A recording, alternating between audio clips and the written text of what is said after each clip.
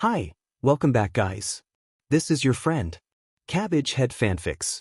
Back with amazing fanfiction. This is the series of What If Deku Became the All-Seeing Watcher? Now before starting, please give this video a like and subscribe to the channel if you want more videos like this. Now let's get into the fanfic. When Aizawa Shoyuta awoke on the day of the entrance exam, he could already tell there was going to be a problem. It was an instinct he'd cultivated through over a decade of hero work, and having known Nedzu for even longer. He could feel it in his bones, a twinge, a dull ache that told him to steer well clear of the rat if he valued his continued existence. He couldn't avoid him completely, of course. They still had exams to observe, but Shoyuta would do his utmost to stay as far away from his boss as he could. So when Nedzu called an urgent all-staff meeting that afternoon, after the last exam had finished, Shoyuta died a little inside. Even so, you don't ignore a call from Nedzu, so there he was, wedged in between Nemuri and Hizashi, clutching a massive thermos of coffee like a lifeline as they waited for the Chimera to arrive. His two loudmouth friends were talking over his head, gossiping or something. So why do you think the boss called us all here anyway? I mean even All Might's here. Nemuri gestured to the number one hero, who was currently in his skinny form, Small Might, his mind supplied, staring at his hands, quiet but unconcerned. It's gotta be something to do with the exams, Nem. Maybe one of the little listeners was just that impressive. Hizashi shrugged, nearly knocking into Shuta's thermos. He grumbled at the blonde, who took no notice of him as Nemuri continued. Someone impressing Nedzu? That's unusual enough, but even he wouldn't make the entire staff meet like this just to show off one kid. Whatever it is, it's got to be serious. Any response Hizashi may have had was cut off by Nedzu himself walking into the room with it. Indeed it is, Kayama. The Chimera was holding a box full of papers, nearly as tall as he was. He placed it at the head of the table before jumping up beside it, an unusually serious expression on his face. Without a word he began to pull papers from the box, passing them around to the teachers. All Might's eyes widened and he coughed up a spray of blood when he received his, though Aizawa had little time to wonder about the reaction when he received his own shortly after. It was a simple packet of papers stapled together, neatly but not professionally. The cover was blank except for the words, Aizawa Shoyuta, Bracehead, printed in the center in a clean black font. Already, Shoyuta felt alarmed. Few people should know his pro-hero name, and even fewer should link it to his civilian name. Those that did wouldn't be likely to concern Nedzu this much, so he was sure this was serious. He flipped it open. It was in analysis. Breaking down his quirk, fighting style, capture weapon, even suggesting improvements for them. It would have been impressive if it didn't feel so creepy. The analysis was detailed and well thought out, nearing professional levels in quality, if not in format. The diagrams were well drawn and, even if the writer had a tendency to ramble, it was seriously useful. It brought up his weaknesses, yes, but suggested ways to improve on them or minimize their effects. And then he turned to the psychological profile. Closest relationships are with Yamada Hizashi, pro-hero present Mike, Kayama Nemuri, pro-hero Midnight, and Ida Tensei, pro-hero Ingenium. Anyone who had spent long enough around them would know that, but diagnosed with depression and PTSD, currently medicating and undergoing therapy. He kept that private. Only his best friends knew about that. And so it continued, listing every flaw, every mental foible of Shuta's until still feels immense guilt over the apparent death of Shirakumo Oboro, provisional hero Loud Cloud. No one could have known that. Not even Shoyuta himself acknowledged it. He kept that locked deep inside, pushed so far down that he'd need an excavator to dig it up, and yet, here was. Shoyuta felt terrified. Here was every detail of his life, all mapped out and written in plain black and white. Every secret of his spilled onto the page, not cruelly or sadistically, but cold. Clinical. There was no conjecture, just basic fact, and that terrified Shoyuta. He was a man that valued his privacy deeply, and now he felt raw, exposed, like a specimen under a microscope. He was not just seen, he was perceived. Aizawa Shoyuta was known. And that terrified him. Glancing up, he could see that the others in the room felt the same way as him. Namuri and Hisashi were as white as sheets either side of him, and across the table All Might was shaking. In rage or terror, Shoyuta didn't know, but he suspected it was both. The #1 hero must have some secrets, after all, and if the mysterious author knew about his childhood home life or the exact number of cats he's owned in his life, 14, then they almost certainly knew about whatever skeletons the symbol of peace kept in his closet. The others around the table all held similar expressions as well.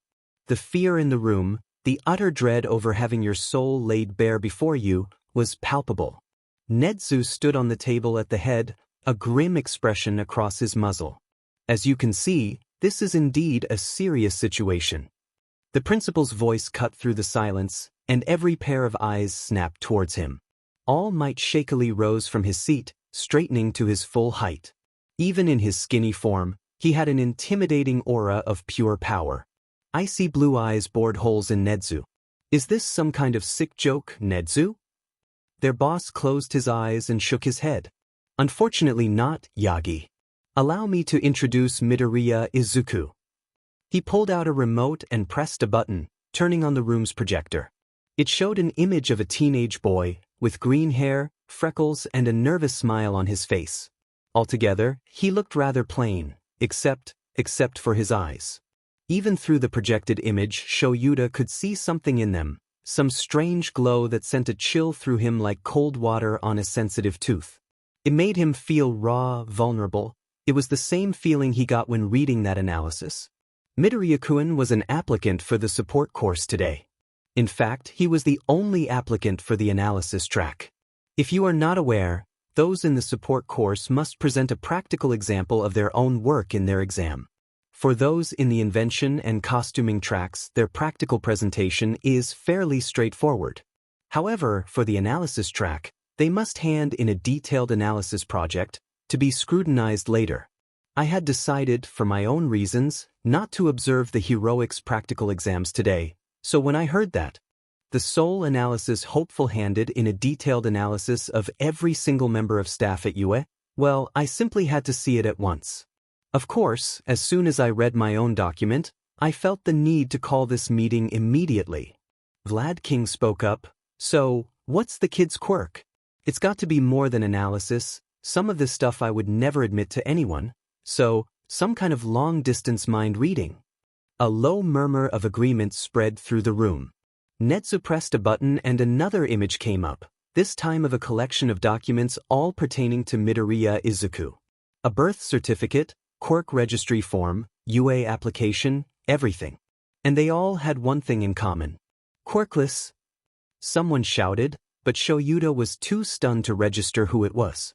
They could be faked, through the usual voice of reason, pointed out, but Nedzu once again shook his head.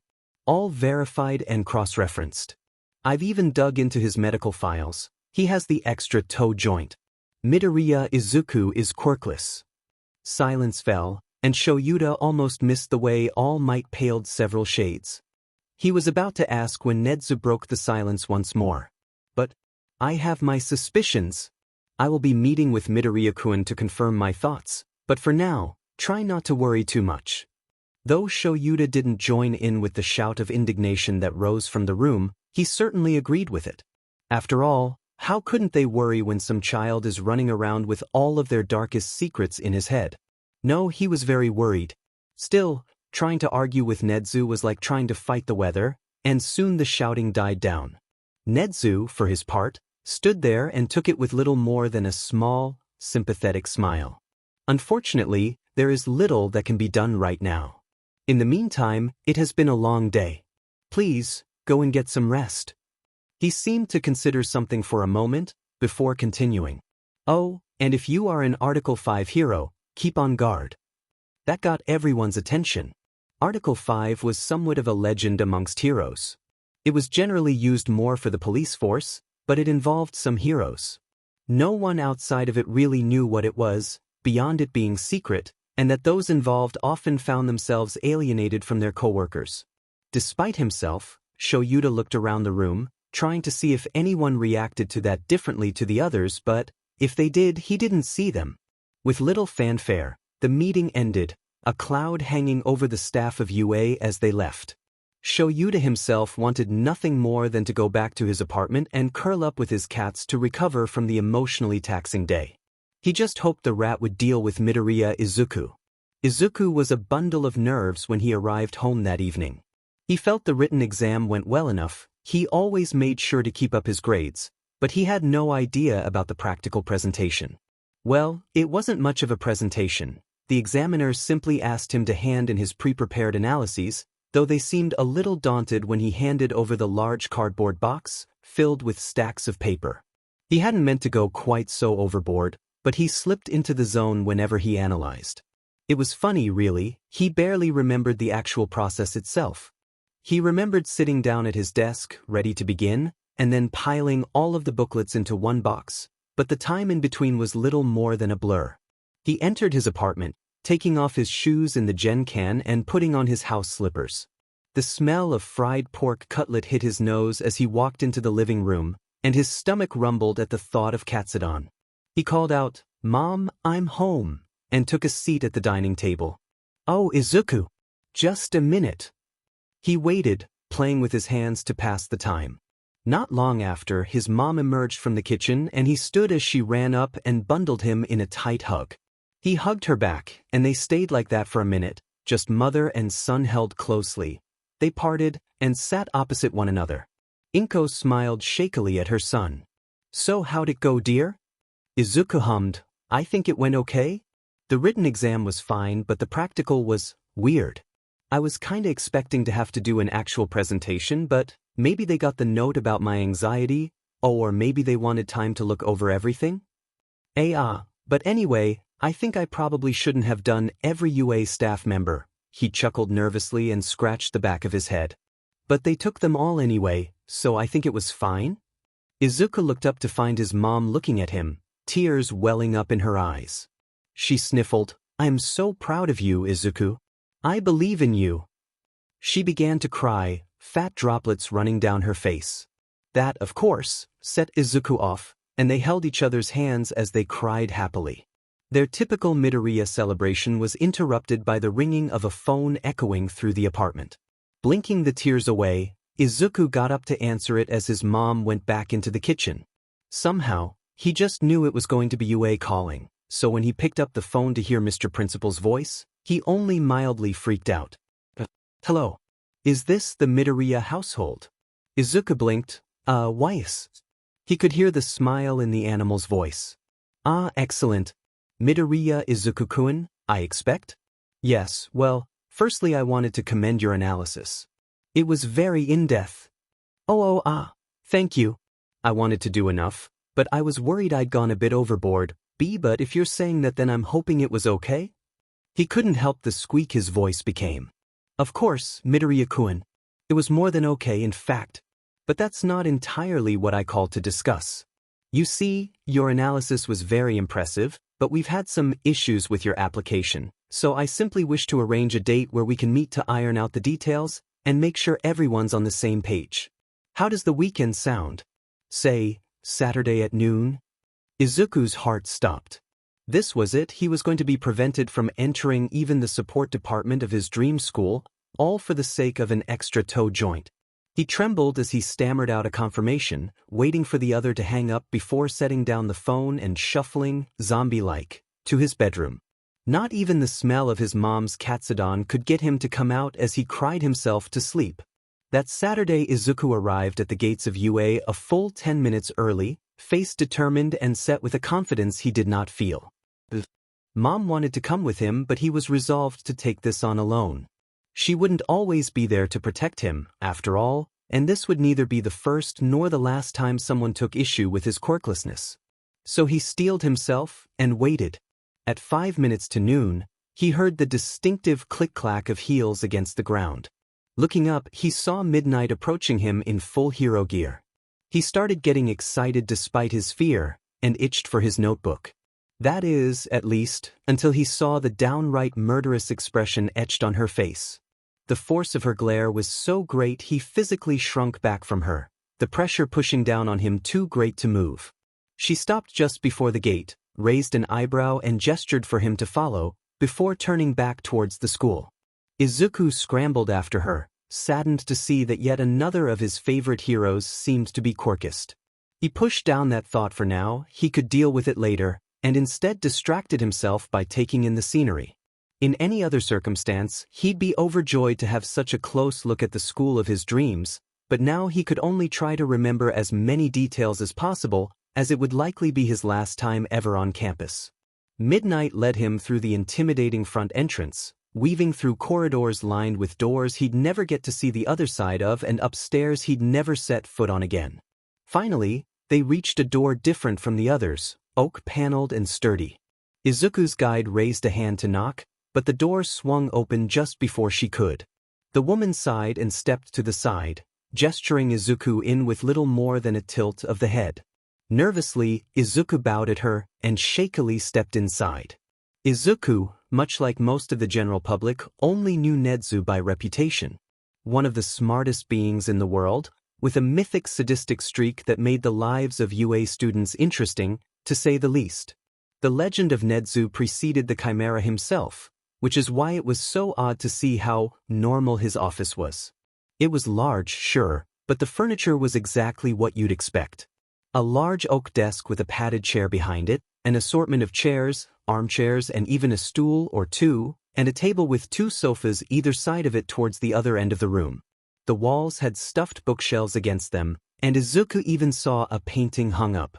He thought it was a dog, maybe a little abstract, and all in black and white, but the label below it simply said, Funyurinpa, Tenmyuji, C.2027.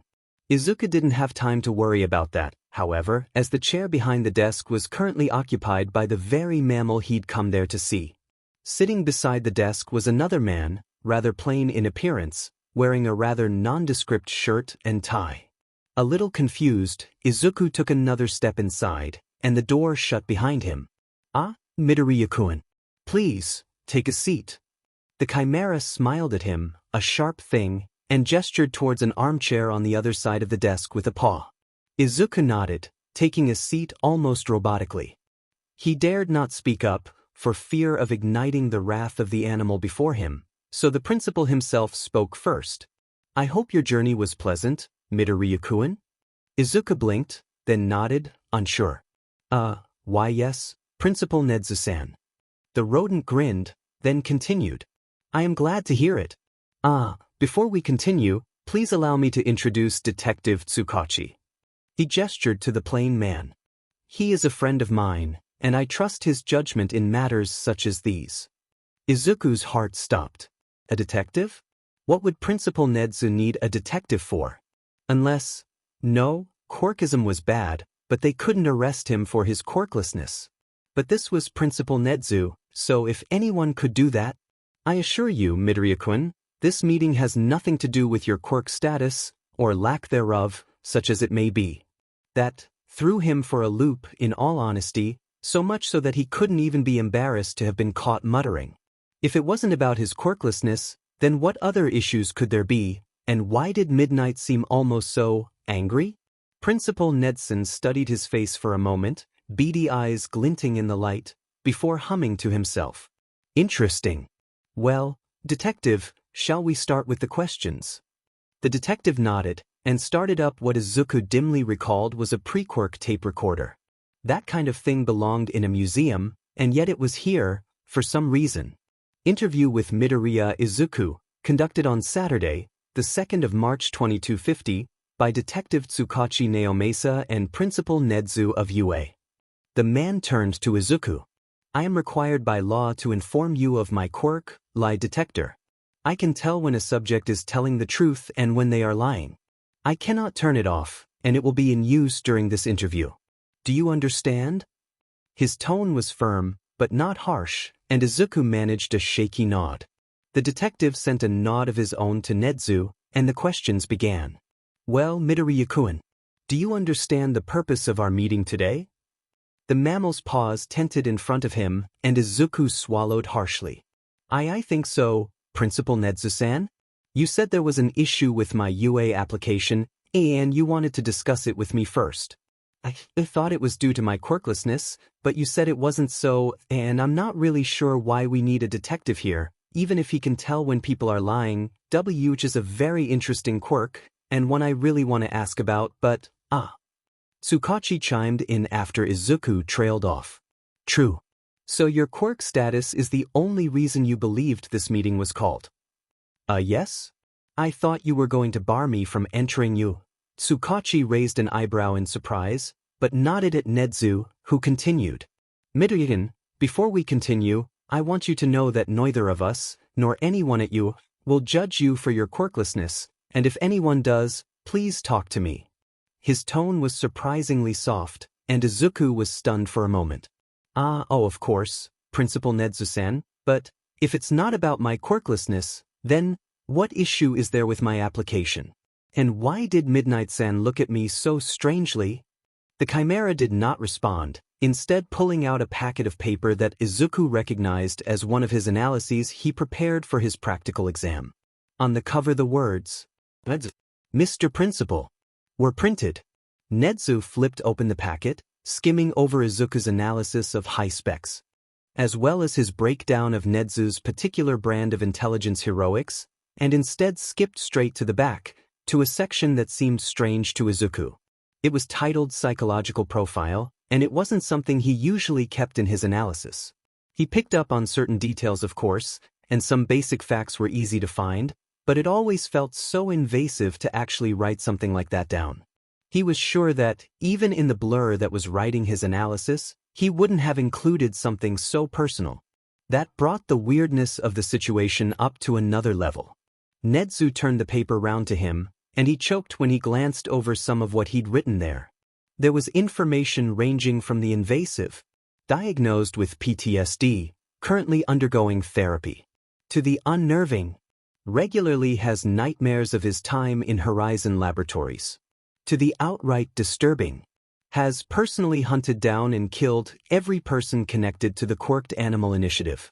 Each death was ruled as an accident. It did not feel as good as hoped. This was information Izuku had no possible way of knowing about, and yet here it was, clear as day, written in black and white, 11 points font, double-spaced. Izuku was a normal person. Smart, sure, but normal. He didn't even have a quirk to make him stand out at all. So, as a normal person, how did he figure out secrets so hidden? He doubted even Nedzu would ever admit them to himself. Suddenly, Midnight's attitude towards him made a lot more sense. Just what the hell had he done in that blur of time? Principal Nedzu-sen, I don't remember writing this, any of them. Not really. I sat down in the afternoon to write out my analyses for the exam, and then hours later I was done, but the time in between is a blur. Tsukachi sighed, in exhaustion or relief. Izuku didn't know, and picked up the conversation. True. Nedzu nodded and took out a smaller sheaf of papers from his desk. It was old, worn, and handwritten, and he flicked through a couple of pages before finding the one he wanted. He looked back up at Izuku, muzzle now spread in a smile of sympathy. Please, Midoriya-kun, call me Nedzu. This next set of questions may sound strange, but it is important that you answer them truthfully. I promise, you are not in any trouble, and your application will not be affected by the results. This is simply to confirm a suspicion of mine. Do you understand? Izuku nodded, uneasy. Wais, Nedzu-sen. The Chimera chuckled to himself, and began to ask his questions. Do people often feel uncomfortable with your gaze, or find your eyes disturbing? He didn't need to think about that one. He'd gotten plenty of comments over the past 10 months about his creepy eyes, and even those that didn't comment on it flinched when he looked at them. The only reason Midnight-san, Tsukachi-san, and Nedzu-san didn't, of course, is because they were already suspicious of him today. But he thought back to the exams, to the subtle side eyes and uneasy glances when they thought he wasn't looking. In fact, the only person there who hadn't stared at him with some kind of fear was the girl with the thick pink dreadlocks, and he was pretty sure that was just because she barely looked up from her own work. His voice cracked a little, yes, and Nedzu-san nodded, marking something down on a pad of paper to the side before continuing. Do you find that, sometimes, when you ask questions, people answer you honestly, even about things they wouldn't normally tell you? Izuku thought on this for a moment. He didn't usually like asking questions, as they drew too much attention to him. But sometimes he had to ask something or they just slipped out, like that time not long after his incident when he asked Bakugu, in a burst of anger, just what his deal was. The answer was both a fascinating exploration into the psyche of his former friend, and yet another excuse for said former friend to hurl explosions at him. Izuku shakily nodded, getting increasingly confused and a little concerned. Why yes. Nedzu-san smiled at him and made another note. Well, you've already proven to have knowledge of things you have no way of knowing, so we'll move on to the next question. Do you understand me right now? Izuku furrowed his brow. Why yes? You're speaking Japanese, so… Nedzu-san hummed, making a couple of notes in his pad, and continued. One more question, Midoriya-kun, though this may be a little sensitive. Izuku frowned, but nodded. Have you ever had a near-death experience? Izuku froze, memories rushing back to that day, 10 months ago. Take a swan dive off the roof, and pray for a quirk in the next life. Teetering on the edge of a precipice. I'm sorry, but no. I don't think that you can be a hero without a quirk. Wind rushing through his hair. Leaning forward. A dropping sensation. Nothingness. He was brought back to the present by the chimera's soft paw resting on his hands, and he idly noted the squishiness of his paw pads. He blinked and nodded slightly, not trusting his words at the moment. He heard Tsukachi-san say something into the tape recorder, but his mind felt too numb to register it properly. Nedzu-san made one last note before turning to the detective, both wearing concerned expressions. Izuku blinked the fog away from his mind and focused back on the adults in the room, who seemed to be conversing through their eyes only. Finally, some sort of conclusion was reached, and Nedzu-san turned back to him. Midoriya-kun, we have some information to share with you. It will sound unrealistic, but I promise that it is all true. Please leave any questions you may have until I have covered everything. Izuku nodded slowly, a strange knot of anxiety growing in his stomach. Nedzu-san sighed, looking uncharacteristically quiet. In our world, there are forces. Beings made of the fear of humans and animals that don't exist within our reality, but adjacent to it, looking in. They are fear and they feed off of it too. Some call them dread powers, some call them the fears, some simply call them the entities, but they are malevolent. These entities are not able to enter our world as it is too different from their nature, but they are able to seep in through the cracks, so to speak. Often, this manifests as creatures, objects, or locations that cause anomalous behavior, similar to quirks, with the goal of creating more fear for the aligned entity, or entities as the case may be. However, occasionally, the powers may select humans to serve them with the intention of changing reality to allow them access, as well as using them as another method to cause fear. These servants, known as avatars, are usually granted unnatural, quirk-like abilities in order to make them more effective. As a result of their nature, avatars must feed off of the fear of the entity they are aligned with. Do you understand what I'm saying, Midoriya-kun? Izuku blinked, processing all of that. It wasn't every day you were told that the world is little more than the feeding ground for a group of eldritch fear gods. Someone else might not have believed Nedzu-san, but he still trusted the chimera as a hero. Besides, he couldn't see any purpose the principal and the detective might have in lying about this. So he believed them. He also decided to file that under freak out about later, and return to the more pressing issue at hand. Why think that I'm one of these avatars? But I didn't. I mean, I never. Shouldn't that be a choice or something? I never chose it, so. He trailed off, holding on to one last hope. Nedzu-san's sad smile confirmed his fears. I'm afraid it's not always like that. Your patron most likely forced it onto you during your near-death experience. Izuku nodded slowly, processing. Did I actually die? The chimera nodded, and Izuku let out a shaky sigh, turning into a small, mirthless laugh. Of course. As if being quirkless was bad enough, now I'm apparently a servant of some elder god. Am I even human anymore? And no, don't answer that, I don't want to know. He rubbed his eyes, tears completely absent. It was unlike a Midoriya, but he supposed it made sense. He was just so tired. But he had to keep his composure, at least for now. Can you tell me about them? About the powers? Nedzu nodded. As far as we can tell, there are 15 distinct entities, although they often merge and blend together, such that they're less distinct entities and more, well, different aspects of fear, an emotion so broad and varied as to nearly defy categorization. But we do have some broad labels. We'll begin with your patron, the eye. It is also known as beholding, the ceaseless watcher, and it knows you.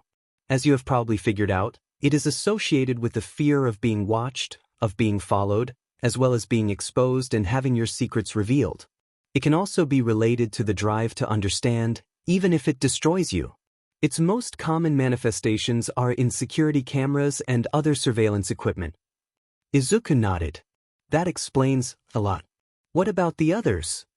Nedzu-san smiled softly. Well, Midoriya-kun, I'd like to go into more depth about the other powers at a later time, but I can give you a brief rundown now, if you'd like. He nodded eagerly. Existential horrors or no, knowledge was knowledge. Let's see, there is the buried, associated with claustrophobia mainly, the corruption, linked with fears of disease, filth and often insects, the dark, which should be rather self-explanatory. There is the desolation, the fear of pain, loss, burning and senseless destruction. The end, the fear of death, uncaring and inevitable as it is. The extinction, similar to but distinct from the end, being the fear of catastrophic change, of humanity's self-destruction, and of whatever may come after that. The flesh, which manifested from the animal fear of merely being bred for meat, and mixes with the human fear that they are little more than animated meat. The hunt, a rather primal fear of being hunted, more common in animals now. The lonely, again quite self-explanatory, the fear of isolation and being alone. There is also the slaughter, which is the fear of unmotivated, random and unpredictable violence. The spiral, the fear of madness and that your mind is lying to you. The stranger, connected to fears of the uncanny, unknown and the sense of something being wrong. The vast, rather the opposite of the buried, being a fear of heights, falling in wide open spaces, as well as the fear of our own insignificance in the universe. And the web related to arachnophobia, but more broadly the fear of manipulation, of being controlled, and that your actions are against your own will. You needn't worry about making notes right at this moment. As I said, we'll be discussing each in greater detail later, but I felt it was only right to sate your curiosity somewhat. Izuku nodded slowly, digesting everything. One question did occur to him immediately. Well, I'm an avatar of the eye, but, well, the lonely sounds like it fits me as well. He laughed nervously. I'm not exactly known for being popular. Nedzu smiles and tenses pause. Well, that is an excellent question, Midoriya-kun. I have a couple of theories, but I'd instead like to give you somewhat of a homework assignment. It's simple, really, just consider the question yourself and come up with your own theories. We can discuss them when we next meet. He blinked. Next time? The chimera gave him a sharp grin. Well, Midoriya-kun, I took the liberty over this past week to fast-track your application and your scores were highly impressive. Top of the year in the written exam, and your analysis, eldritch knowledge notwithstanding, was clearly skilled, if a little raw. And with your powers as they are, assuming you're not already fluent in French. Izuku shook his head. Then yes, I rather suspect your English classes will be redundant. Now, as an analysis track student, you would already be having lessons with me. In those lessons, we will be developing your analysis, hopefully without any interference, but during your regular English lessons, you will be meeting with me to discuss matters of a more paranormal nature. Provided you accept, of course.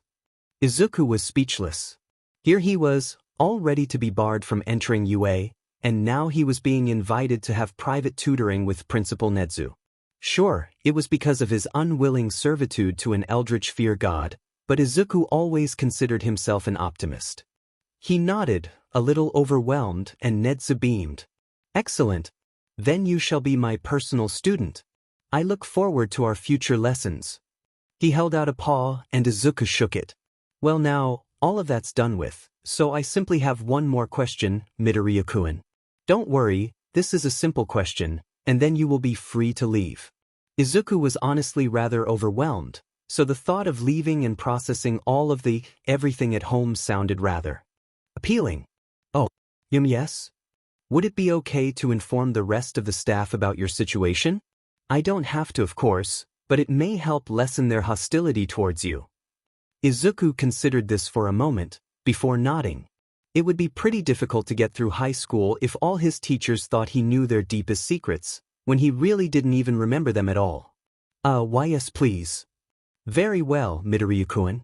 Now, unless you have anything else, I expect you'd like to get back home? He nodded, stood, and bowed deeply. Thank you, Nedzu, for telling me all of this and giving me a chance to learn from you. He straightened up, determined fire burning in his eyes. I won't let you down. Nedzu smiled and nodded his head, and Tsukachi-san waved as Izuku walked out of the room. He was calm, honestly eerily so. He made his journey back home, walking and taking the train, without so much as an erratic heartbeat. He even managed to eat his mom's dinner while making his normal conversation with her, though he avoided discussing the details of his meeting too deeply. And he even had a shower and watched television that night, like every night, with no problems. The first thing Izuku did when he stepped foot in his bedroom that night was sit on his bed, stare at the wall, and rethink his entire place in the universe. The second thing he did was grab a blank notebook and start writing furiously. He did not sleep that night. For the second time in as many weeks, Shoyuta was slumped in his chair in the main staff meeting room, sat between his two best friends. This time, however, the room was deathly silent, a dark cloud hanging over the teachers. There was no doubting what this meeting was about after all. Not a single one of them could forget about the boy who somehow knew their darkest secrets. All they could do now was hope Nedzu had visited an unpleasantness upon Midoriya Izuku.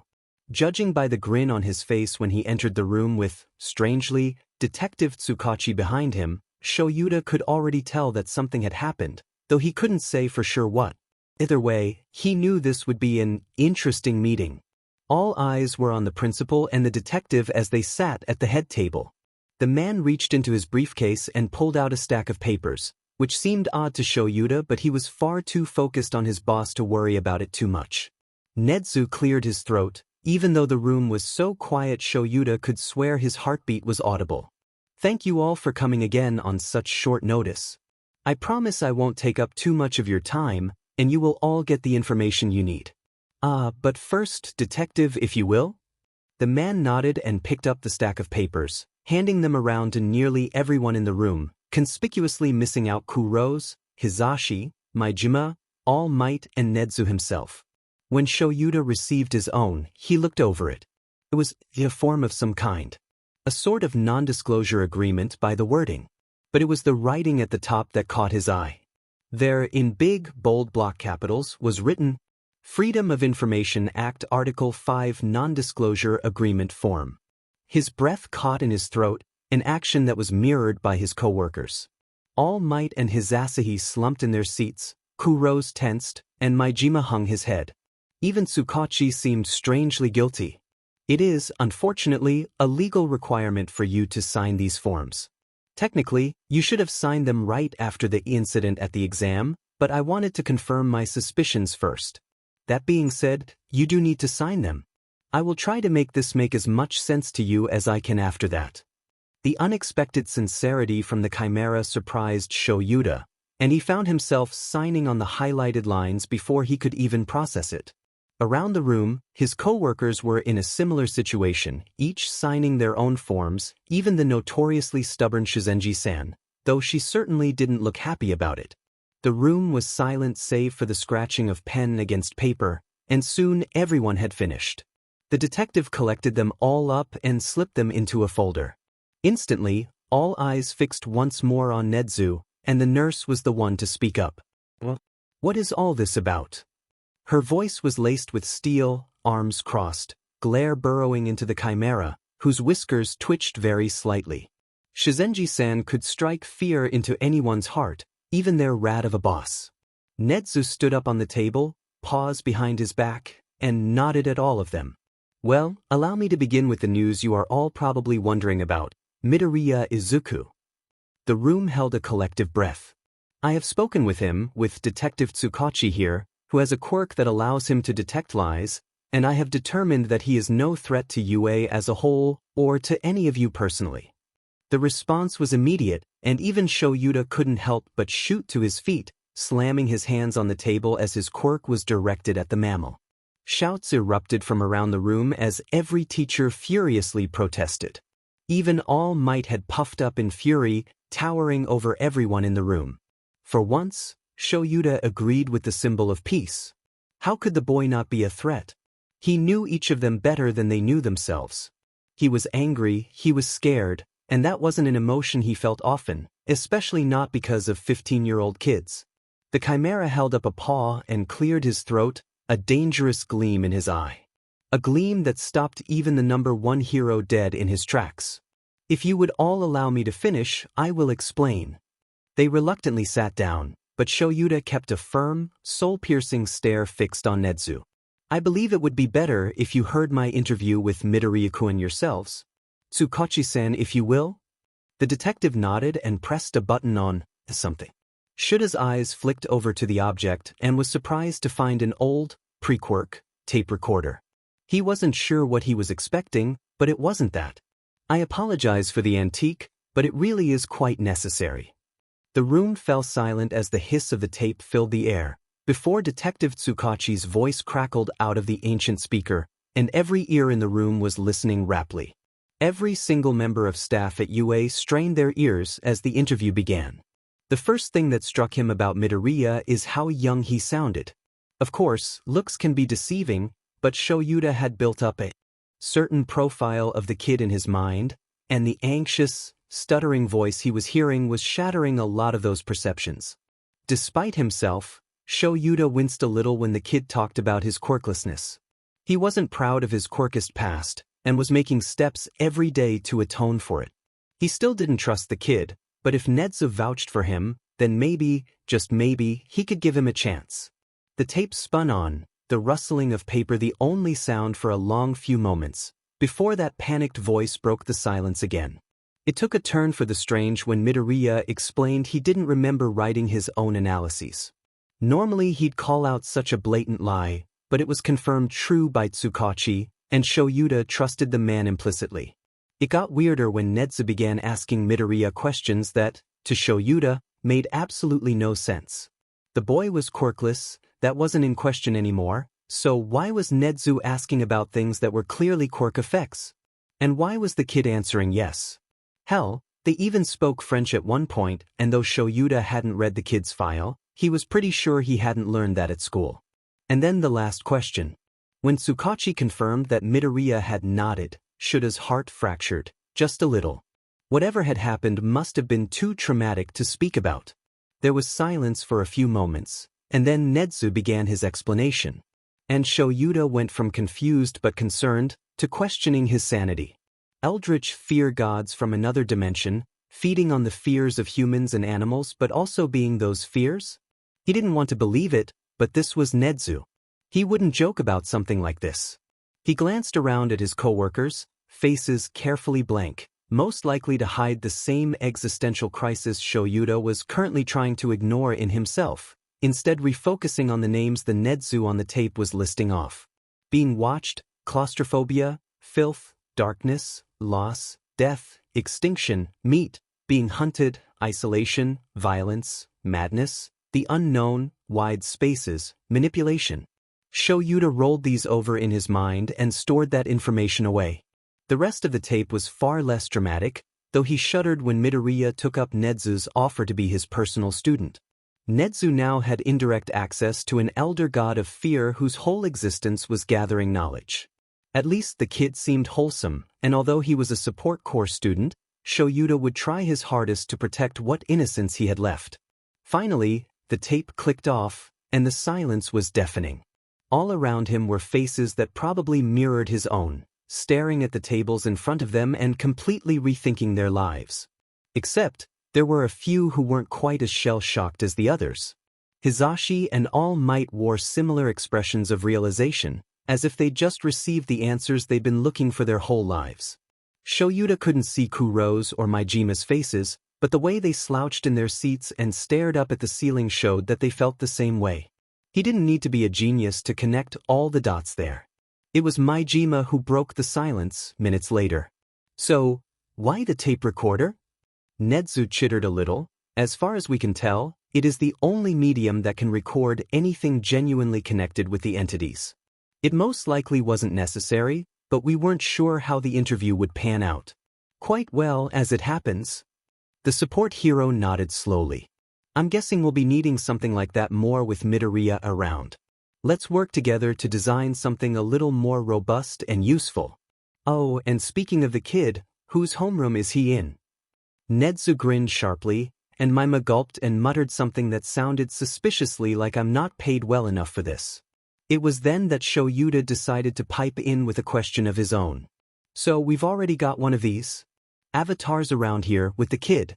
We're lucky he's not hostile, but who's to say we won't get any others, more hostile than him? Nedzu seemed to consider this, humming in thought. I shouldn't worry about it too much, Aizawa. Avatars, especially fully realized like Midoriya-kun is, tend to be few and far between, and those that are around are usually too focused on their own matters to worry about what's happening with us. And if we do get attacked, well, only an avatar can kill another avatar. But, in honesty, it is highly unlikely we do get attacked directly. After all, we are not, strictly speaking, part of that world. My advice is not to worry about it. That didn't reassure Shoyuta at all, but he'd take what he can get. Besides, it was Shizenji-san's to interrogate their boss. Don't think I didn't notice you mentioning that these avatars have to feed on fear. How has the boy been doing this, and how are you going to make sure he does it here as well? Nedzu opened his mouth to reply but was cut off by Kansas. Hold on, surely we shouldn't encourage that if we don't have to? How do you know it's a need and not a want? The Chimera's smile was a little strained as he replied. Well, simple. In my research, I've seen the effects before. It is rather concerning. First he would grow weaker and sicker, becoming confused and tired. If he still didn't feed on fear, he would be driven to some rather extreme measures in order to save himself from starvation. That is a scenario I don't believe any of us want. Nedzu chirped and paled a little. What we must remember is, no matter how cruel it may sound, Midoriya Izuku is no longer human. He died 10 or so months ago. But he is trying, and it is important not to isolate him. Because he is no longer human, he needs anchors, normal people to keep him tied to his humanity. So, while I'm not quite sure yet how he's been feeding his patron these past few months, I do have a very good idea of how he can continue with it. His tone was light, but brooked no argument, not that anyone would dare try to argue with the Chimera, especially over a subject none of them even knew about before this meeting. It was Nemuri who broke the ensuing silence. So, what now? Now, Kayama? There isn't much of a now. We all treat Midoriya Izuku as we would any other student. I will work with him on matters of a more paranormal nature, and we hope we don't catch the attention of any of the dark gods that would like nothing more than to feast on our fear. Does that sound good to everyone? They all nodded, and he gave them a toothy grin. Very well. Now, unless there are any other questions, I will leave you all to readjust to your place in the universe in peace. With that, he left, unhurried and unconcerned. Detective Tsukachi smiled sheepishly at the room and left too, leaving them once more blanketed in silence. After a pause that seemed to stretch on for days, Hizashi leaned back in his chair, stretched, and looked around the room. I don't know about you guys, but I'm gonna get blind drunk tonight. Izuku took a deep breath as he looked up at the imposing building before him. Yes, he'd been here twice before, but he was kind of preoccupied by the exams or his meeting with Nedzu the previous times.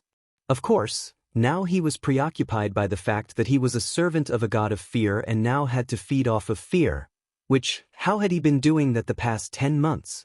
So he supposed it was a similar situation. Kind of. Honestly, his main concern today was about not immediately creeping everyone out with his eyes. Sure, he'd gotten used to people feeling uncomfortable when he looked at them, but that didn't mean he liked it.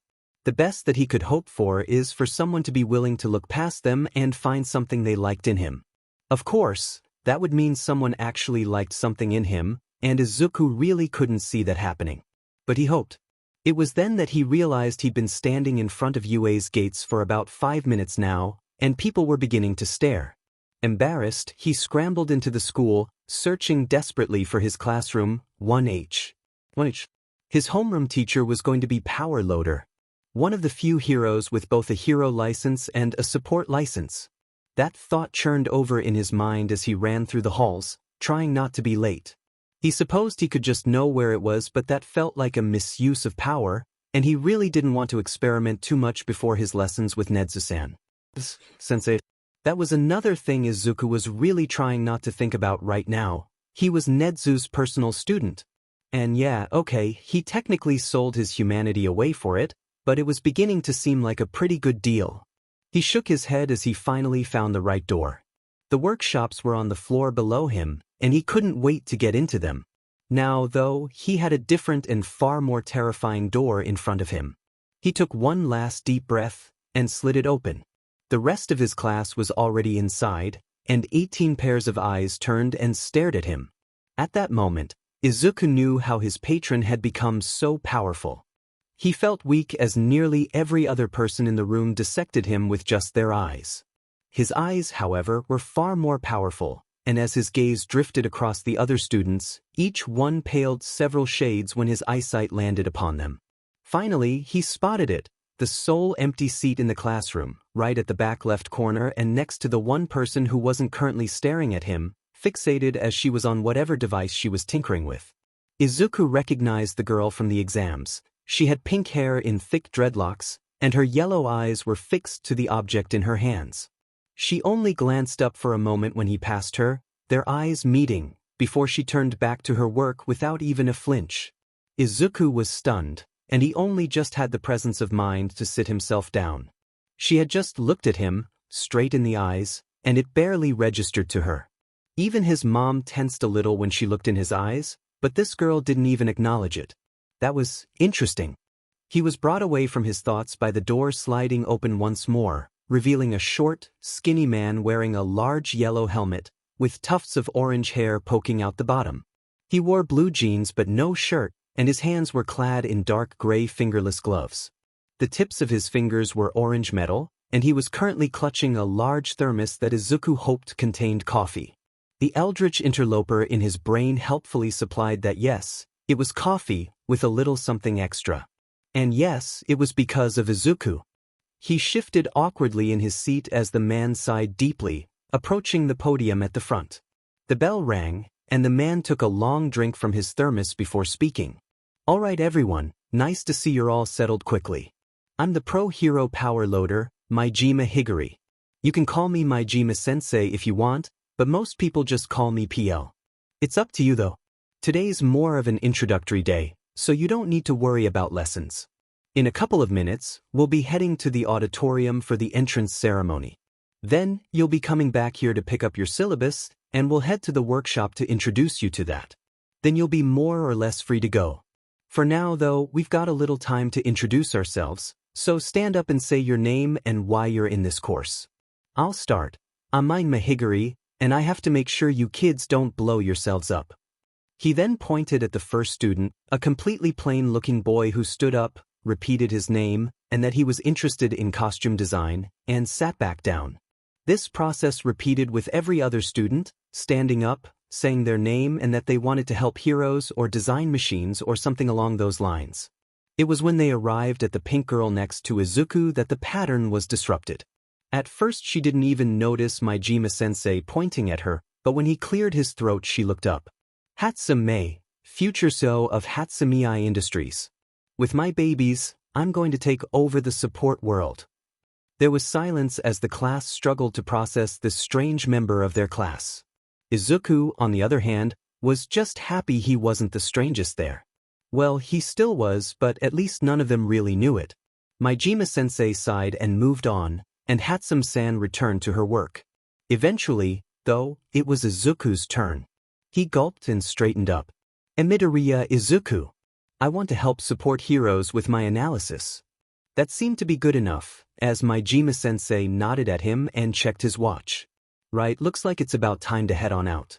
Leave your stuff here, follow me, and don't wander off. With that, he drained the rest of his thermos and walked out, the class scrabbling after him, apart from Mei, who was too caught up in her work to notice. Izuku lingered, coughing to get her attention. Ah, Hatsume-san, we should go.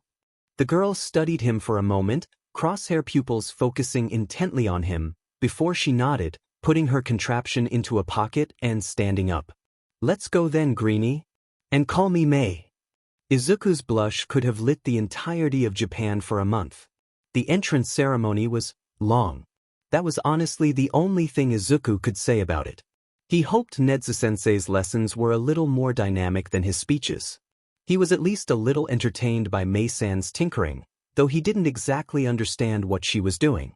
In any case, they were finally released back into Majima-sensei's care, and they went over their class schedules in the classroom. Izuku's head was spinning, math with ectoplasm, literature with cementos, art with midnight. His head was spinning over all the pro-heroes he would meet. Sure, they'd be teaching him, but Izuku never really struggled in classes beyond P. He hoped Vlad King wouldn't be too hard on them. He was a little sad he wouldn't be getting English with Present Mike, but the private sessions with Nedzu-sensei more than made up for that. He was also looking forward to the analysis sessions he'd have with Nedzu-sensei. He didn't have them every time the class had workshop time though, which seemed strange, but he could ask Nedzu-sensei tomorrow. It was the workshop they were standing in now, in fact.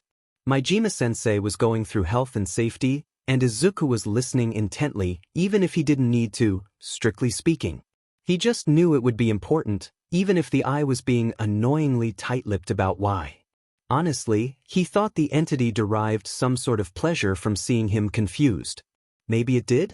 Izuku was shaken from his musings on his patron by Majima-sensei dismissing them. He blinked and gathered his things, but the teacher called out to stop him before he left. Midoriya, can I see you for a second? His heart leapt to his throat. Historically, teachers wanting to speak to him had never gone well, and, despite knowing that Nedzu-sensei wouldn't let anything bad happen to him, he couldn't help the rush of fear that filled him. The analyst in him idly wondered what entity his fear was feeding at that moment. The buried because of the crushing anxiety? The lonely and the hunt for his fear of being singled out and persecuted? Maybe even the desolation, because he was terrified of losing the little happiness he'd already found here? Or perhaps it was all of them, all gaining a gourmet meal of Izuku's fear as he followed Majima-sensei to his office. When the teacher opened the door for him, gesturing for him to take a seat, he did so mechanically, feeling his brain slip into the familiar fog of dissociation. He was jolted out of it when Majima-sensei placed an object on the table in front of him. It was a tape recorder. Pristine and a little bulkier than the one he'd seen Detective Tsukachi-san use, with a slot below the main tape deck and what looked like a hinge of some kind on the top third. Fear gave way to confusion, gave way to fear again. He was going to be interviewed. Interrogated really. Wonderful. Well, he was feeding his patron at least. He was about to be known. I designed this with Nedzu to be a little more robust than the antique they were using. Oh, Nedzu lied to him. He guessed that would be feeding the spiral, if Izuku was particularly scared of false friends. But no, he was used to them. It's got a transcriber too, so we'll have a transcript whenever it's used. Yes, of course they'd want to keep it in as many mediums as possible. All the better to feed the eye. It'll be kept with Nedzu, but I wanted you to know that you should be able to use it whenever you want. That was unexpected. Izuku's confusion must have shown on his face because Majima-sensei nodded at him, metal fingertips clacking against the table as he drummed his fingers. Well, with your whole situation, you're going to need to feed on fear or whatever, right? He nodded slowly. Right, well, Nedzu has some kind of plans for that, and apparently it'll be helpful to have this when you do? The man shrugged. Anyway, I just wanted to show it to you. It's fairly straightforward. When it's recording, it'll transcribe automatically and print in real time. When it's paused, it'll stop until it's unpaused, and when it's stopped, it'll end the transcript. The rest is pretty intuitive. You're a smart kid, so I'm sure you'll be fine. He blinked. This was, well, for all intents and purposes, it was a gift. Sure, one with a bit of a grim purpose, but a gift nonetheless. Thank you, my Jima-sensei. He bowed deeply and his teacher nodded at him. And I just wanted to apologize for all the distress that my analysis must have put you through. He remained in a bowing position, and his teacher looked down at him and scratched the back of his head. Kid, sit up. He did so, and my Jima-sensei looked at him, face unreadable beneath his heavy mask. Look, I'm not going to pretend it didn't creep me out, because it did. But that was the point, yeah? Whatever dark god decided to force you into its service did that. Not you. You've got nothing to feel guilty about, so don't apologize. Besides, I know how these things can screw with you. Better than most people, probably. But that's a story for another day. For now, just run along. And, try to do normal kid stuff? I've already got a headache from even the thought of teaching Hatsume, and I need at least someone in the class to have a level head. Despite his nerves and surprise, Izuku laughed. I'll do my best, sensei. With that, he bowed and left, heading back to the workshop to gather up his things. As he entered the room, he was surprised to find Mei-san still there, tinkering with the device she'd been working on the whole day. She barely looked up as he entered, and he walked over to her. Hey, Mei-san? We should probably get going, he chuckled nervously. Oh, do you take the train? I could walk with you to the station if you want dash. He was cut off by a loud shout of Eureka! As Mason shot out of her chair, device held aloft. She finally seemed to register his existence and she whipped around, her nose almost touching his. Greenie, are you ready to witness the latest baby of Hatsume Mei, future CEO of Hatsume Mei Industries? It wasn't a question, and Izuku barely had a chance to respond as the girl flicked open a panel on the side and pushed a button. Nothing happened. Silence filled the air as both of them stood as still as statues, waiting for something to happen. When it became clear that it wasn't working, Izuku took a step forward. Me dash. A loud bang accompanied an explosion as both Mei-san and Izuku were thrown back, Izuku hitting a wall and Mei-san being thrown through the door. He groaned as he rubbed his head. Well, at least he knew why he had to pay attention to the workshop safety rules. Somewhere, Izuku could feel an eldritch deity laughing at his misfortune. Elsewhere, Maijima Higuri spontaneously developed a splitting headache. He could tell it was the first of many that year. Izuku walked up to Nedzu-sensei's door, already expecting it to swing open as soon as he raised his fist. It was his second day at UA, and the rest of his class had just started their workshop session. Izuku, meanwhile, left for the principal's office for his own analysis lesson. He walked in the now open door and looked towards his teacher, who was currently typing away at the computer on his desk. The chimera turned to him, baring his teeth in a facsimile of a grin. Ah, Midoriya-kun. What a pleasure. Come in, take a seat. Izuku obliged, the door swinging shut behind him as he sat in the chair across from Nedzu-sensei. They sat in silence for a moment, the tapping of the keys the only sound. After a few minutes, the principal finally turned back to Izuku. I apologize, Midoriya-kun. I just had some last-minute business to attend to. Well now, where shall we begin? Yes. The chimera turned back to the computer and typed a little more, pressing a few buttons, before gesturing Izuku over to his side of the desk. Today, I'd simply like to see how you perform your analysis live. Quite fortunately, Class 1A has their heroics lessons at this time. Izuku walked over to the computer, taking a seat next to Nedzu-sensei. The screen showed the image of 20 students standing in front of All Might, who seemed to be discussing the exercise with them. Normally, Izuku would have been freaking out over the fact that All Might was teaching at UA, but the eye had already ruined that particular surprise, and besides, the hero made him a little uncomfortable ever since that day. Now, he just focused on the students, trying to see what he could pick up on about their quirks just from looks alone. He began to mumble, the mutations are the most obvious at first glance.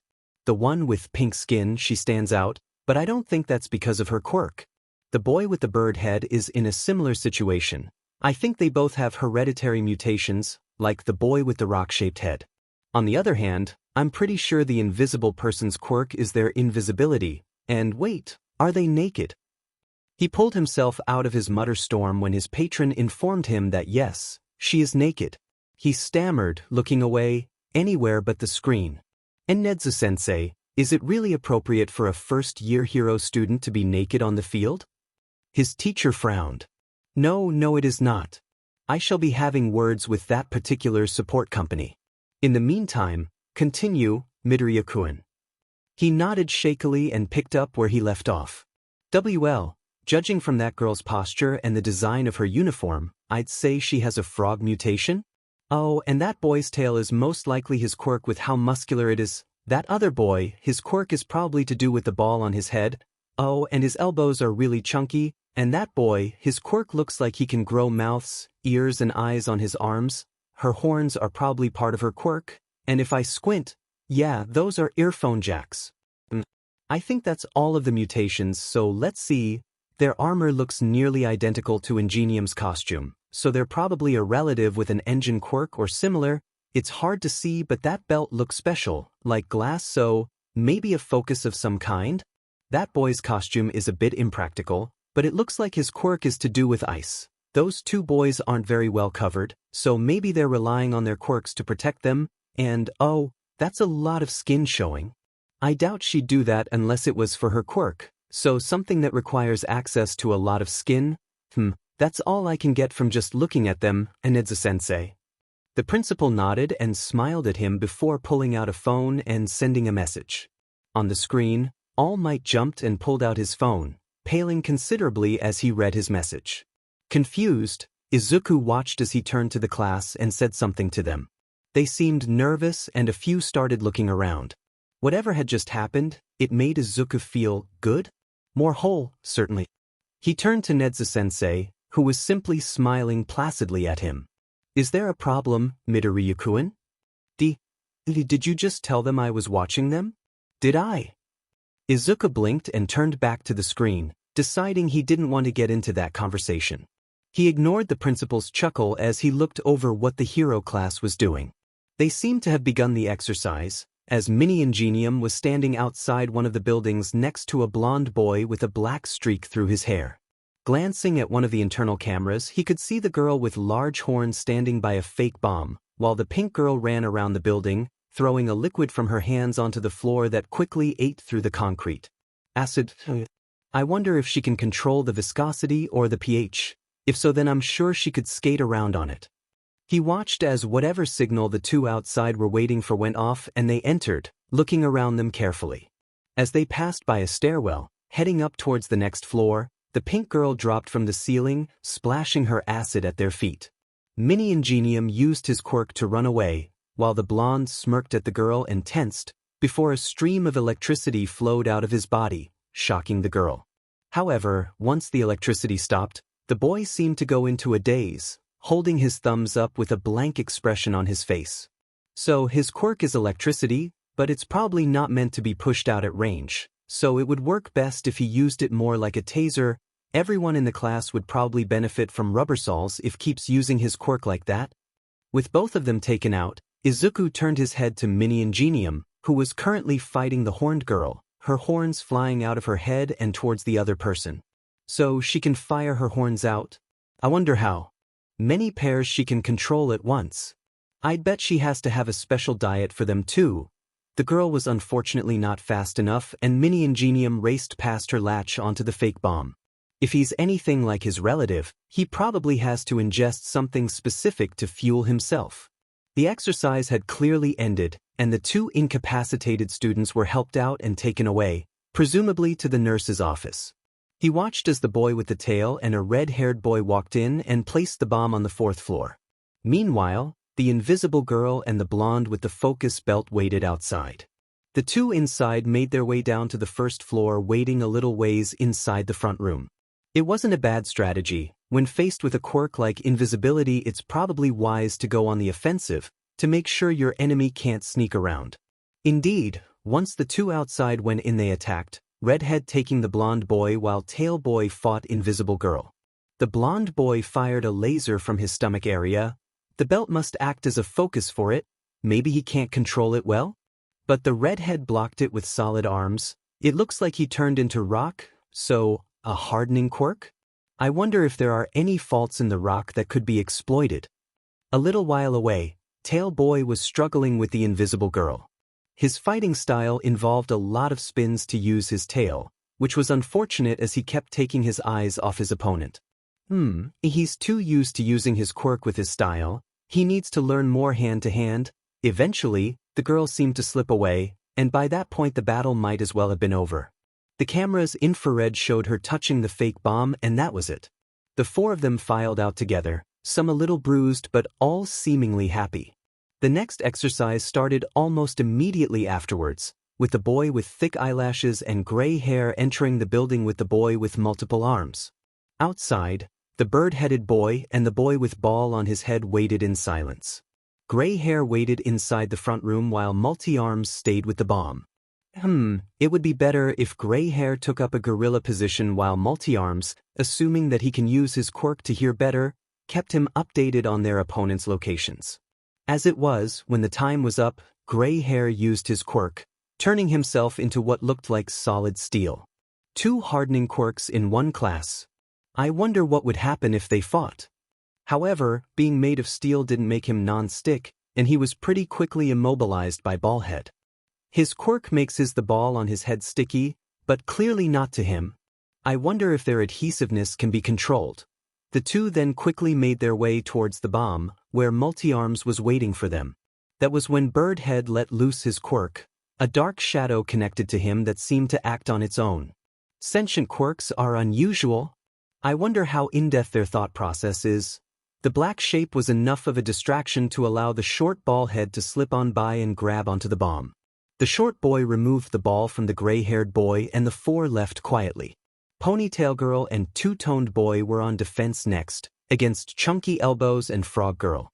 He was reasonably sure of 2 of the quirks in play, so he was excited to see the others. He wouldn't get a chance, however, because as soon as the attackers entered the building, Two-Toned Boy slammed his foot on the ground, encasing the entire building and the attackers in a layer of thick ice. The two were unable to move until the boy melted them out, so he has a heat element to his quirk as well. Maybe it's more like temperature regulation. And they were quickly sent to the infirmary, probably due to fears of hypothermia. Beside him, Nedzu-sensei frowned.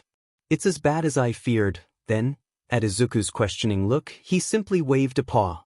"Don't worry about it right now, Midoriya-kun. Now, it seems they'll most likely have to move buildings for the final match, so we have a little time to discuss. What do you think of the class so far?" Izuku hummed in thought. Well, they're very comfortable with their quirks, though some have trained more than others. Even so, some of them seem a little too reliant on their quirks, and aren't flexible enough to adapt when using them wouldn't help, or would be actively detrimental. A few of them have pretty good strategies, but can't adapt them to fit with a changing situation.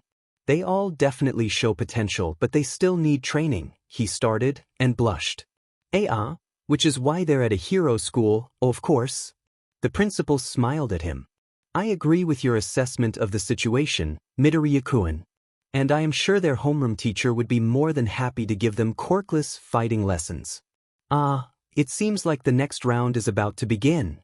Izuku turned back, and sure enough, Earjack Girl and Rocky Head were standing by the bomb. Rockhead seemed to be bent over the corner for some reason, though Izuku couldn't see from that angle. Meanwhile, Earjack Girl was plugging her jacks into the ground. Outside, the girl in the spacey-looking costume was talking with the black-haired boy in the yellow costume, probably planning their entrance. When time ran out, Space Girl did something interesting. She tapped the boy on the shoulder, and he began to float. So, gravity nullification, or at least weakening with a 5-point activation requirement, probably has a weight limit, though she doesn't seem close to it. He watched as the boy floated up to the 5th floor, and then worked his way through the building from top to bottom, while Gravity Girl started from the bottom. Along the way, Izuku noticed a large number of rats, eerily still, watching the two. Probably a quirk? The Rockhead boy? I wonder if he can control animals or just talk to them. The two attackers soon met up on the 3rd floor and found themselves in the room with the bomb. They stepped forwards, but were seemingly incapacitated by something as they collapsed to the floor, hands clenched over their ears. Looking at Earjack Girl, he saw her jacks were plugged into some devices on her forearms. Amplifiers, looks like, has to be projecting something internal, so maybe her heartbeat? It could certainly incapacitate someone if played at the right frequency. It gave Animal Boy enough time to capture them both, and just like that, the lesson was over. Clearly the class had forgotten about being watched, as he didn't feel different anymore. He wasn't sure he liked how disappointed that made him feel. Well, Midoriya-kun, what a show. It seems we still have some time left, but I've seen quite enough of your analysis. Would you like to discuss some more paranormal matters? Izuku blinked and nodded. Very well, is there any particular entity you'd like to discuss? I think the eye would probably be best to begin with. He scratched the back of his head. Nedzu-sensei smiled and nodded. An excellent idea. Well, why don't you begin by covering what you already know? He hummed. And not much more than you told me, really. The eye is the fear of being watched, followed, and having your secrets revealed. It's the fear of being known, but it's also the drive to understand, even when your discoveries destroy you. It's also known as beholding, ceaseless watcher, and it knows you. After I died, I became an avatar of it, which basically means I serve it now, and have to feed it with fear. I think you did that when you told Class 1A I was watching them. Anyway, the eye tends to manifest in places or objects related to books and surveillance, so I guess UA is pretty strong for it, considering the amount of cameras around here. He laughed nervously. As for the powers it's given me, so far it gives me knowledge I shouldn't have any way of knowing, like telling me the invisible girl was, yeah, anyway, I can understand every language, I'm pretty sure, and I think I can force people to answer my questions truthfully, even if they don't want to. He finished, and blushed a little when he realized just how much he'd rattled off. Nedzu-sensei smiled at him. Very good, Midoriya-kun. I doubt there's much more I could tell you about it. I would like, however, to discuss your power of knowing a little. Tell me, what does it feel like to you? Izuku furrowed his brow and closed his eyes, focusing on the faint pressure in the back of his head. As he turned his attention towards it, he felt it grow stronger, more insistent, knowledge pushing its way into his head. He gasped and clutched his temples, panting as he bent over himself. He felt the soft paw of his teacher patting his back. I apologize, Midoriya-kun, that was probably an unwise request on my part. Izuku waved him off. It's fine, Nedzu-sensei, it's like there's a door in my head, and there's an ocean behind the door and it's pushing against it, and if I push back it just pushes harder, and sometimes water just seeps through the cracks, and then I know something. It usually happens if I'm wondering a question in my head. He rubbed his temples softly, trying to focus on anything other than the persistent hum of knowledge intruding entrance into his head. I see. Perhaps, for now, it would be better to try to avoid thinking of questions you don't intend to ask, at least until we have figured out a way to better manage it. He nodded absently, and Nedzu-sensei gave a pleased chirp. Excellent. Now, I believe you should take the last half an hour or so of class to rest. Normally I would send you to Recovery Girl, but it seems she is quite busy with the hero students, so you may lay on the sofa until you are ready to leave. Izuku mumbled a thanks and slouched over to the sofas at the back of the room. He collapsed onto one, and fell into an inky black slumber. Mei-san? No response. The girl was fixated on the device she was working on. Izuku was no expert, but they looked like some sort of metal boots, thick and chunky. He didn't really understand what the pink-haired girl was doing, but he knew they'd just been dismissed for lunch after their workshop session.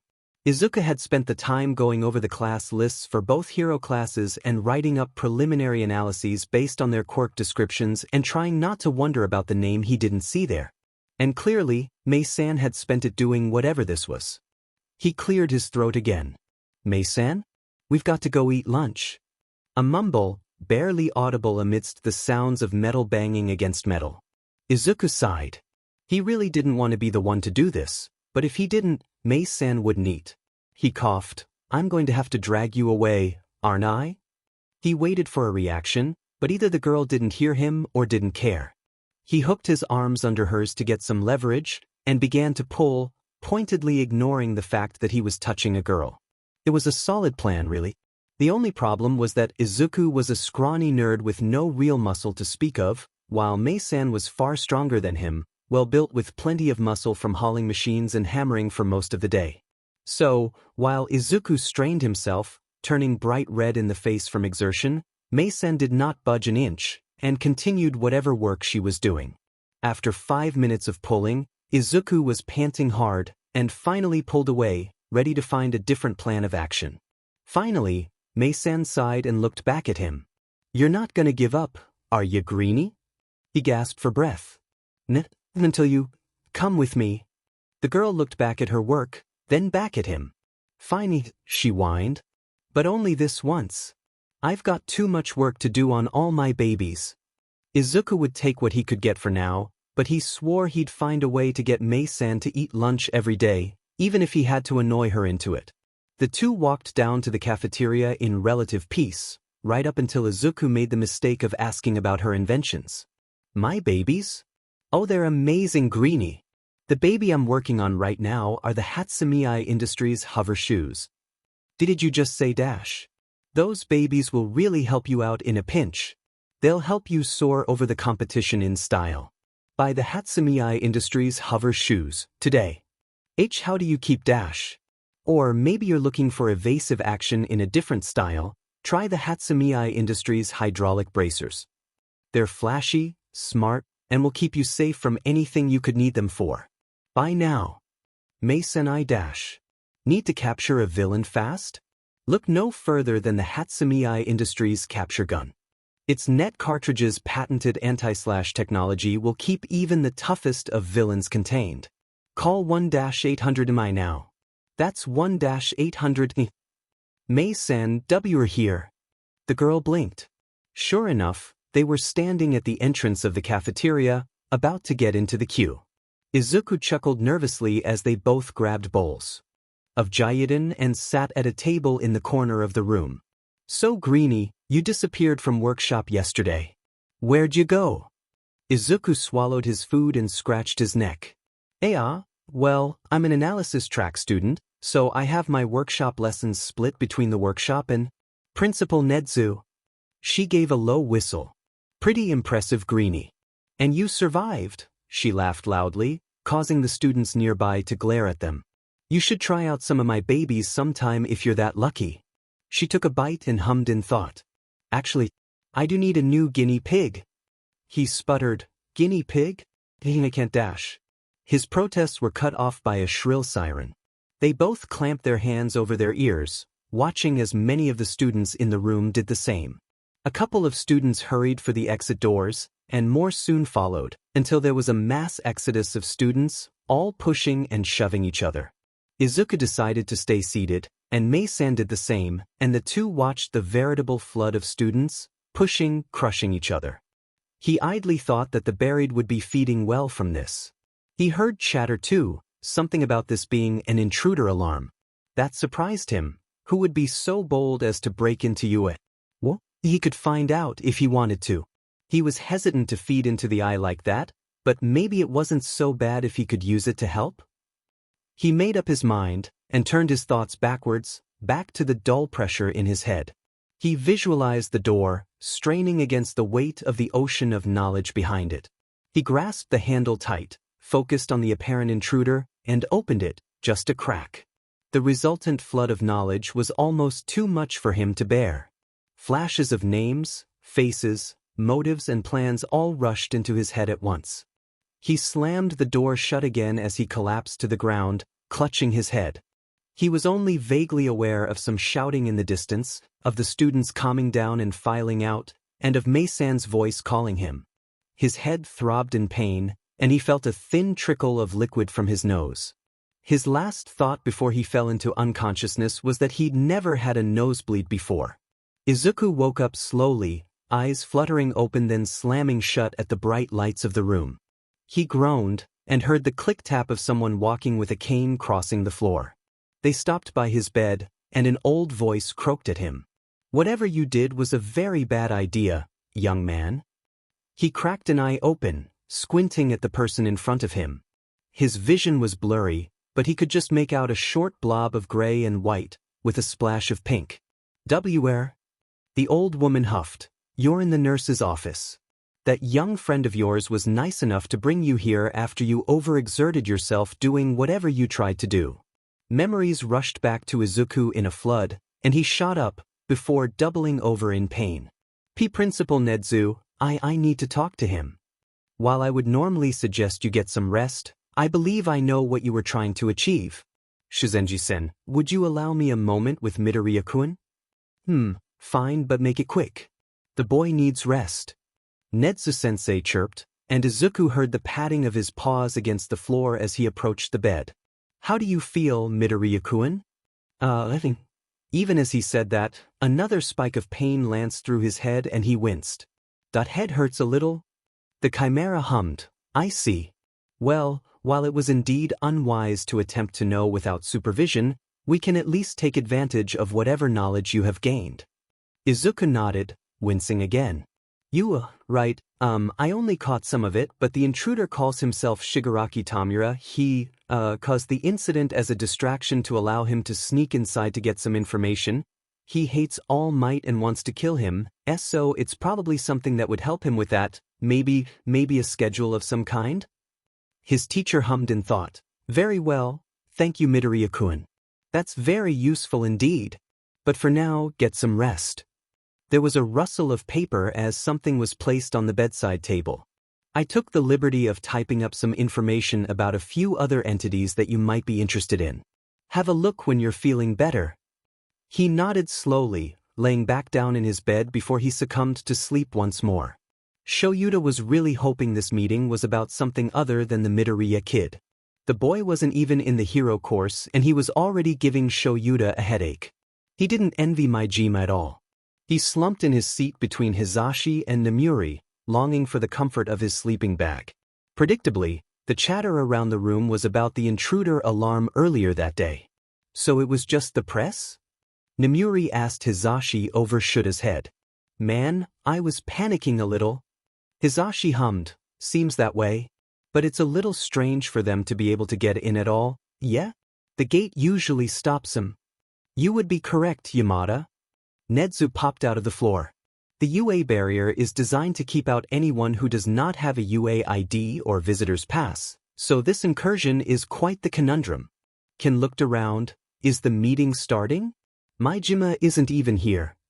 Very astute, Ken. There's no worry, I have Majima working on repairing the gate at the moment. Now, I believe it's time we get a good look at the incident. He pressed a button and the projector flickered on, displaying a video file. Nedzu pressed play, and the clip began.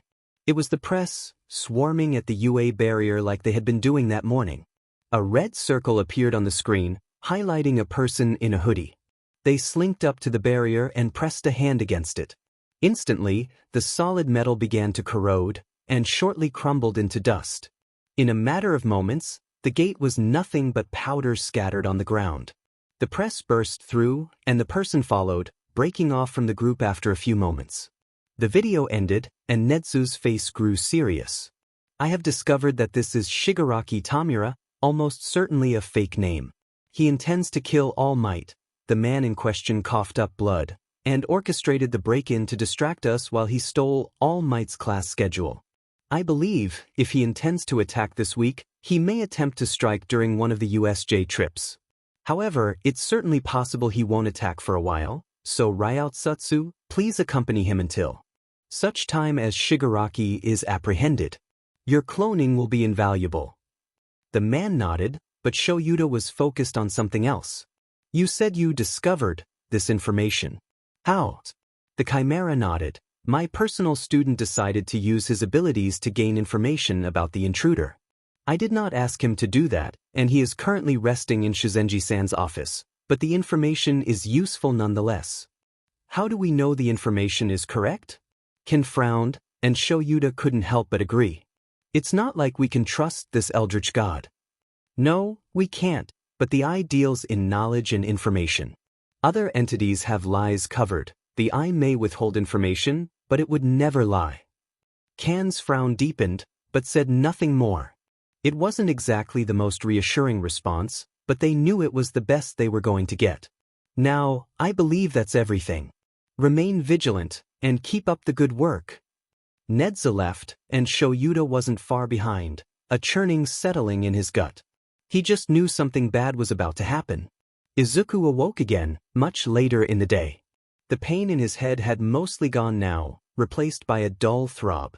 Yawning and stretching, he turned on his side, looking over at the small packet Nedzu-sensei had left for him. He blinked the sleep out of his eyes and picked it up, sitting up a little to read it better. The corruption, also known as filth, the crawling rot. The fear of disease and filth, it is linked to feelings of disgust and revulsion. Its common manifestations involve mold, insects, rot, decay, and infection. Avatars are often either bringers of disease or living hives for worms or insects. It also seems to hold dominion over unhealthy love and relationships, often being drawn to people considered toxic. As such, avatars tend to have an obsessive relationship with manifestations of their patron. The vast, also known as the falling titan. The fear of heights, falling, wide open spaces, of losing yourself in a space far too big, and of our own insignificance in the universe. Its common manifestations usually involve falling, but it can manifest in anything to do with large spaces, such as deep water or, rarely, outer space. It also manifests as creatures far too large for the mind to comprehend. Avatars tend to have the ability to transport others into the vast at will, which appears to involve falling through an endless, cloudless sky. They can also affect the senses of others, making their mind believe they are falling at terminal velocity. It is the antithesis to the buried, though both can manifest at the same time, such as in the deep ocean, a vast, endless abyss where you are surrounded by crushing pressure. The fear of being chased, of being prey. It is one of the most primal fears, and one that humans rarely experience, being fed mainly by animals. Common manifestations involve the victim being chased by a predator. Avatars of the hunt are known as hunters, and are unique in that they are one of the few beings able to outright kill a fully realized avatar. Hunters tend to be more predatory and violent.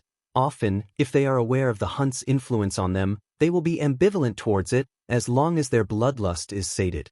It is for these reasons that the hunt so often chooses avatars from the police force and heroics industry. Their work often involves hunting down criminals and villains, so it has an easier time influencing them. Fortunately, I vet my staff and students carefully, making Midoriya Izuku the only avatar at UA at time of writing. Izuku blinked as he finished, digesting the information. While it was nothing he couldn't infer from his initial meeting with Nedzu-sensei, it was useful to see it all written down plainly. So I'm the only avatar here, it made sense. From what he understood, avatars sounded volatile at the best of times, and despite the principal's love of chaos, he was still careful when it came to his school. He thought back over the events of the day. He'd have to thank Mei-sen tomorrow, and assure her he was fine. As for the break-in, he was sure Nedzu-sensei had it handled. Thursday started with a bang. Literally. Homeroom was to be in the workshop that day, as 1HS workshop session was first thing in the morning, and Majima-sensei was nothing if not practical. Izuku had gotten a lot of rest and was headache-free, so he was fairly relaxed as he walked up to the door. He should have known never to let his guard down. A loud boom accompanied the workshop door flying at him, sending him tumbling to the floor. Another weight landed atop him a second later, which knocked all the air out of his lungs, and he distantly wondered whether the eye just enjoyed seeing him suffer. On second thoughts, of course it did. The weight above him shifted before lifting, allowing him to push the door off of himself. He rubbed his eyes and looked up, finding the imposing figure of Hatsume Mei towering over him. "Oh, Greenie! There you are." She offered him a hand and he gladly took it, trying not to think too hard about the strength of her grip as she easily lifted him from the floor. Listen, thank you for taking me to the nurse's office yesterday." He bowed, but she simply waved it off, already dragging him into the workshop. Their workbenches were next to each other, so they sat down, Izuku pulling out his laptop. Fortunately, they were the first to arrive, and watched as the rest of their class trickled in, all baffled at the missing door and new scorch marks on the floor. Finally, Majima-sensei arrived, hunch deepening as he saw the state of the classroom. He sighed and approached his desk at the front, clearing his throat before speaking. Hatsume, you're banned from using the workshop without my supervision. The girl in question started to complain, but the teacher just continued to barrel through with the morning announcements, and Izuku stifled a laugh. At lunch, Izuku ate his katsudon while Mei-san sulked across the table, arms crossed and head down. It's not fair, Greenie. I need all the time I can get to work on my babies. It's not long until the sports festival, she whined, and Izuku chuckled a little. I'm sure you'll be fine, Mei-san. Your babies are great. She looked up at him and pouted, before her expression shifted to something almost concerned. It was a strange look on her, to be sure. What happened yesterday, anyway? I'm not really an expert, but I'm pretty sure fainting isn't a normal reaction to an intruder alarm. He froze. Of course she'd ask about that. It was only normal. He couldn't tell her the truth, it would put her in danger, even if she did believe him. He knew he had to lie, but he felt bad doing so to someone he could tentatively call a friend. Still, he had no idea how to explain it, so when the words, "It was my quirk," came tumbling out his mouth, neither of them particularly seemed to expect it. Gulping, he continued, Sometimes it lets me know things that I wouldn't have any other way of knowing.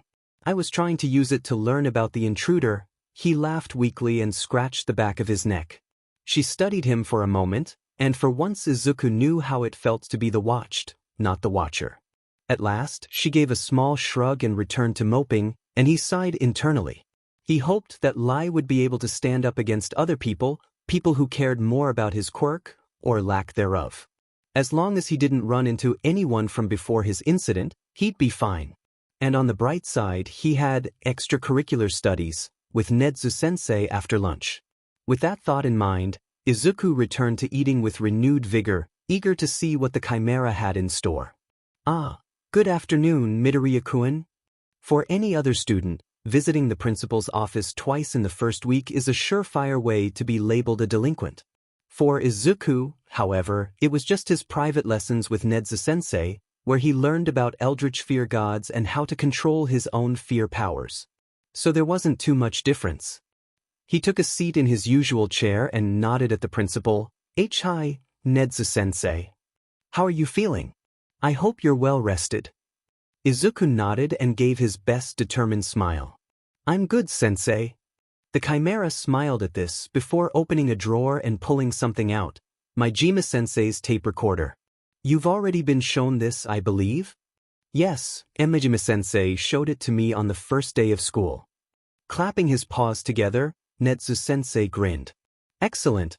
We won't be using it today, but I wanted to talk to you about what it's for. At Izuku's nod, he continued. Essentially, it's how we're going to feed you. Specifically, how you're going to feed your patron. I'm sure you've wondered why you haven't felt the need to do so earlier. Another nod, slower, unsure. Well, I believe it may have been related to your analysis. Tell me, Midoriya-kun, are you a hero chaser? Izuku chuckled nervously and scratched the back of his head. What? Not really. I mean, I go to hero fights when they're nearby, to analyze. I'm just a little unlucky and they always seem to be nearby. Looking down, he smiled bashfully. Just as I suspected. From what I can tell, your analysis at these live fights, combined with the crowds as well as the general fear that heroes feel when fighting, has been helping you to feed your patron. But I don't think it's particularly stable, you see. He blinked. I've been scaring heroes? Am I a villain? I never meant to do that, Nedzu-sensei, I swear. I was just interested, that's all. Tears gathered in his eyes as he began to spiral. He was stopped from worsening by his teacher's paw gently brushing his hands. Now, Midoriya-kun, there's no need to worry. You weren't to know, and that is another reason I have devised this alternative solution. Will you allow me to explain it first? A hesitant nod, and a mumbled apology that the teacher was quick to wave off. First, I must confess my idea isn't original, but was inspired by a Chinese institute which investigates these matters, the Pu Songling Research Center. In any case, there are plenty of people in this country and beyond who have encountered one or more of the powers. There are even some within UA itself. Since the eye is somewhat of a viwa, I believe you would be able to feed it secondhand fear from taking these people's statements. The tape recorder is, unfortunately, necessary, as the eye most likely requires some kind of record to be made to ensure that someone's experiences could be uncovered and known. So, every so often I'll either have a statement from the center for you to read, or occasionally I may have a person to give you the statement live. What do you think, Midoriya-kun?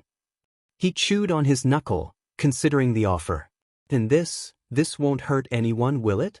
The chimera hummed. In honesty, we can't be sure, but even if it does, I believe it would hurt less than the alternative. Izuku sighed, huffing a mirthless laugh. That's not really much of a choice, Nedzu-sensei. I mean, if all I can do is hurt people, and I'm assuming I can't just starve myself? His teacher shook his head. Then the best I can do is just try to minimize the damage. He let his head drop to his hands and he rubbed his eyes, trying not to cry. It's a difficult situation, Midoriya-kun, and it is unfair that you have to face this so soon or at all. He smiled bitterly, running his hands up his face and through his hair. I'm used to life being unfair, Nedzu-sensei, and this is really my fault anyway, so, okay, I'll do it. He gave the chimera a small, watery smile. Nedzu-sensei's brow furrowed slightly before evening out into the mammal's best imitation of a comforting smile. Very well, Midoriya-kun. We'll take your first statement sometime next week. Now, there's one last thing I wanted to discuss with you before we begin. The sports festival. Izuku wiped his eyes. Yeah, I don't think it'd be a good idea if I took part. Ping his head to the side, the teacher chirped. Oh? Why not? Not that I disagree with you, of course, but I'd be interested in your reasoning. He nodded. Well, if the eye is the fear of being watched and I feed off of that fear, then an internationally televised event with thousands of people in the audience alone, all focusing on up to 219 other people, almost all of who will never have taken part in such a big event or been on television before. I think everyone would feel a little scared of all the attention. And if that's the case, then the sudden influx of 219 people's fear could, well, it could cause something weird to happen. So, maybe I should stay somewhere someone could keep an eye on me, just in case. Laughing nervously, he looked back up at the teacher to see a glint in the chimera's eye. Exactly my thoughts, Midoriya-kun. We can discuss where you'll be staying nearer the time, but for now I believe we should begin our lesson. He grinned and nodded, and the teacher continued. Do you remember the assignment I gave you on our first meeting? About me and the lonely, right? At Nedzu-sensei's short nod, he carried on. Well, the way I think avatars work is the entity in question seems to choose someone who embodies that particular fear or, feels a particular closeness to it. Like, for example, someone who enjoys the thrill of chasing down a target is likely to be chosen to be an avatar by the hunt, or toxic people are often chosen by the corruption. As for me, while I spent a lot of my life alone, I didn't really like it. I mean, I'm okay on my own, but I prefer to be around other people if I can. But with the eye, I've always been curious, or that's what Mom said anyway, and I love to learn new things, so I think I can see why it chose me. His teacher nodded and smiled. Very good. If I gave out grades, I'd give that an A. Now, allow me to go into the lonely with a little more depth.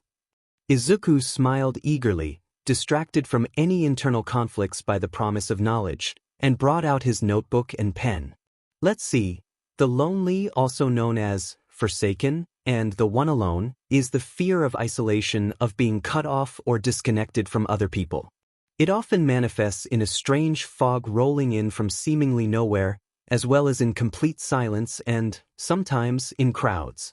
Its victims are often people who are predisposed to isolation, or who have recently become distant from people in their lives, such as through divorce or death.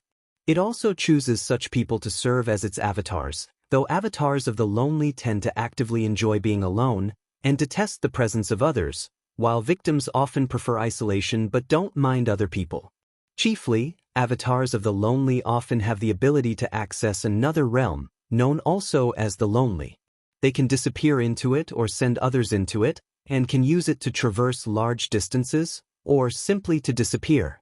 Some have also been known to cause havoc upon recording devices, masking their presence on recordings, while others have shown the ability to go unnoticed unless they actively make the effort to be seen. The lonely and the eye actually have a rather fascinating connection. You see whatever nugget of information the teacher was about to drop was interrupted by one of Ryutsatsu-sensei's clones bursting through the door. He approached the desk and bowed his head at Izuku before turning to Nedzu-sensei. The USJ is under attack. The man you told us about, Shigaraki Tamura, has brought a large group of villains to kill All Might. They used a villain with a warp gate quirk. One of the villains is large, Shigaraki called them Thnu, and is currently fighting All Might. I am currently assisting Aizawa in fighting the villains. The students have been scattered and are most likely under threat from villains.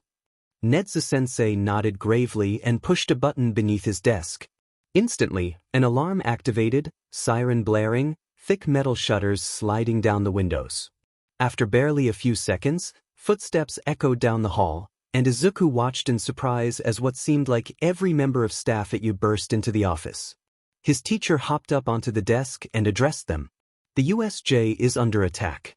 Aizawa, Ryutsatsu, Kuros and All Might are holding them off for now, but we don't know how the situation will change. I will remain here to coordinate rescue and capture efforts. Hurry! With little more than a nod the staff left, leaving Izuku and Nedzu-sensei alone once more. The principal turned to Izuku and smiled sadly. I apologize for the interruption, Midoriya-kun. It would probably be wise for you to return to your classroom. Izuku nodded and moved to stand up, but stopped short. He hesitated slightly before speaking. Can I help at all? I mean, I could maybe try and know things, like where students are, or something. The Chimera stared at him, beady eyes searching for something Izuku didn't know. You do remember what happened last time you tried to know something, yes? He nodded again. Of course, but I think if I'm careful I can do it. If I have to hurt people, then I at least want to help as many as possible with these powers. He clenched his fist, trying to look determined, steadfast. A beat of silence. 2 beats and then, Nedzu-sensei smiled slightly. Very well, Midoriya-kun, as long as you're careful. Please, take a seat on the sofa and I shall be with you shortly. Izuku sank into the plush material, and his leg bounced as he waited in silence, Nedzu-sensei's frantic typing the only sound in the room. Finally, after minutes that seemed to stretch on, the teacher stood and walked over, bringing a few things with him. One was a student list for Class 1A, another was a map of the USJ facility, and the third was a headset, which Izuku put on. You will be able to contact all of UA's staff with that, but you'll mainly be speaking to Ryutsatsu, as his clones are a network of sorts, and I believe the signal in the USJ is being blocked. Remember, Midoriya-kun, be careful. He nodded and turned to the indicated frequency. Ryutsatsu-sensei, are you there? The line filled with exclamations of surprise from the teachers, though Nedzu-sensei was quick to shut that down. Midoriya-kun will be assisting us using his abilities. And before you ask, Shizenji-sen, I am making sure he is well taken care of. Now, please listen, as he has very important information. Midoriya-kun. You am right. He closed his eyes, visualizing the door once again. He focused on the USJ, asking in turn about each student and area of the facility. He cracked the door just slightly. His fingers clamped down on his thighs in a white-knuckle grip and he gritted his teeth as knowledge burst in, but he held strong. The entrance, Kuros Ainen, Ashido Mina, Ida Tenya, Uraraka Ochako, Satu Rikadu, Shuji Mezu, Siro Hanta. He let a little bit more come, and was almost overwhelmed by the amount of names in the next zone. He grunted in pain but continued. Central Plaza, Aizawa Shoyuda, Ryutsatsu Hiroto, Yagi Tashinori, Shigaraki Tamura, Kurojairi Shirakumo Kurojairi Oboro. Gasps echoed distantly, but he was too focused on the strain. Makai Akihito, Tawa Dash. Midoriya-kun, perhaps it would be best to just focus on the students. Nedzu-sensei chirped down the line, and Izuku nodded slowly, moving his attention elsewhere. Ruin Zone, Kirishima Idru, Tetsu. Landslide Zone, Todoroki Shuto, Hagakure. Mountain Zone, Kaminari Denki, Kyukajire, Yayuro Zumomo. Conflagration zone, Ojiro Mashireo, Aoyama Yuga. Beads of sweat formed on his forehead, but he pushed through. Flood zone, Azui Tiu, Tsunatori Pony, Mineta Minor. Downpour zone, Kuda Kuji, Tokoyami Fumikage. He took a shaky breath. All students are mostly uninjured, but Kuro-sensei had her quirk turned back on her, and she is in a critical condition.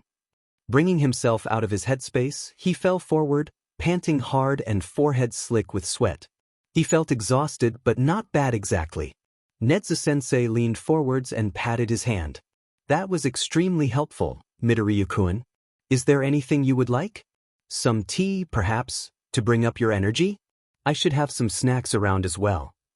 Izuku nodded, not trusting his words at that moment, and his teacher smiled at him gently, but with a hint of pride, and Izuku couldn't help but smile back.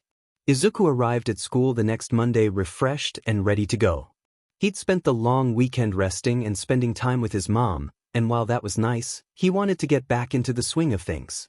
Fortunately, his first lessons of the day were workshop and English, so once he finished up his rough analyses of Class 1B, he packed up his bag, waved goodbye to Mei-san, and headed to Nedzu-sensei's office.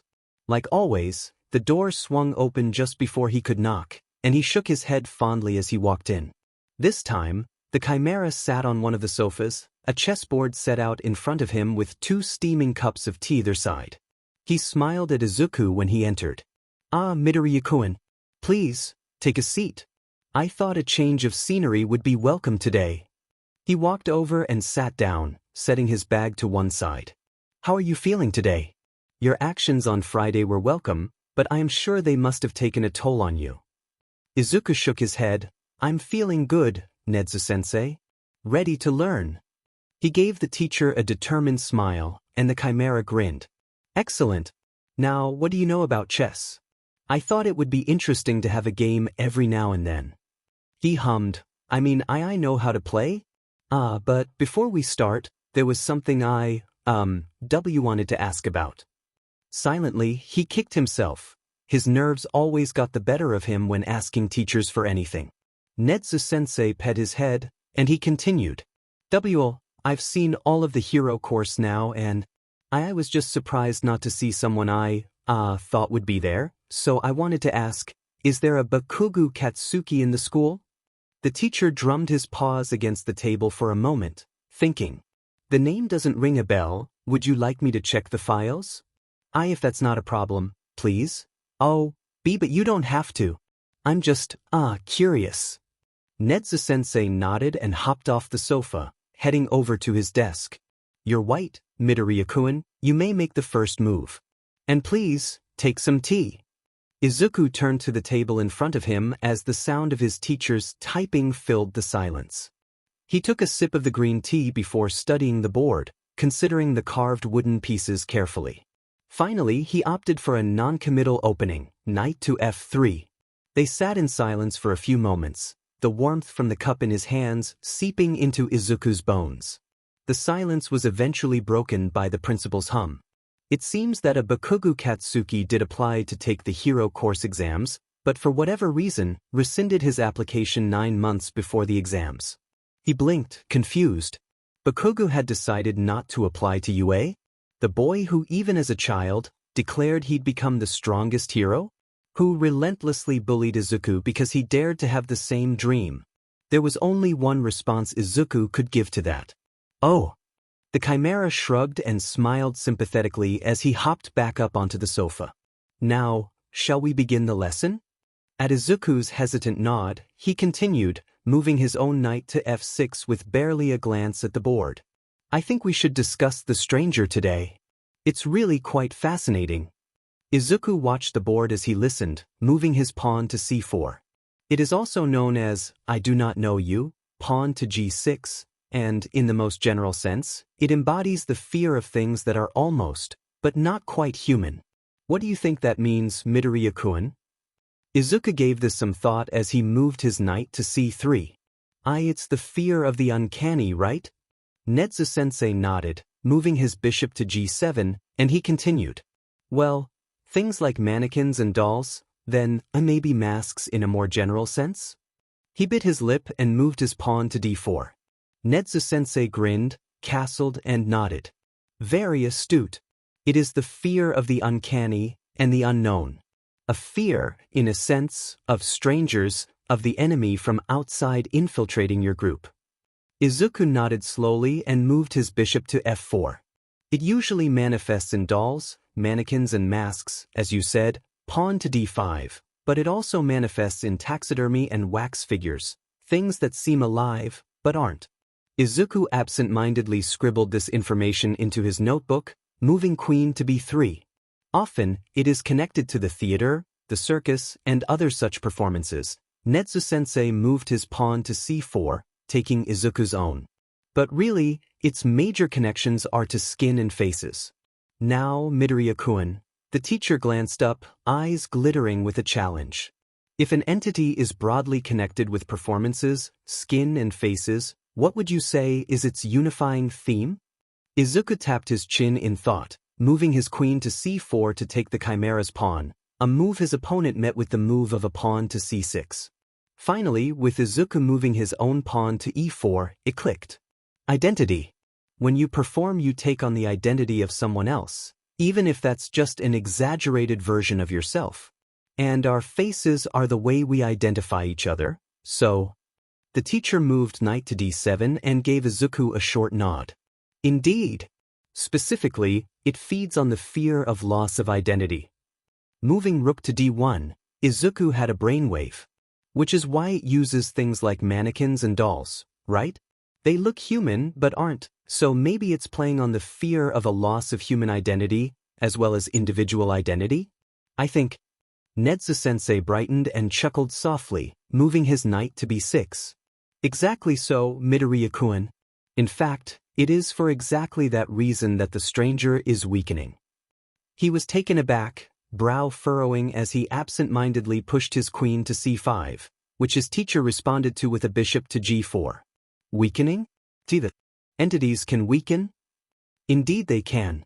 After all, the powers are merely the embodiments of human and animal fears. If all the living beings on the earth become less afraid of something, the entities that feed off of those fears will also weaken. I believe the stranger began to lose its strength, around 200 years ago now. He scratched his head, noting this down as he moved his bishop to g5. That would have been the dawn of quirks, right? Exactly so, knight to a4. Though the decline was likely gradual until roughly 50 or so years ago. Why do you think that is, Midoriya-kun? Shifting his queen to a3, Izuku considered what he knew. Human identity, the dawn of quirks. Nedzu-sensei watched him think as he moved his knight to c3, taking Izuku's own knight. At last, the penny dropped. Mutant quirks. Mutations have gotten more and more extreme in the last 50 years, and even quirkless people tend to have minor hereditary mutations. He pointed to his own hair for emphasis, moving his pawn to c3 to capture Nedzu-sensei's knight. That means that there's less of a common idea of what the average human looks like, so things like the uncanny valley are less effective at scaring people. The chimera captured Izuku's pawn with a move of his knight to e4, and he grinned sharply. Correct. Of course, the stranger will never quite fade away, as people are still terrified of the unknown and of strangers, but it is certainly on the weaker side, and that reflects in its manifestations. Izuku took his opponent's pawn by moving his bishop to e7 and listened, enraptured as he scribbled down his notes. You see, one of the stranger's most prolific manifestations is as an entity known as the not-them. The teacher shifted his queen to b6, then continued. It is a shape-changing creature, with a rather fascinating modus operandi. Izuku pushed his bishop to c4 and nodded, urging the teacher to continue. The chimera took a pawn with his knight's move to c3 and obliged. Through some unknown method, the not-them selects a victim to kill and take their place. This new, not-person, looks and acts completely differently to the original, but it affects memories and photographic evidence, making it seem like nothing has changed. He frowned, pushing his bishop to c5. So no one can tell the person's been replaced? That's rook to 8. Terrifying. But the more terrifying part of it all is that one person will always keep their memories of the original. They will be the only person in the world to remember the truth. Izuku's brow furrowed as he moved his king to f1. So that's how it feeds, I guess, and no one else would be able to know? Nedzu-sensei hummed, moving his bishop to e6. There's nothing preventing people from finding out the truth. I believe mediums such as tape recorders and Polaroid photography are unable to be altered. But, of course, would you believe someone when they said that a person you'd known all your life was suddenly this eldritch creature? I guess not. Bishop to b6, taking his opponent's queen. So what does the, not them have to do with the stranger weakening? The teacher countered by pushing his bishop to c4, taking Izuku's other bishop and putting him in check. Well, as far as I can tell, in the past the changes to memory were automatic once the person was replaced. However, in recent years, it seems that a person's memory only changes once they actually see the not person. Izuku hummed in thought and moved his king to g1. It seemed that was all the principal had to say about the stranger, and the game continued in silence, interrupted only by the occasional comment or question. Knight to e2 check. King to f1. Knight takes pawn on d4 check. King to g1. Knight to e2 check. Finally, the game ended with Nedzu-sensei pushing his rook to c2, putting Izuku in checkmate. Izuku sighed and shook the chimera's offered paw. A very good game, Midoriya-kun. I'd ask for another but, alas, it appears to be time for your next lesson. I believe our next meeting will be on Thursday. I look forward to it. He smiled at the teacher and nodded, picking up his bag and saying his goodbyes as he headed back to his homeroom. Greenie, wait up. It was Tuesday afternoon. Izuku had just been let out of class and all he wanted to do was go home, do some homework, and try not to think about the horrors that lurked in the shadows.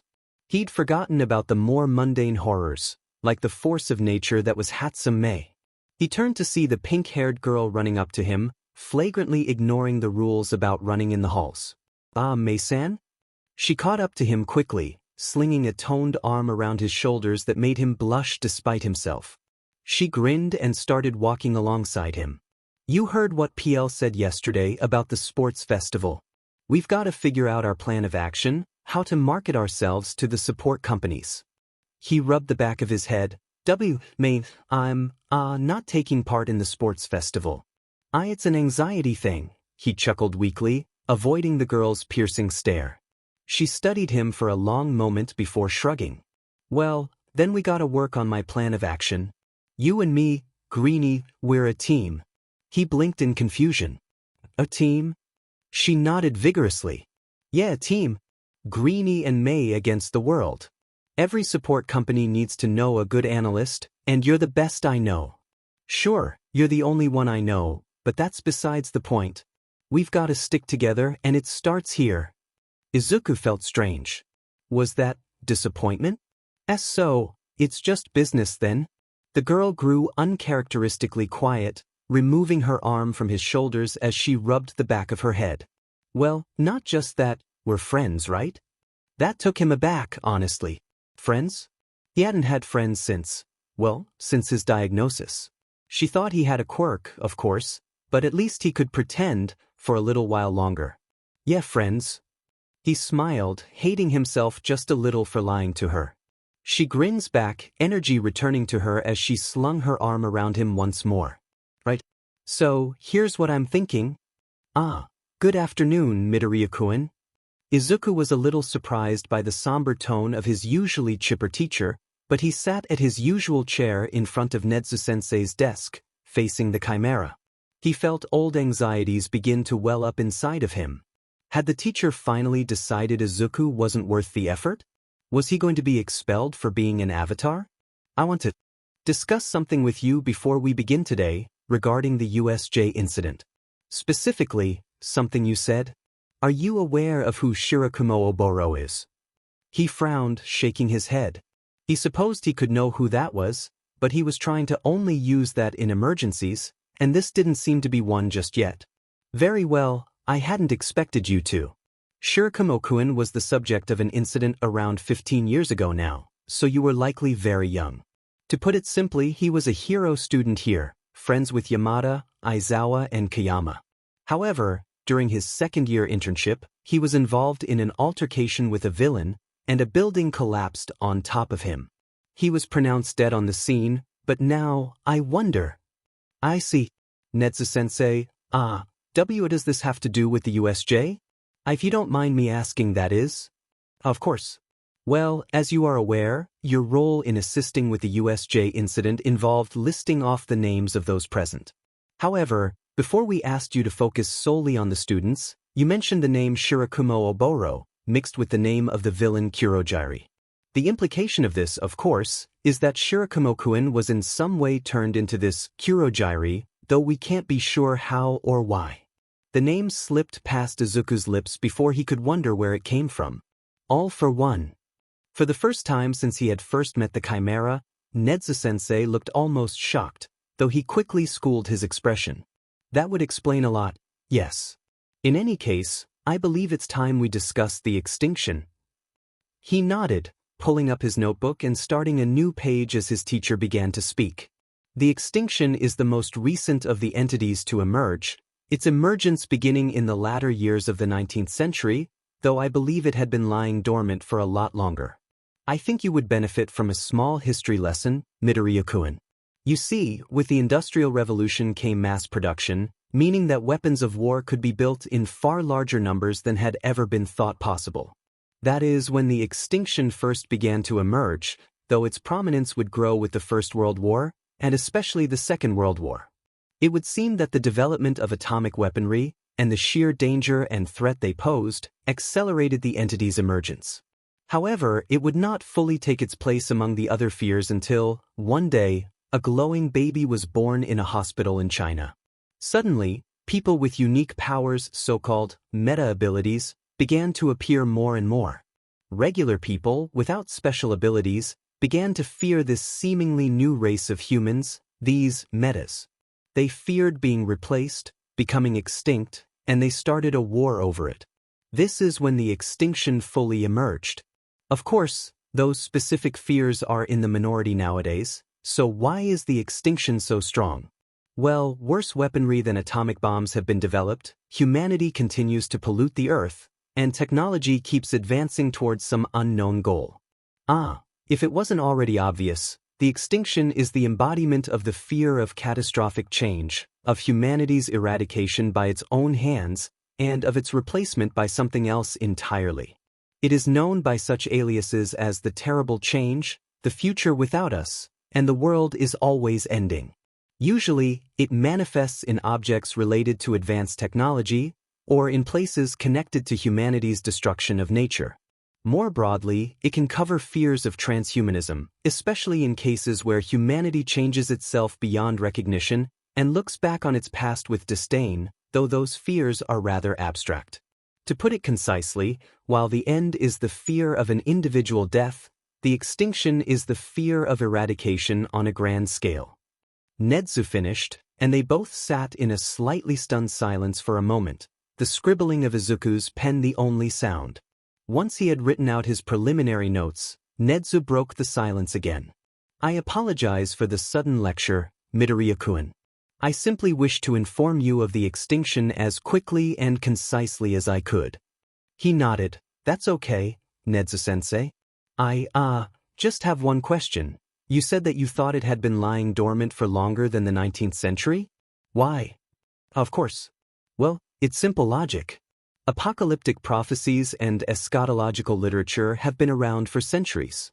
Practically every religion predicts some form of apocalypse, after all. And, if you take a broader examination of what exactly the extinction could cover, it's my theory that it could have been fed by fears of colonialism and imperialism, fears of one's culture being eradicated. Of course, I have little evidence for that, but I find it logical.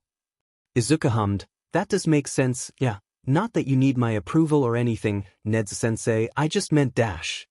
His spiral was cut short by a paw resting atop his hand. I understand, Midoriya-kun, no need to worry. Now, I hate to cut our lesson short, but I'm afraid I have a meeting now to discuss the, Shirakumo situation.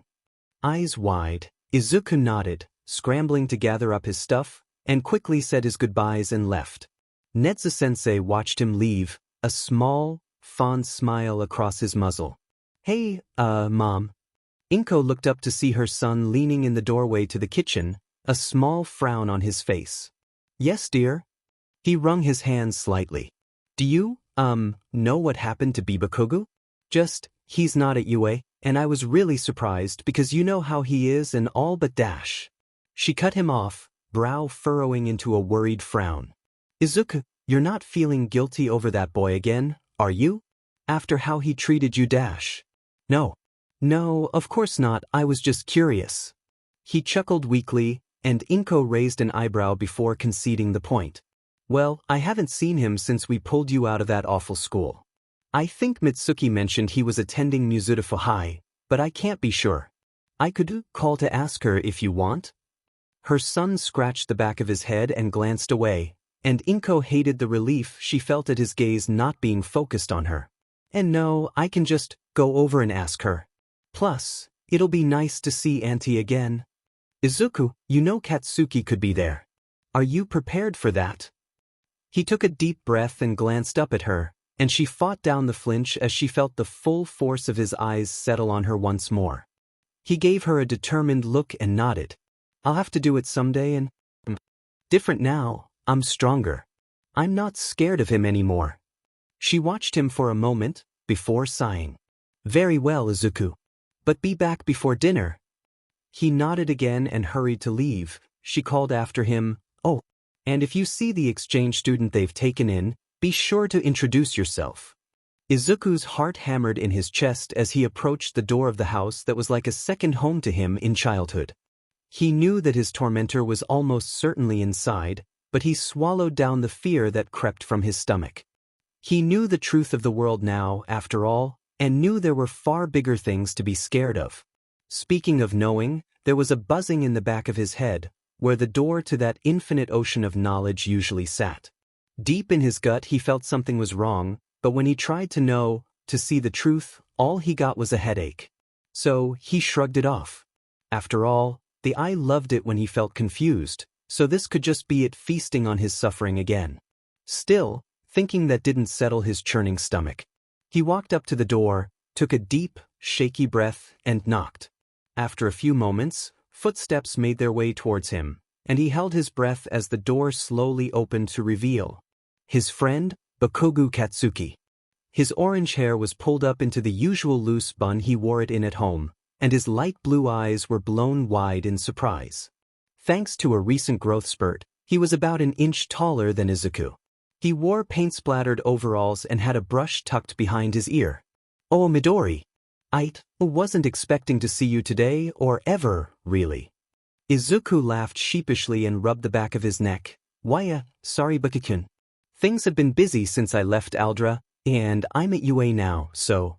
The other boy blinked. Yeah, you always did want to be a hero, huh, Midori? I'm at Mizuta High, but I think Mom was looking at art institutions for my second year. Oh, I hope that goes well for you. I'm just in the support course. It's hard work, but it's really fun at times. They stood in silence for a few seconds, before Bakugo-kun spoke up again. Did you want to come in or… No thanks, I got dinner, but maybe we could see each other again soon to catch up? I feel kinda bad for leaving you alone in that school. Bakugo-kun shook his head. It's good, Midori, I handled myself. And yeah, I'm sure we'll be seeing each other real soon. Don't be a stranger. Why here? Izuku grinned and nodded, before waving his goodbyes to his friend, his earlier worries forgotten as he thought back to the small moments of light they'd spent together in the darkness of Aldera. He smiled softly. And I'm not sure this is safe.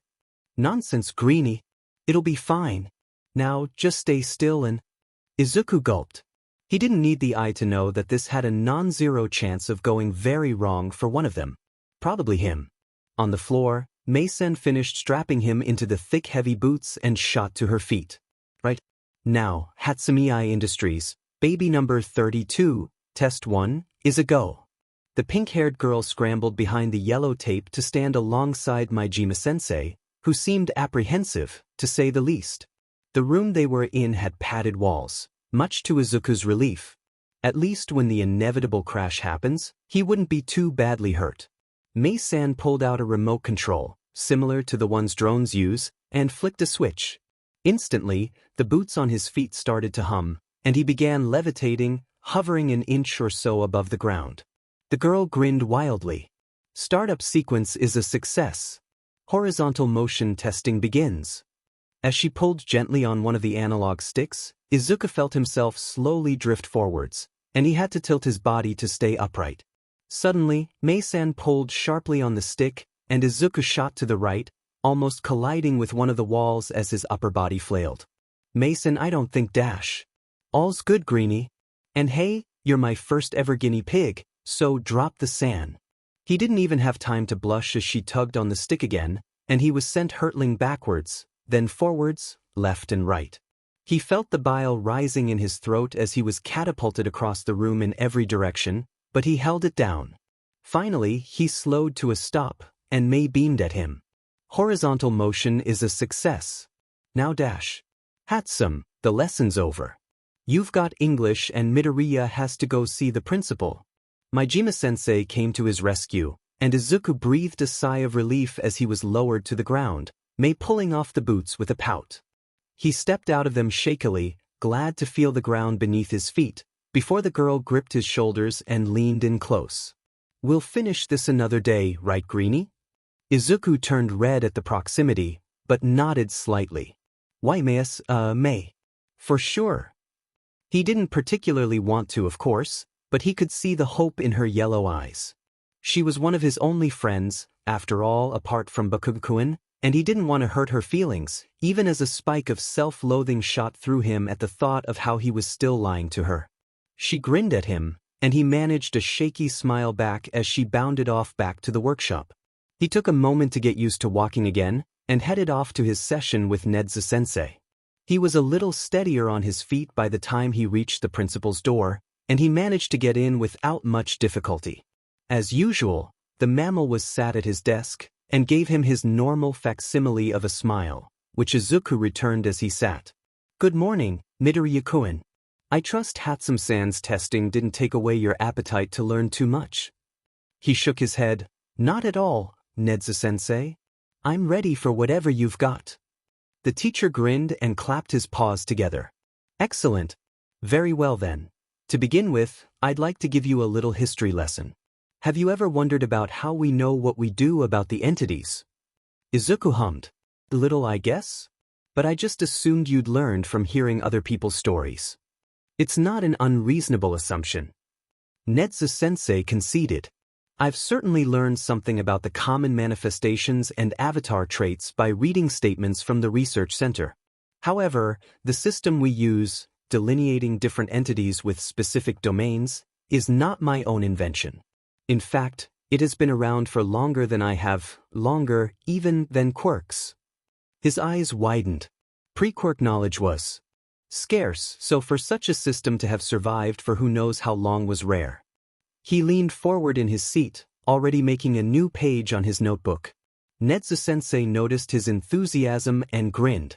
The system we use nowadays was set down by an Englishman named Robert Smirk, at some point in the 19th century. How, exactly, he became aware of the entities is unclear, but he organized them into a list of 14 distinct powers. At the time, the flesh was the most recent to emerge, and Smirk likely never even considered the possible existence of the extinction. In any case, Smirk was obsessed with balance between the entities, believing that each one of them had a polar opposite, and he incorporated these ideas into his work.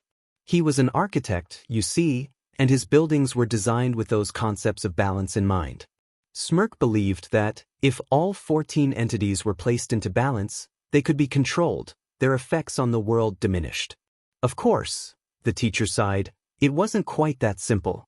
If there is one thing you take away from today's session, Midoriya-kun, it should be this. Izuku nodded, leaning forwards. The entities are not distinct, discrete beings. In a sense, they are all extensions of the same being, some primordial entity of fear. As human and animal fears changed and evolved, certain fears gained more prominence, enough to act on their own, but they were still shaped by mortal fears, still molded by them. and fear is far too broad to simply separate into individual concepts. The point I'm trying to make is, of course, the entities are linked. They cannot exist separately. The buried and the vast may seem like opposites, but they define each other by that opposition. There is not wide open if there is not also too tight. You cannot have the known without the unknown. Nedzu-sensei huffed and frowned. Even those are too simplistic. To put it simply, the entities are far too connected to each other to ever be categorized so neatly. Fear is messy after all. That's not to say Smirk's list isn't useful. After all, even though the entities do often bleed into one another, they are still distinct enough to make some broad generalizations, and I believe it is easier to learn about the entities when you follow a system, however flawed it may be. In any case, the brightness returned to the mammal's voice. Today I wanted to discuss two entities that often find themselves in opposition to one another. To begin with, let's take a look at the web. Izuku nodded sharply, flipping to the web's page in his notebook before reeling off what he already knew. It's related to arachnophobia, but it's primarily the fear of manipulation and being controlled. It's a pretty weird combination, but I think the aesthetics make sense. After all, spiders sit in the middle of a web and wait for their prey to come to them, and we often think of manipulators as weaving a web of sorts, so I guess the human collective subconsciousness could, make a connection? Nedzu-sensei grinned. Exactly, Midoriya-kun.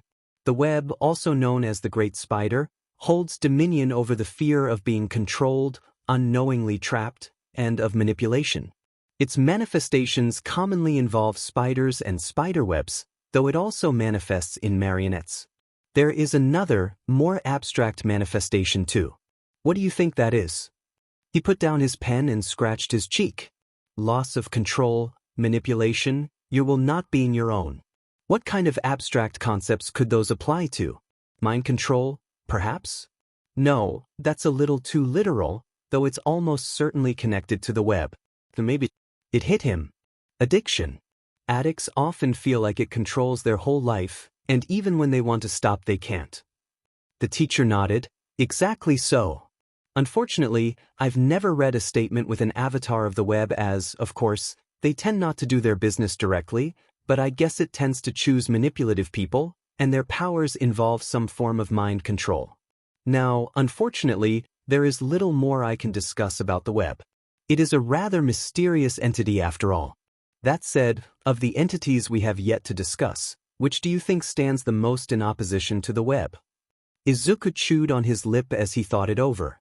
The spiral was likely closely aligned with the web, while the flesh didn't seem to have anything to do with it at all. Perhaps the end? After all, the best laid manipulations and schemes meant nothing when compared to the inevitability of death. Though maybe there was something that fit the role better? See, could it be the desolation? I mean, manipulation is all well and good, but an intricate web can easily be destroyed. Correct. The mammal grinned. The desolation, also known as the lightless flame, is the fear of pain and loss, of burning and senseless, cruel destruction. Its manifestations always involve fire of some kind. It is a rather simple fear, perhaps, but no less effective even today. Often it targets people with a lot of potential, who have a lot to lose, and burns their life around them. Full realized avatars are made of melted wax, and can burn with a touch, though they can't normally produce flames themselves. Generally speaking, the avatars of the desolation want nothing more than total destruction, in contrast to the web's intricate schemes. Humming, Izuku nodded, before remembering a question he had been wondering. Oh, Nedzu-sensei? I was thinking, and well, are you aligned with any of the entities? Not that that's a problem, of course. Why, you're still trying to do good after all? The teacher tilted his head to the side and smiled softly. I am not, Midoriya-kun. The wills of the powers are rather too malicious for my tastes, and I would rather not be forced to feed off of fear. Of course, if I were, I'd likely align myself with the eye. It seems generally content to feed off of secondhand fear and, well, UA is one of the most surveilled locations in the country. He chittered a laugh and shook his head. But the answer is no, Midoriya-kun. You are the only avatar at UA, of that I am quite sure. He frowned. How can you be sure, sensei? And not that I'm questioning you or anything, it's just dash. Nedzu-sensei held up a paw, stopping Izuku in his train of thought. It's a reasonable question, Midoriya-kun. The truth is, my animal instincts allow me to, for lack of a better word, smell avatars. It's why I could tell an avatar of the eye was taking the support course exam, for example, and why I requested to go over the packets you gave us immediately. Simply put, I smelled you. Izuku blinked. What do I dash? Smell like? He nodded. In my limited experience, avatars of the eye tend to smell like old books, a little musty but not unpleasant. Desolation avatars smell, of course, like a bonfire combined with burning wax, while those of the vast carry a scent of ozone. The end's avatars smell of decomposition, so it could be a lot worse. He laughed softly and Izuku joined in. After a moment, he asked another burning question. So, if you're not an avatar, how did you learn about all this? Nedzu-sensei glanced at the clock on the wall and smiled. It's a long story, Midoriya-kun, and one for another day, I think. I've kept you for too long. Izuku sighed and nodded, packing up before saying his goodbyes and heading back to his classroom. 1H's final lesson on a Wednesday afternoon was computer tech with Majima-sensei. It was a class Izuku enjoyed for the most part, even if he wasn't the best with some of the skills. They had fortunately gone a whole lesson without a single explosion from Mei, and Izuku was getting ready to go home when Majima-sensei called out to him. Oh, Midoriya, can you stay behind for a moment? Surprised and slightly alarmed, Izuku nodded. Mei promised to wait outside, and he approached the teacher's desk, trying to fight down the fear welling up inside him. Sure, Majima-sensei hadn't done anything to him yet, but it could only be a matter of time. No, he had to fight against thoughts like that. Yue was going to be good to him, he knew it. So, he took a deep breath and stepped forwards. You wanted to see me, Majima-sensei? The man nodded. Yeah, I just wanted to check up on how you're doing. He blinked. Oh, I'm okay, sensei. Good to hear it. I know you must be a bit confused right now with all the, he waved a hand around, changes you've been going through, but we're trying to make sure you're happy and safe. You're getting along with Hatsume, right? Like the traitor it was, Izuku's face turned a light shade of red. Yes. Yes we are, sensei. Majima-sensei huffed in what was almost a laugh. Good. It'll be good for you to stay friends with her. In fact, you should probably tell her everything. He almost fell over. Everything? You mean with the everything? His teacher nodded. Yes, everything. Look, I know you feel guilty about lying to her, so you should probably tell the truth. I don't think she'll mind too much. But wouldn't it put her in danger? And that's if she even believes me. Let me talk straight with you, kid, you're not human anymore, not after whatever happened to you. Because of that, we think it's likely you might forget your humanity if you're not tied to it. So, we want to give you anchors. People who can keep you tied to humanity, so you don't forget it. Do you see where I'm going with this, Midoriya? Izuku nodded shakily, and Majima-sensei sighed. We just want what's best for you. We want you to be happy and safe, but it's your decision at the end of the day. It doesn't have to be Hatsume, but you need someone your age to hang on to, okay? Another nod, and the man nodded back. Right then, that's all. Good work today, by the way. See you tomorrow, Midoriya. Bowing, he swiftly left, meeting up with Mei to walk to the station as his head swirled. Anchors, huh? The next Friday brought him once again to Nedzu-sensei's office. As usual, he sat across from the teacher, the large desk standing between them. After they had dealt with the pleasantries, the chimera started with a question. Well, Midoriya-kun, have you given any thought to where you would like to be for the sports festival? He'd already figured it out, so he nodded.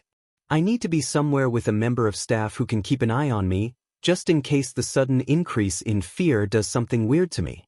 I should also probably be stationary, just in case I faint. So that leaves 3 places: the nurse's office with recovery girl, the announcer's box with present mic, or the teacher's box with the rest of the staff. In the nurse's office I'd be out of the way, but recovery girl would probably be too busy to keep an eye on me, plus I'd probably get in the way. He chuckled and scratched the back of his head. The announcer's box sounds fun, but if I accidentally know something and let it slip out, it could be broadcast across the stadium. So, I think the best option for me is the teacher's box. There would be plenty of members of staff there to keep an eye on me, and I wouldn't be anywhere close to the center of attention. He laughed weakly, but the teacher across from him just grinned. Very well, Midoriya-kun, then that is where you will be. Now, on to the usual entity education. Today, I have decided to teach you about the slaughter. Izuku nodded, notebook already open on the desk and pen in hand. Simply put, the slaughter is the fear of random, unmotivated violence, of not knowing where pain will come from or when, or what form it will take, but knowing that it will come. It has strong ties with war, naturally, as well as an interesting connection to music, especially instruments such as bagpipes and flutes. Essentially, it is the fear of violence itself, and war, though many avatars and manifestations can and do exist in peacetime as well. After all, there will always be violence and people who are afraid of it. Izuku scribbled down his final sentence before looking up, confused at how short the explanation was. Nedzu-sensei picked up on this and smiled. There isn't much more to discuss about the slaughter, in honesty. It's a rather straightforward fear. But don't worry, I have a plan for the remainder of the lesson. I want to ensure you can keep your powers under control, so we're going to be practicing with them, just a little. How have you been doing with knowing? He nodded. Okay, I think. I can mostly control how much information I get, but not always what kind of information it is. The teacher nodded, kindly. Very well, and how about compulsion? Izuku frowned slightly, and the chimera continued. It is the ability that, when you ask a question, others are forced to answer truthfully, even when they wouldn't otherwise answer. Izuku hummed, I don't think I've been using that, sensei. Nedzu-sensei chuckled. I can assure you you have. On me, to be exact. Don't worry, it wasn't painful, as it was all information I would willingly give, but that does tell me what we need to be working on. Now, shall we begin? He nodded eagerly, and the lesson began. The day before the sports festival, Izuku was asked to see Nedzu-sensei for a special lesson during his maths class. So, once Ryutsutsu-sensei gave him the all-clear, he hurried out of the classroom and headed towards the principal's office, arriving there in good time.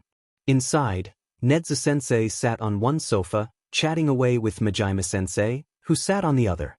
Between them, the tape recorder lay on the table, inactive at that moment. The two teachers turned to him when he entered, and the principal gave him a wide smile. Midoriya-kun, please, come and take a seat. How are you feeling? He gave a tight smile as he sat next to the mammal. I'm fine, Nedzu-sensei. No one in the room believed it. Truthfully, he'd been feeling a little weak lately, unfocused and shaky, but he couldn't just say that. He didn't want to burden anyone with his problems, after all. Still, his teachers pretended to believe him, and the chimera nodded. Well, Midoriya-kun, today I wanted you to take your first statement, to make sure you're at your peak before the sports festival, hopefully to lessen any effects the rush of fear may bring you. To that end, I've brought Majima in to give you his statement. I must confess, I am rather curious about it myself.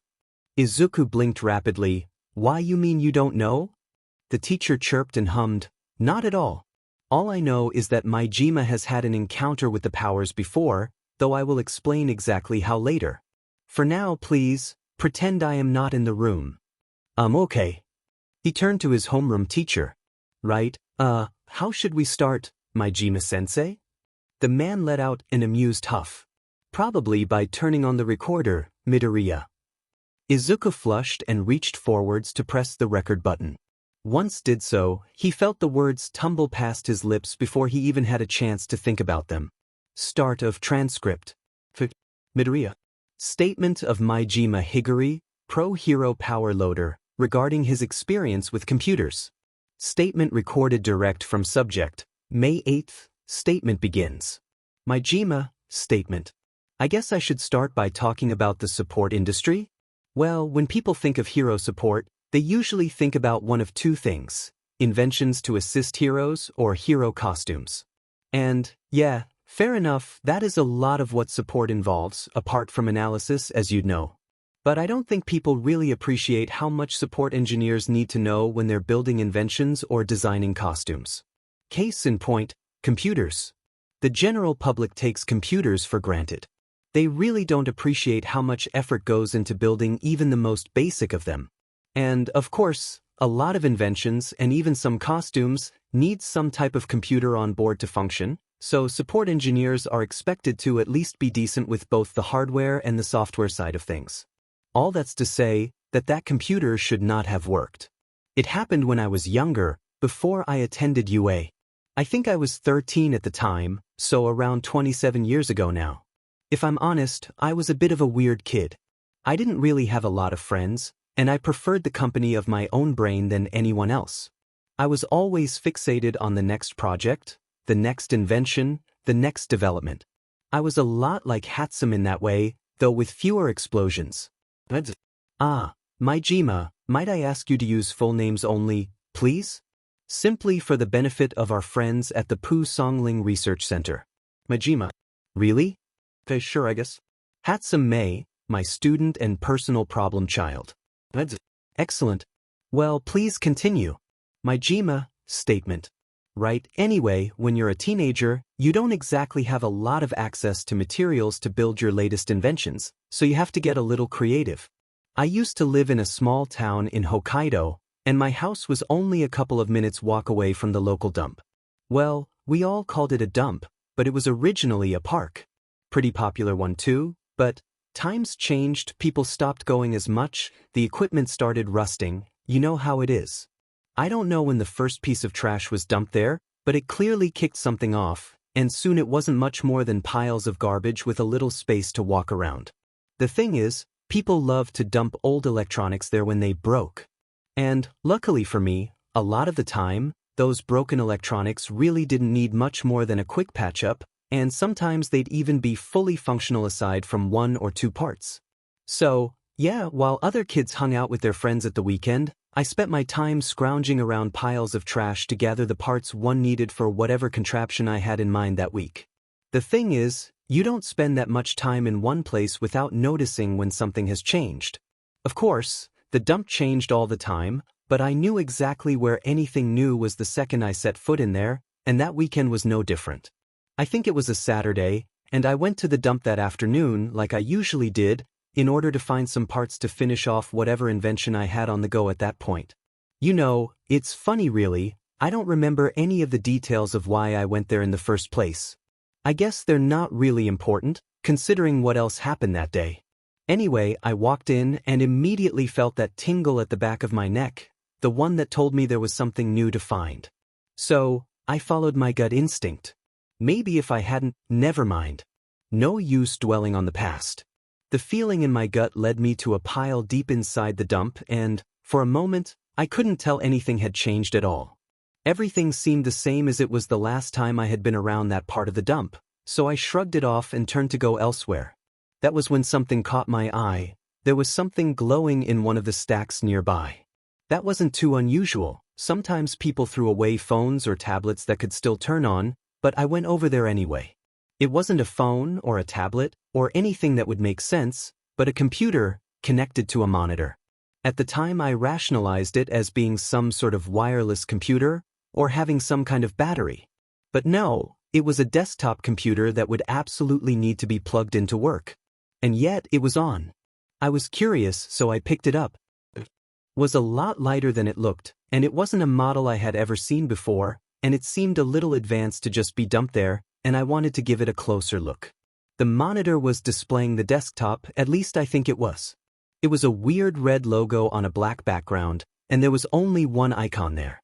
I didn't have a mouse, of course, but the cursor moved on its own, and I watched with more curiosity than fear as it swept across the screen and clicked on the icon. Suddenly, the screen turned black, and I thought it had finally died until a face appeared on the screen. It was all green, sure, but it was recognizably a human face. Except the eyes. The eyes held no emotion at all, they just simply stared. They were weird. Not weird like your eyes, no offense. Midoriya. None taken, sensei. Majima, statement. But they were weird, like they saw everything in front of the screen. They had an intelligence behind them, but it was an intelligence I've never seen before. It was completely alien to anything I'd ever seen. By that point, I was starting to get a little scared, but I just couldn't seem to put the monitor down as the face drifted around the screen.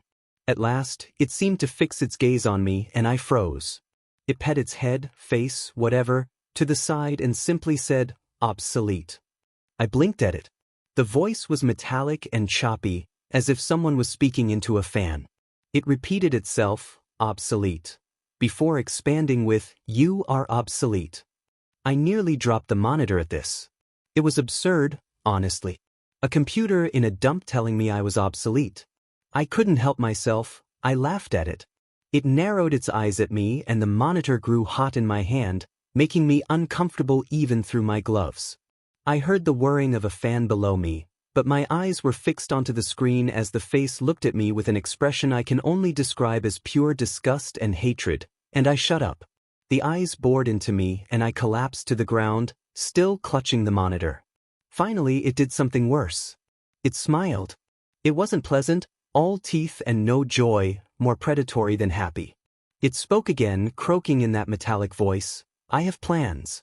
You are obsolete." With that, the monitor grew even hotter, and I was forced to drop it.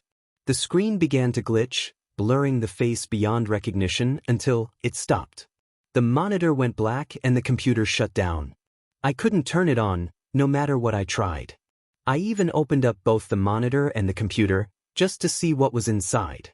They were both empty of any kind of electronics, and neither had a speaker. I ran home soon after that, trying to forget about my experience. And yet, I couldn't stop thinking about it. When I became a hero, I told my therapist about it, and that got me signed into the Article 5 Acts, but it didn't help much. A lot of my students have asked me why I try to treat my creations with respect. After all, they're just machines, right? Soulless automatons? But I know the truth. I know what it looks like when a computer can hate. And I hope I never see it again. Midoriya. Oh, statement ends. How are you feeling, Majima-sensei? Majima. Relieved enough, I think. Thanks, kid. Nedzu. More importantly, how are you, Midoriya-kun? Midoriya. I feel really good, actually. Like I've just eaten a 3-course meal and had a full night's sleep. Is that bad? Nedzu. Not at all, Midoriya-kun. Indeed, it is exactly what I expected. Majima. You may go now, Midoriya-kun, and I shall finish the rest ourselves. Majima. If you're sure. Recording paused. Recording resumed. Nedzu. Very well, Midoriya-kun, shall we discuss now? Midoriya. Nedzu-sensei? Why do we need the tape recorder on for this? Not that I'm questioning you or anything. Nedzu. It's a valid question, Midoriya-kun. I simply believe it would be helpful to get our thoughts on recording, for posterity's sake. Midoriya. Go ahead. Nedzu. Now, Midoriya-kun, what were your thoughts on Majima's statement? Midoriya. It seems to pretty clearly be an example of the extinction, right?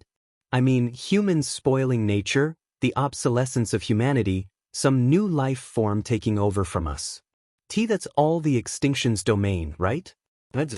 It would seem so, Midoriya-kun. I'm inclined to agree with you, certainly, it doesn't seem to match any other of the powers. Midoriya. So this computer face AI thing, is it still out there? Nedzu. I've not heard of anything like it so far, but I believe it could be possible. I'll see if anyone at the center has any similar statements. Or, perhaps, you will see for yourself. Midoriya. Nedzu-sensei? Nedzu. But that is a discussion for later. Now, though, I believe our discussion of this statement is over. Any final words for the record? Midoriya. I don't think so, sensei. Nedzu. Very well. Then I believe our session for the day is over. I look forward to hearing your insights at the sports festival tomorrow. Midoriya. I'm excited to see it. Nedzu. Good. Well, with that said, I will make sure to clean up the transcript and send it and the tape back to the center for safekeeping. Until tomorrow, Midoriya-kun. End of transcript. Izuku fidgeted in his seat, trying to get into a comfortable position. It was still fairly early on the morning of the sports festival, and the stands were just beginning to fill up with heroes and members of the public alike, all eager to see the country's best and brightest fight for the top. His mind drifted towards childhood dreams of being down there as well, using his fire breath or telekinesis to prove himself as the next great hero. He shook his head, brushing any remnants of his former dream aside. He couldn't be a hero. For more reasons than one now. The teacher's box was still rather empty, containing only him and a few of the second and third year teachers such as Snipe. The first year teachers were probably with their classes at that moment, and Nedzu sensei had some last-minute business to attend to. Izuku leaned back in his seat, pen and unopened notebook resting in his lap as he allowed himself to relax just a little.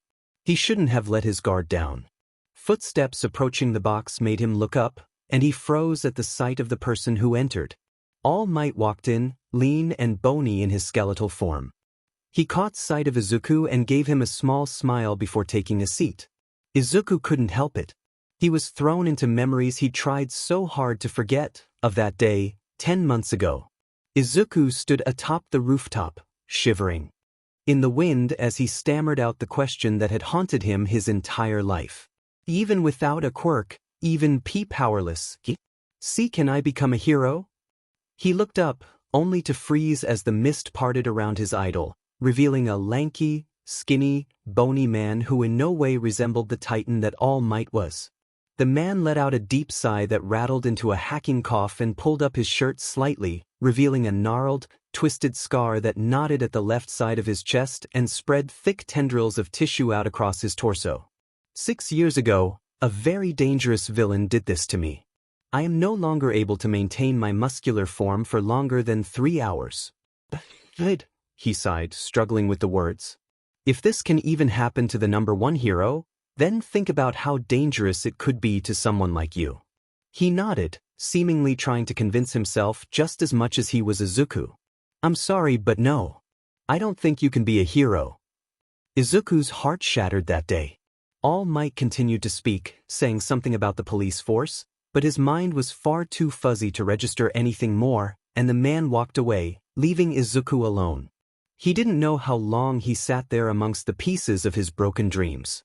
That entire day had been one terrible thing after another, from someone at school's advice, who was it again, to almost dying to that sludge villain, and finally to that rooftop, the shards of his heart cutting into his chest. Well, it all seemed to be pointing to one conclusion. Izuku didn't remember how it happened exactly, only flashes. Standing up, leaning over the ledge, the wind rushing past his ears. The next thing he knew, he was lying on the ground, pain shooting through his body. And then nothing. And then he woke up in a bed, the stench of antiseptic and the rhythmic beep of the heart monitor telling him where he was. All that time in hospital, in therapy, changing to online learning, the only thought that stuck in his head was All Might's words. He couldn't be a hero. Quirkless people couldn't be heroes. And now, whatever monster Izuku has become, they couldn't be heroes either. Movement beside him jolted Izuku from the terrible daydream, and his eyes shot upwards, meeting the concerned gaze of the principal. Are you all right, Midoriya-kun? You seemed quite lost in thought for a moment. Izuku nodded wordlessly, blinking as he glanced around the stadium. The stands were fuller now, and the crowd was starting to get restless. It was likely the events were going to begin at any moment. He opened his notebook in anticipation, forcing down the lingering nightmares of his past as he attempted to return to some semblance of normalcy. All at once, President Mick's voice echoed around the stadium, and the crowd roared. Hello heroes, civilians and media vultures. Welcome to UA's first-year sports festival. Are you all ready? The crowd's cheer was deafening, and Izuku hunched into himself slightly. All right, that's what I like to hear. Without further ado, let's get our classes on the field. As President Mike began to introduce the first years of UA, Izuku felt the first tingles of something in his gut. Some sort of power, maybe, or just the feeling of fullness. Class 1A walked onto the field, heads held high, and the feeling grew, like a small spark was igniting in his stomach. The arrival of 1B fanned those flames, a fire now burning in his torso. And then the general education classes were called, and Izuku's mind exploded. Images flickered through his mind, too fast for him to note any details beyond a blur of blues and whites and yellows and greens and reds. At times his vision seemed like he was viewing through a lens, at others it was rimmed by frames. His head was splitting open, but he did not notice the pain, nor did he hear the quiet panic of the teachers around him. He did not feel the cold concrete floor beneath him, or the gentle pause on his face as he convulsed, his mouth wrenched open in a silent scream. Every muscle in his body contracted at once, and his vision was overtaken by a sea of black. Izuku fell into a dreamless slumber. Izuku's second time waking up in Recovery Girl's office was far less serene than his first. He jolted with a start, frantically scrabbling against the soft bedsheets in a blind panic as comprehension eluded him. A softness against his hands caused him to whip his head around, coming face to face with his teacher. Nedzu-sensei's brow was furrowed in an approximation of a frown, and he spoke in a low, calm voice. "It's okay, Midoriya-kun. You're safe." His shaky breathing settled into something approaching normalcy, and he nodded slightly. The principal clicked his tongue, beady eyes unreadable. "How do you feel?" He cleared his throat. "Thirsty," he croaked, voice hoarse and mouth bone dry. Nedzu-sensei nodded and passed him a cup of water, which he drank greedily, all sense of decorum thrown out of the window. The Chimera watched him drain the cup, pause tented as they sat in silence for a moment, before he spoke. "Midoriya-kun, would you mind explaining what, exactly, happened? From our point of view, the general education students walked onto the field, and you simply collapsed to the floor, convulsing, before finally laying still a moment later." Izuku frowned and tried to sort through his memories. It hurt his head to think about, but he wanted to know just as much as the teacher did. He filtered through the blur of colors, and gave his uncertain answer. "I saw everything." The mammal pet his head to the side. "Everything?" He frowned, frustrated. "I think I could see out of other people's eyes? And the school's security cameras, too. I could see everything and I think it overwhelmed me." Nedzu-sensei hummed. "I see. That amount of information in a singular moment, well, it's no wonder you collapsed. Though, I must ask you not to use your new power for the time being, until we can work out a way to help you control it." At his nod, he stood. "Very well, Midoriya-kun. I shall leave you here to rest." Izuku tried to sit up, but his headache forced him back down. But what about the rest of the festival? I have to see Mei and Dash." The teacher held up a paw and leveled him with an even stare. "Midoriya-kun, you are barely able to sit up in bed. The only thing you can do now is rest. I'm sure you're still feeling quite tired." Not that he was going to admit it.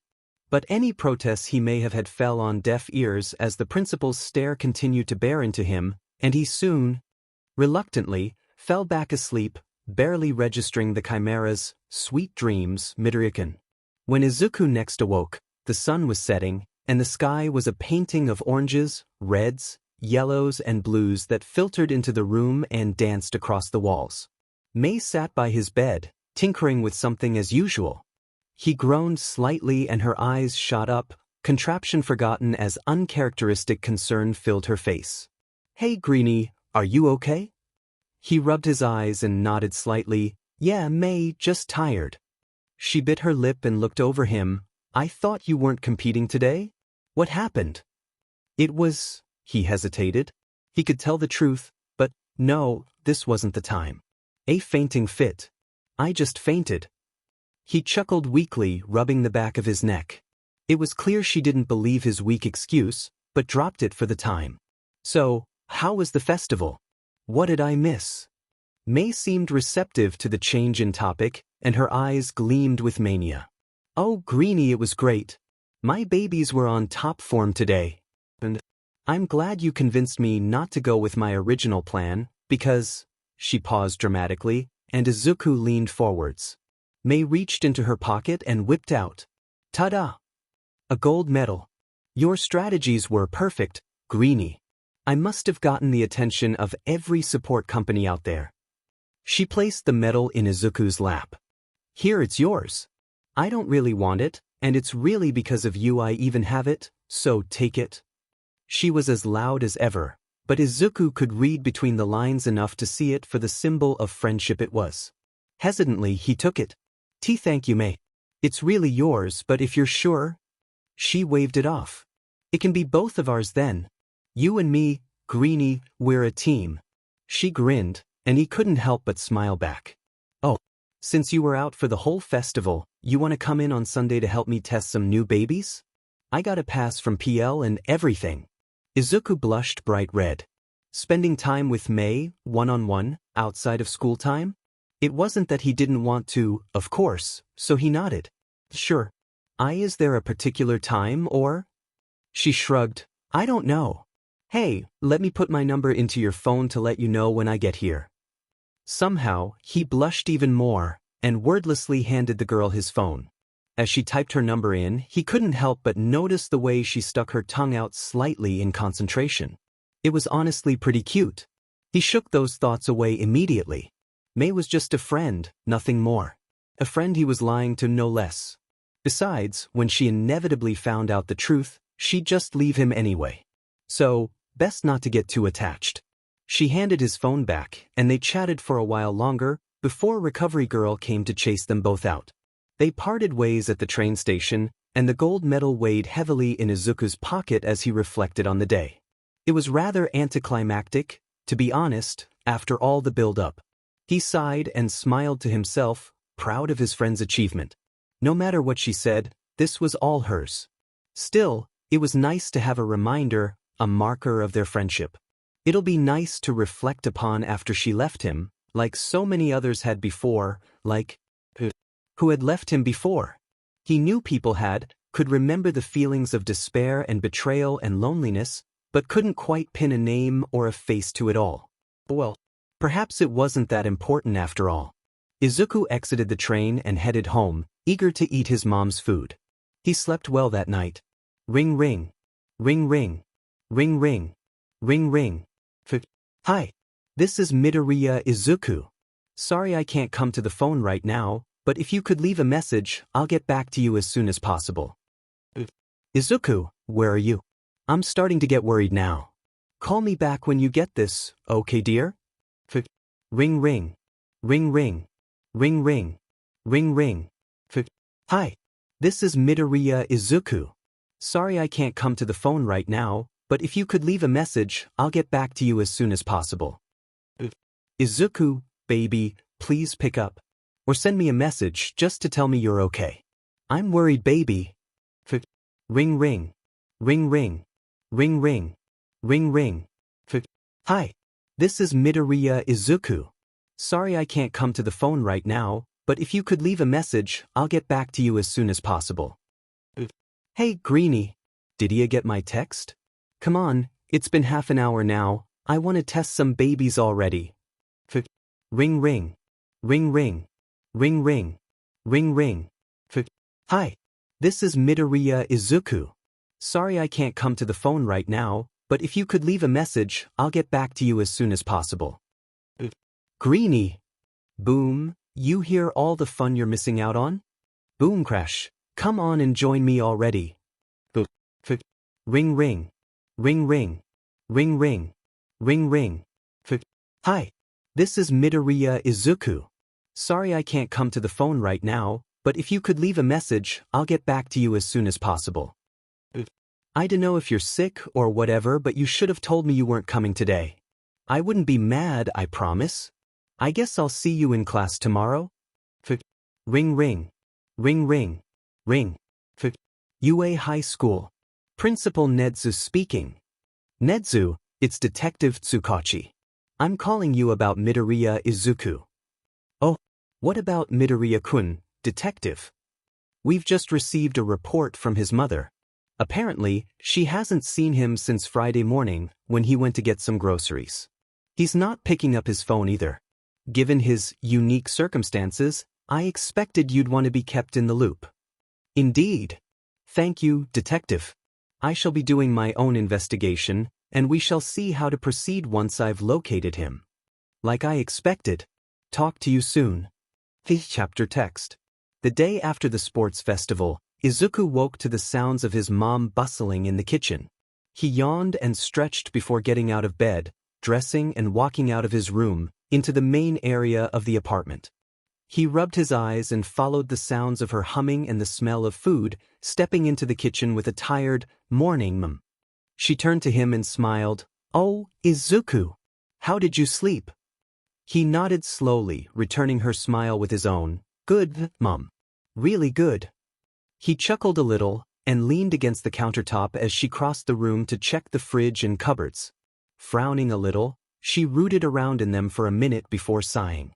"Oh dear, I think we've run out of milk and eggs." She worried her lip between her teeth and wrung her hands, lost a little in thought. Izuku jumped at the occasion. "Oh, I can go down to the store to pick some up." She furrowed her brow. "Are you sure, dear? You've only just woken up after all." He shook his head and smiled at her. "It's okay, Mom. I want to get out anyway." She hummed. "Very well, dear, let me just get my purse." He stepped aside as she left the room, heading over to the table by the couch and pulling out some money. She handed it to him and he pocketed it, along with his phone, before pulling on his shoes. "I'll just be 5 minutes, Mom," he called out and left, heading towards the nearby store. Around 2 minutes later, he was walking by an alleyway when a sudden warning forced its way into his mind. He doubled over in pain, clutching his head, and was unable to move as someone barreled into him, sending them both tumbling to the ground with a grunt. His momentary agony past, Izuku slowly opened his eyes, staring up at the person who had run into him. Bakugo Katsuki was kneeling above him, sky-blue eyes sparkling with concern and another, unreadable emotion. He offered Izuku a hand up, which he gladly took. "Sorry, didn't see you there, Midori. You okay?" He waved the other boy's concern off as he rubbed the back of his head. "It's okay, Bakugo-kun. I just had a bit of a headache." Bakugo-kun hummed lightly, twisting a strand of long orange hair nervously. "Well, still. Anyway, you're just in time. I found something amazing, you gotta see it." Actually, I have to dash," he began to protest, but the other boy insisted. "It'll only take a minute, Midori, don't worry." He nodded reluctantly, and Bakugo-kun beamed at him, before grabbing his wrist and dragging him into the alley. Izuku was a little confused, but he trusted the other boy enough to follow nevertheless. He was led to a closed dumpster, and they stood in front of it. "It's in here, Midori. Take a look." Izuku was hesitant, but the boy's grin was enough to convince him, and he placed his hands on the lid before pushing it up. The sound of creaking metal filled the alleyway. Izuku stood on his tiptoes to look inside. An empty dumpster was the last thing he saw before he felt a blunt pain at the back of his head, and the world went dark. The next Monday, Mei sat in 1HS workshop, angrily fiddling with a new baby she'd come up with the day before, when he had decided to skip out on her. Oh, he was going to get a piece of her mind, that's for sure. She sighed and tossed the pieces down onto the workbench, running her hands through her hair. She thought he was like her. He was anxious, shy, didn't seem to have too many friends, but he was kind to her. He always made sure she ate, and was always willing mostly to help her test things out. For once in her life, she actually liked another person more than she did some of her babies. She'd never had friends, really. She didn't really understand how people worked, not like she did machines. Other people weren't exactly inclined to hang around her either. They were usually put off by her energy and propensity for explosions. She was always the outsider, the weirdo, the one that didn't fit in. She hadn't expected UA to be any different, and that was fine. She could just spend the 3 years in the workshop before Hatsume Mei Industries exploded onto the scene. And yet she had let down her defenses. She had seen something in the green boy, some intelligence that she was drawn to. She liked his awkward manner and his shyness, she liked his brains, but most of all, she liked the way he was always willing to help, even if he seemed nervous about it. She'd allowed herself to look forward to their testing on Sunday. She was looking forward to spending more time with him, maybe even more than she did testing her babies. It was a close thing, to be sure. And, yeah, she understood that sometimes things happen and people get busy. But he didn't even send her a text? Just something to say that something had come up? That burned. Maybe it wasn't betrayal, but it definitely felt like it. When she saw him that day, she'd give him a piece of her mind, that was for sure. He'd better have a good reason for ghosting her. Minutes passed, the room filled up, and yet there was no sign of him anywhere. He wasn't always the earliest person in the world. Mei practically lived in the workshop, after all, but he was never usually late. Still, Mei was patient when she wanted to be. She could wait. And yet, homeroom arrived and he wasn't there. PL seemed anxious, something that was unusual for the usually exhausted man. He was wired and jittery, and that only served to heighten Mei's confusion. All through workshop, too, she caught him staring at the empty bench beside her more than once. The day flew by with neither hide nor hair seen from Greeny Izuku Midoriya, and Mei started to worry, even despite her anger. Perhaps PL's anxiety was rubbing off on her? Just what had happened to him? Consciousness came to Izuku slowly, but the pounding headache began immediately. He groaned softly as he scrunched his eyes, trying to shake the blurriness from them. He eventually managed to pry them open just enough to make out a blurry form in front of him.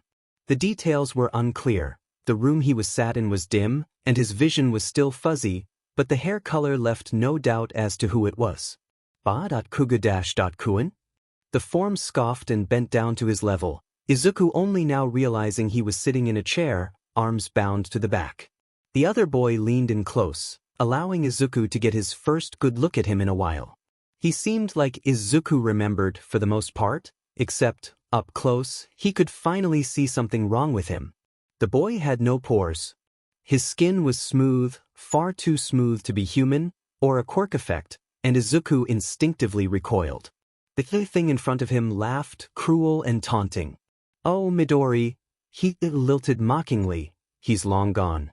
I'm surprised your patron didn't inform you earlier, though I suppose it's always been a bit of an idiot, so easy to distract, and so content to let you fumble around in the dark. It didn't even see this plan forming." It hummed and tapped its chin. Well, I suppose it did see it, but knowing and understanding are two very different things. By the time it could see everything, it was already too late. Izuku shook his head and stared up at it. "Bakugan, please. If you're in there, dash." He was cut off by another sharp bark of a laugh. "If he's in there? Oh, please, don't tell me. You still believe in that sheet." It pushed its face closer to him, and he could no longer shuffle backwards. "If you really think this is a fairy tale, where villains can be won over by the power of friendship, then you clearly haven't been paying attention." It bent up, a motion far too smooth to be human, and began pacing around Izuku's chair. "I suppose you must have some idea of what's going on?" He thought it over, the pulsing pain in his head making it difficult to think. The answer soon came to him, though whether it was given to him, he couldn't say. "You part of the stranger. An avatar, or something." It hummed, "Or something is what I would choose, personally. A manifestation, if you will." The pieces clicked into place. "Why, you're not Bakugu-kun, you're the not them." "Not Bakugu." "Not Bakugu," clapped, mocking, and a vicious grin spread across its too smooth face. He put on a faux American accent and spun around to an imaginary audience. "Ding ding ding. We have a winner, folks," it announced, voice echoing in a way that told Izuku the room was larger than it appeared. It dropped the accent, turning back to him with a voice dripping with malice. "Now, how about we see what he's won?" Footsteps echoed out from behind him, and he strained himself to try and find the source. He heard the familiar click of a tape recorder and the hiss of a tape, before a crackling voice sent daggers of ice racing down his spine. "Well, little watcher, it is a pleasure to finally meet you." Despite nearing his 48th hour without sleep, Nedzu was wide awake, due in no small part to the countless cups of tea he had downed in that time. His usually silky fur was untamed and his clothes disheveled, though he made himself a little presentable before meeting with the three men now before him. Aizawa seemed as exhausted as ever, though there was a question in his eyes, wondering why Nedzu had called them there. Ishiyama wore his confusion more openly, while Mainma simply hung his head, already aware of the reason for the meeting. "I'll be straightforward with you all. Last Friday morning, Midoriya Izuku left his apartment to buy groceries. He has not been seen since." Aizawa and Ishiyama's eyes widened, and Maijima placed his head in his hands. I received this news from Detective Tsukachi on Sunday evening, and have been working to locate Midoriya since. I have managed to do so, and Tsukachi and I are gathering heroes to help rescue him. I would like to extend the offer to you three. Aizawa narrowed his eyes at him. I'm guessing there's something you haven't mentioned, if Midoriya's involved. He nodded. Indeed there is, Aizawa. I shall go into more detail when we have the team ready, but it is my belief that Midoriya has been kidnapped by agents of one of the entities. Specifically, it is likely he has been taken by agents of the stranger. There are a few reasons why such beings would want an avatar of the eye, assuming it is at least somewhat targeted, and none of them are good. He hummed, wondering just how much to reveal. In the worst-case scenario, it is likely that everyone present will have to be able to use reason and logic to complete the mission, without relying on their senses. You three are the most rational members of staff at UA, and I have confidence in your abilities. I'm in. Maijima looked up, steel in his eyes. As expected. I wouldn't have expected otherwise. He chirped and turned to the other men. Ishiyama gave a deep sigh before nodding. There is a child in danger. As I see it, it is our duty as teachers and heroes to ensure his safety. Of course I'll join. He nodded and looked at Aizawa, who seemed to gain 10 years as he gave a short nod. Nedzu smiled grimly. Very well then, gentlemen. I will contact you with the details soon. The meeting over, they filed out of his office, and he sighed as he ran a paw over his head. He knew Midoriya was alive, of course. He was a fully realized avatar. There was little they could do, unless they had a hunter on their side, or several years to waste by slowly starving him of fear. That said, it didn't mean he was safe. There was plenty they could do to hurt him, and if the worst-case scenario happened, then all they could do was hope to find him in time. Izuku stared at the man in front of him. His close-cropped black hair was slicked back, and he wore a rather ordinary black suit, with a checkered dress shirt and black tie. His eyes were dark and glinted like glass in the light. His skin had a plastic sheen to it, but that wasn't the most unusual aspect of him. No, that honor would go to the wide grin that threatened to split his face in two. I find it ironic, really, that we are the ones who have been watching you. Even as he spoke, his teeth never unclenched, fixed in a rictus even as his lips moved, just a second out of sync with his speech. His voice was bookended by the clicks of a tape recorder, the hissing of a tape its accompaniment, and it sounded tinny, as if someone had pre-recorded his lines and were now playing them back. Though, I suppose we did lose you for a while there. It was luck, really, that we managed to find you again. But now our plans reach their conclusion. He spoke calmly, serenely, a contrast to the not Bakugu's smug lilt. Izuku gulped, trying to put on a brave face, and tried to tap into his powers. W-. The man slapped a hand over his mouth and tooted. Now, little watcher. I wouldn't try anything funny if I were you. Besides, you'll likely need to conserve your strength. I'm assuming you were attempting to force me to tell you what exactly my plans for you were? He nodded shakily, and the man laughed, throwing his head back a second too late to be normal. Well, what do you know? A watcher in the dark. I suppose I've seen it all now. Well, if you don't know, I won't be the one to tell you. In fact, your lack of knowledge actually benefits me. It seems our patron was stronger than we thought. The man took his hand away. Oh, I suppose I should introduce myself, not that identity holds much meaning to me. For now, you can call me Yamada Teru. Standing up to his full height, he glanced between Izuku and not Baku. Well, the clock is ticking and I have much to prepare. I'll leave you two to get acquainted. With a crackling chuckle he left, walking off into the darkness until Izuku couldn't hear his footsteps. The other thing smirked viciously, pulling a crate out of the dark and sitting on it, leaning forwards until they were nearly nose to nose. I think we have a lot to talk about, Midori? Wednesday came and went, and there was still no sign of Izuku. Sure, he could be sick, but with how weird PL had been acting recently, Mei knew there was something wrong. So, she did what she usually did when something was wrong. She plotted. After class that day, she managed to catch up to the teacher before he left. PL. She shouted, running up to him. She pointedly ignored the weary sigh he gave as he turned. Yes, Hatsume. I was just wondering if you knew where Greenie's been.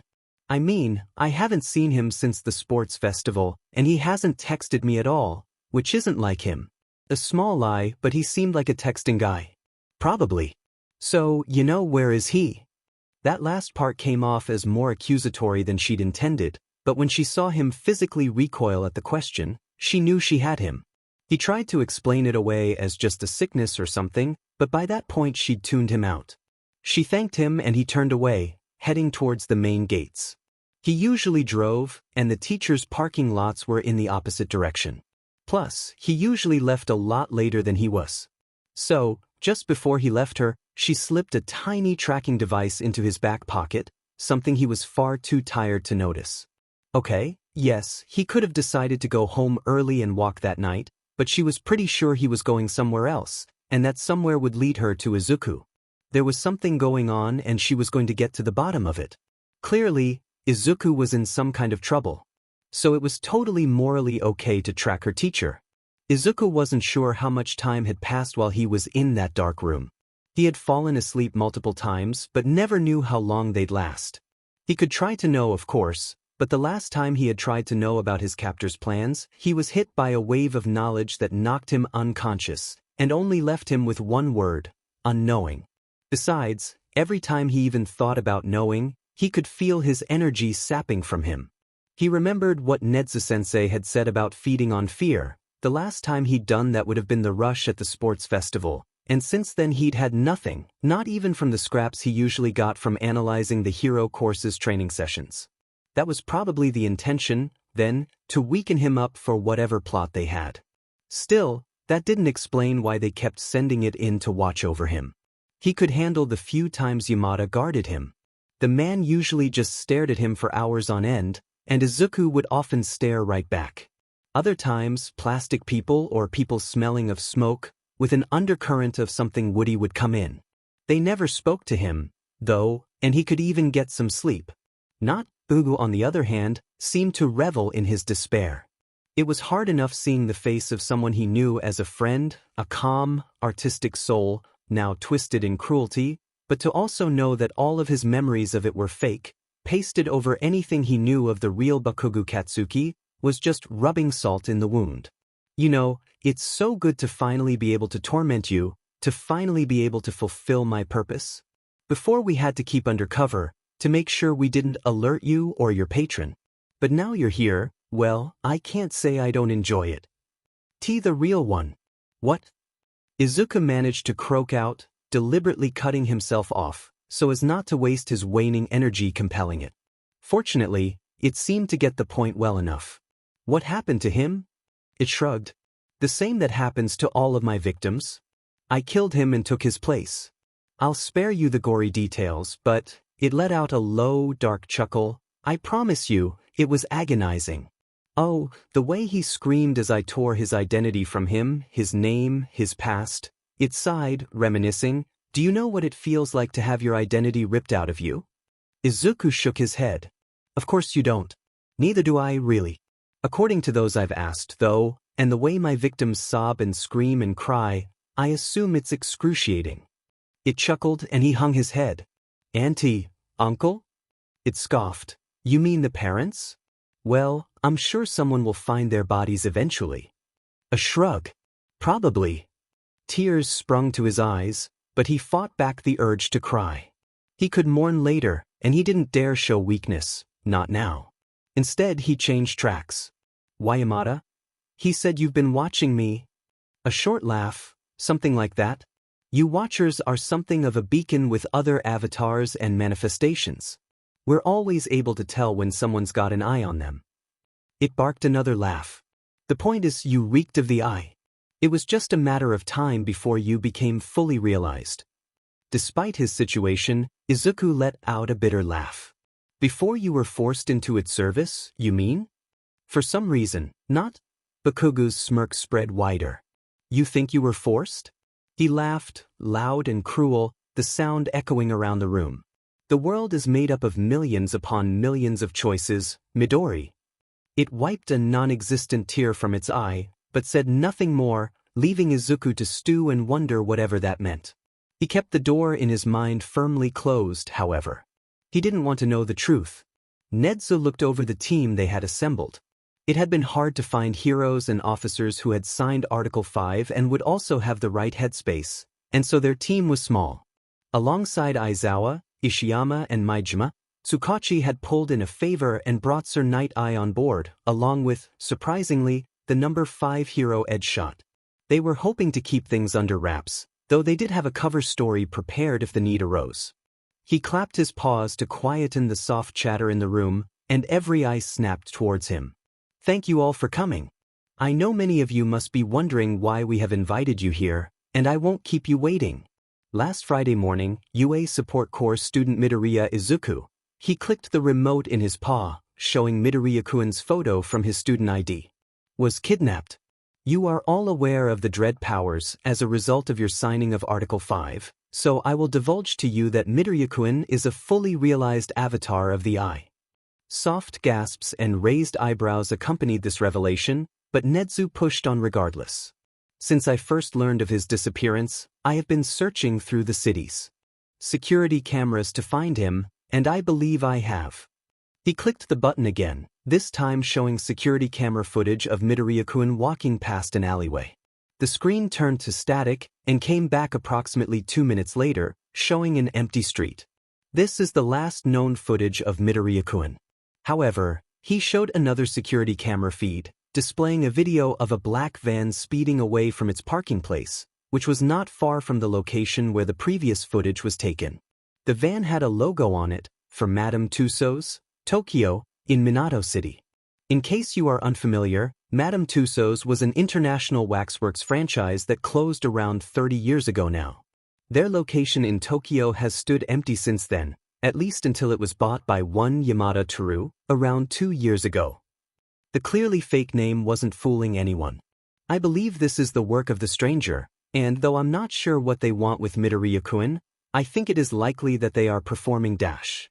Shouts erupted from down the hallway, cutting off Nedzu's talk as footsteps pounded towards their meeting room. Every hero and police officer in the room tensed, ready to face whatever threat was approaching.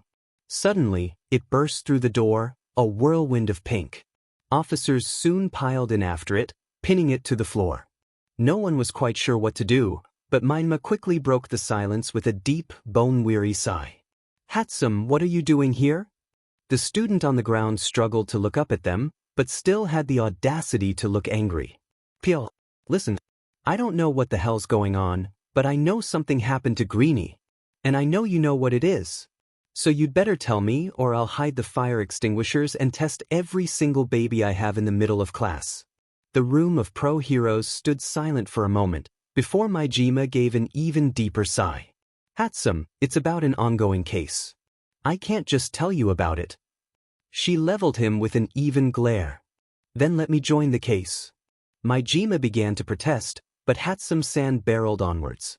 I won't get in your way, I'll stay out of danger, and I'll give you any babies you want, free of charge.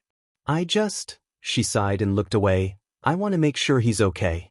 Which, the ferocity returned to her, he clearly isn't, since you're all in a police station about him.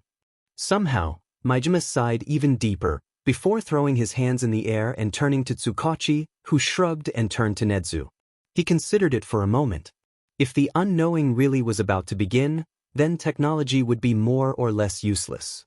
Still, the student's inventions were useful in any other situation, and he got the feeling that she'd get involved no matter how much they tried to stop her. Very well, Hatsume-san.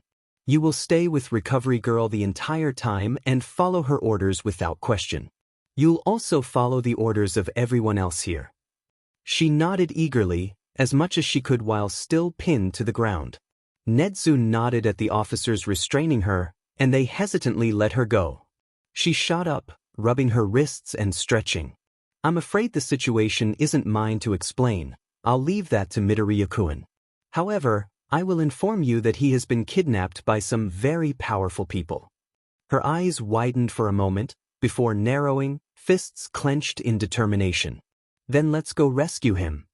On Friday evening, mere hours before the team would assemble at the Wax Museum to rescue his student, Nedzu called a meeting to discuss the worst-case scenario. I find this situation unlikely, he began, staring out at the stony faces of the heroes and officers before him, but I believe it is best to be prepared. In the worst-case scenario, the agents of the stranger may have taken Midoriya-kun to act as a component in a ritual known as the unknowing. In case you are unaware, rituals are ceremonies that agents of the powers can perform to bring their patron into our reality. Should one succeed, it will drastically change our world. The stranger's ritual is known as the unknowing. The details vary between attempts, but the effects are the same. Generally speaking, it takes the form of a performance. As it continues and gains more power, it begins to affect those not aligned with the stranger. Specifically, they will lose the ability to perform semiosis, that is, the ability to recognize signs and symbols. I have done much research into the unknowing, and both recorded times it has been performed describe a similar situation. Those affected by the ritual are unable to recognize people or objects, may misidentify them as something they aren't, and may even be unable to understand what they are at all. We can't trust our eyes then? Aizawa summarized, and Nedzu gave a short nod. Night Eye raised an eyebrow. Can it be stopped?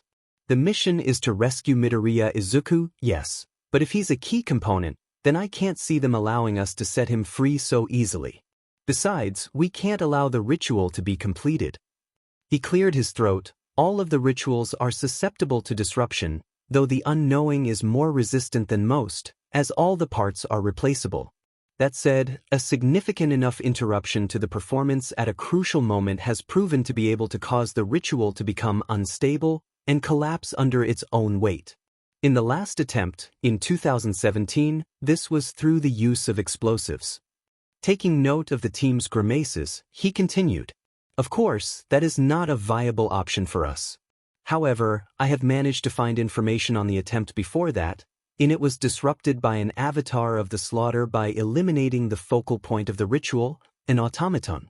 This leads me to believe that the manner of the disruption matters less than the timing, so as long as the ritual is disrupted significantly enough at a crucial moment, we needn't worry too much about the how. That said, our priority is still Midoriya-kun. We don't know when or if the stranger's agents will perform the unknowing, but we do know that they have kidnapped a child, a student of UA, and I doubt they are treating him well. With time, he can recover from almost all physical wounds, but the mental scars this may leave him with will run far deeper. If they do not attempt the ritual before we arrive, or attempt it too early for us to disrupt it completely, then we will deal with that another day. As it stands, we must prioritize the rescue. The group nodded, and Ishiyama hummed softly. If we are unable to trust our eyes, how will we find our way to Midoriya-kun? Nedzu chirped. I'm glad you asked. Hatsume-sen was very eager to assist us however she could, and I asked her to design these. He held up a thick black metal band.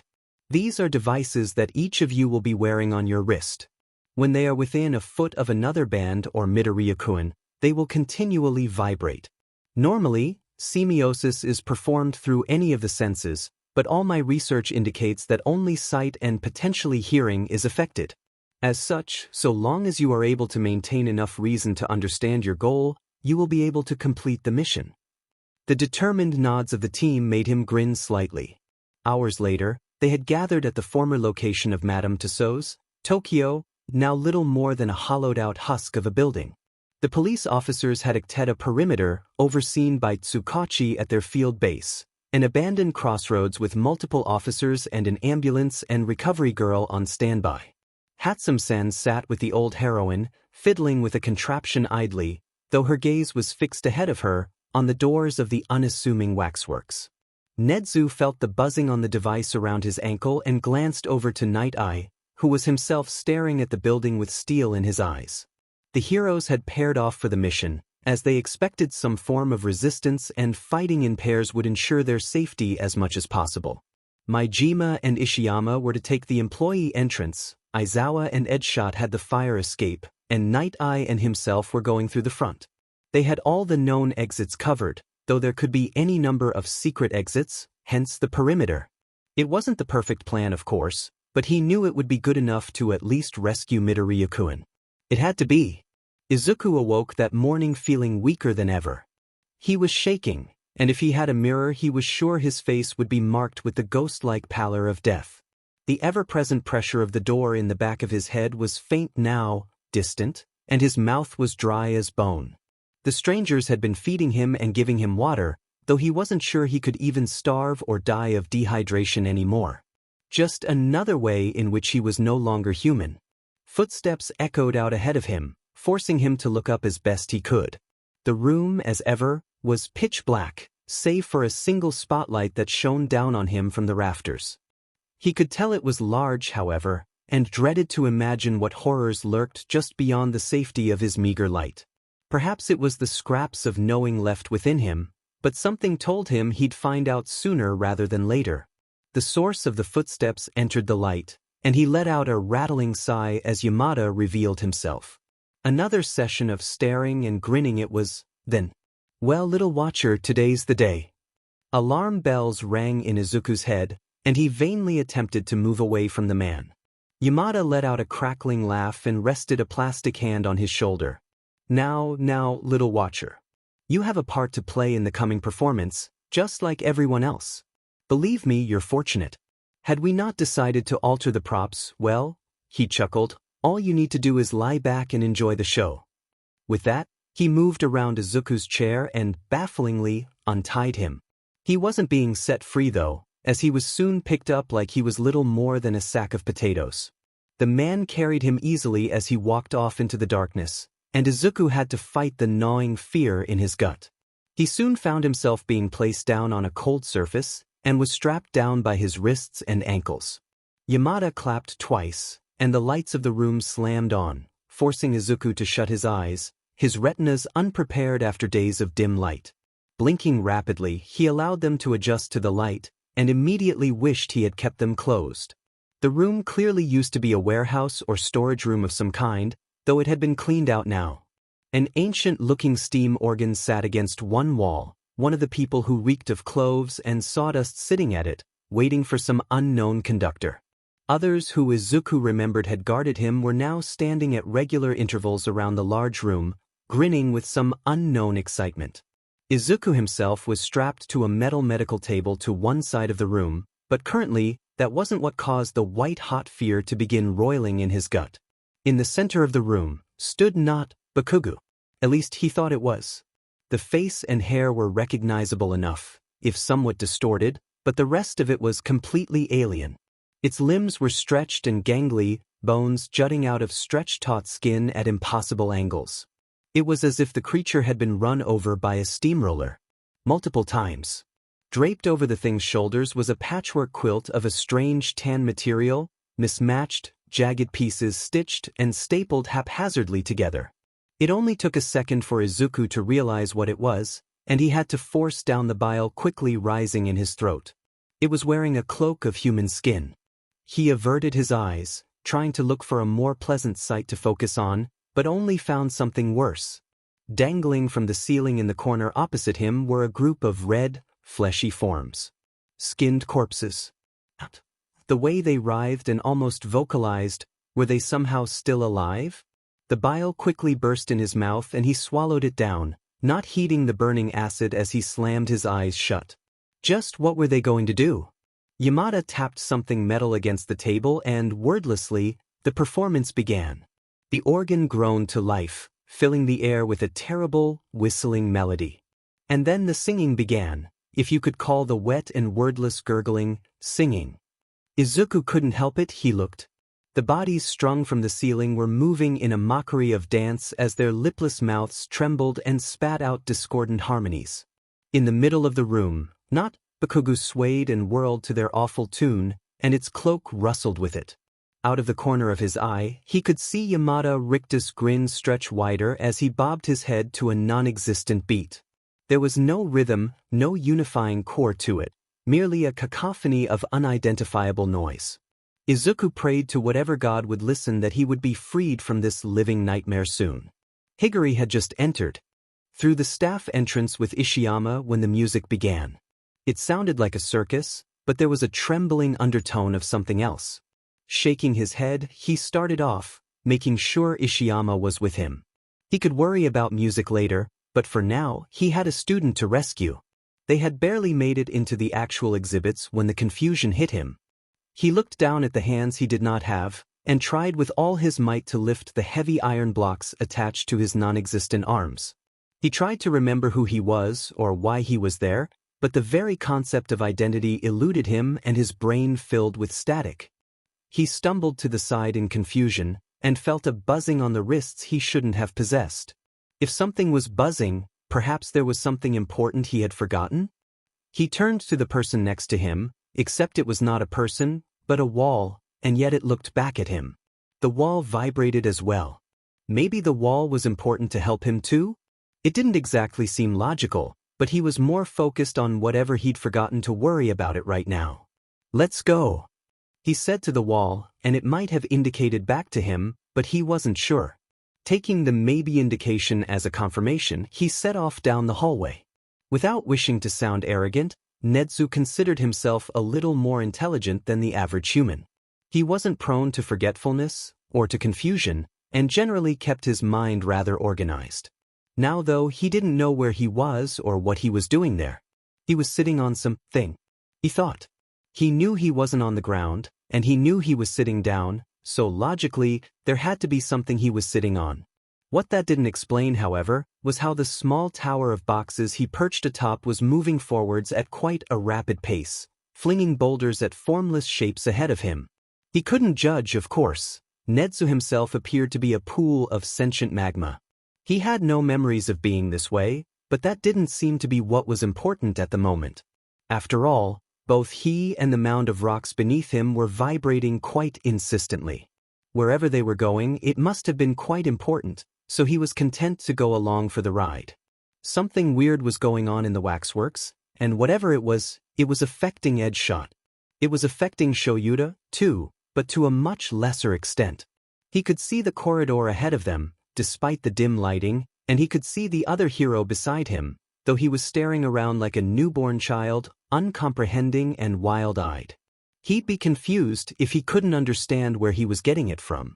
Yes, Shoyuta could see the dingy, abandoned museum, but overlaid on top of it he could also see a strange, indescribable world, one where nothing looked like anything Shoyuta had any frame of reference for.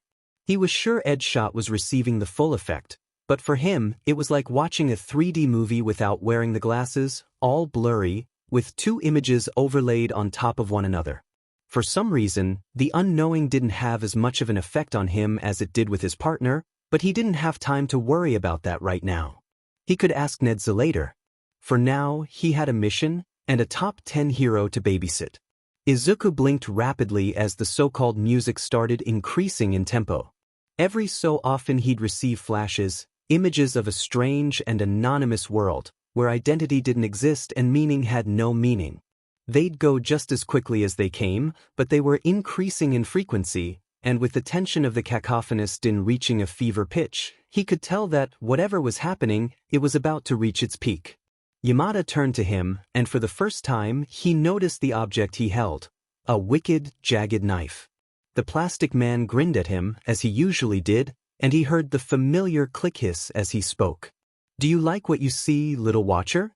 I will create a world without identity, a world of anonymity, where you can change your face as easily as your clothes. Nothing will mean anything, and we will live in a land of the blissful unknown." Somehow, the smile grew even wider, and he pointed the knife at Izuku. "And it all begins with you."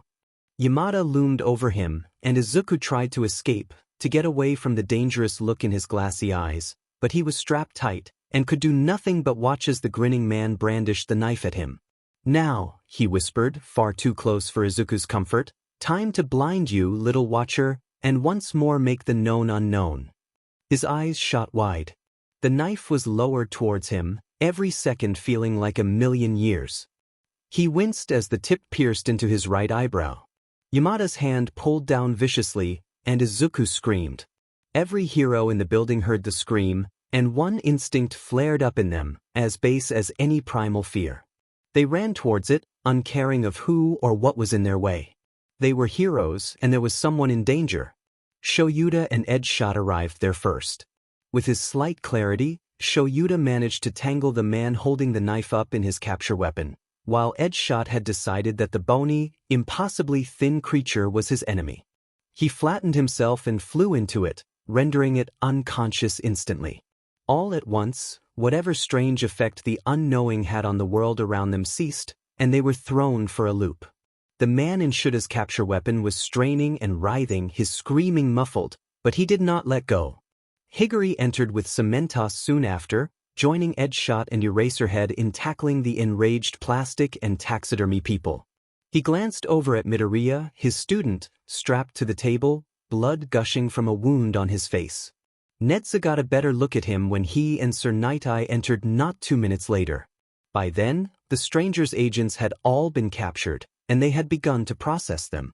Nedzu sat on Night-Eye's shoulder as the man approached his student. Together, they released the straps that bound him to the table, and Nedzu looked over him briefly. Apart from the bleeding gash over and through his right eye, he seemed unharmed for the most part. He was unnaturally pale, however, and looked painfully thin, cheeks sunken and skin stretched taut. They rushed him outside in a stretcher, Recovery Girl accompanying him in the ambulance and leaving Hatsume-san hurling question after question at an exhausted Maijima. Nedzu watched the ambulance speed away and considered the events of the day. They had won. It wasn't enough.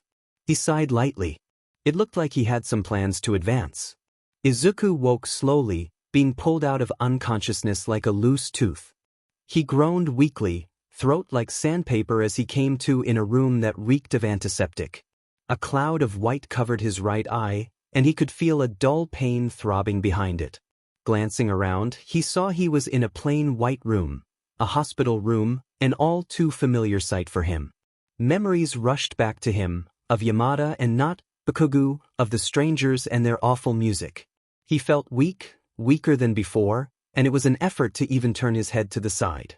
He managed, though, and noticed that he was not alone in the room. "Ah, Midoriya-kun, you're awake." He nodded slowly, stiffly, and tried to croak out any kind of speech, but all he could produce was a low, rattling breath. Nedzu-sensei gave him a small look of sympathy and picked up a glass of water, bringing it to his lips. Izuku drank greedily and quickly drained it. His voice still felt hoarse, but he managed to produce a strained W. The Chimera crossed his paws in his lap. "There will be time for a full debrief later. However, for now I can inform you that you were kidnapped by a group of beings aligned with the stranger. They intended to use you as a tool in a ritual, but we managed to rescue you before." He glanced at Izuku's covered eye. "Too much damage was done to you. Even so, you have gone a week without any form of fear at all.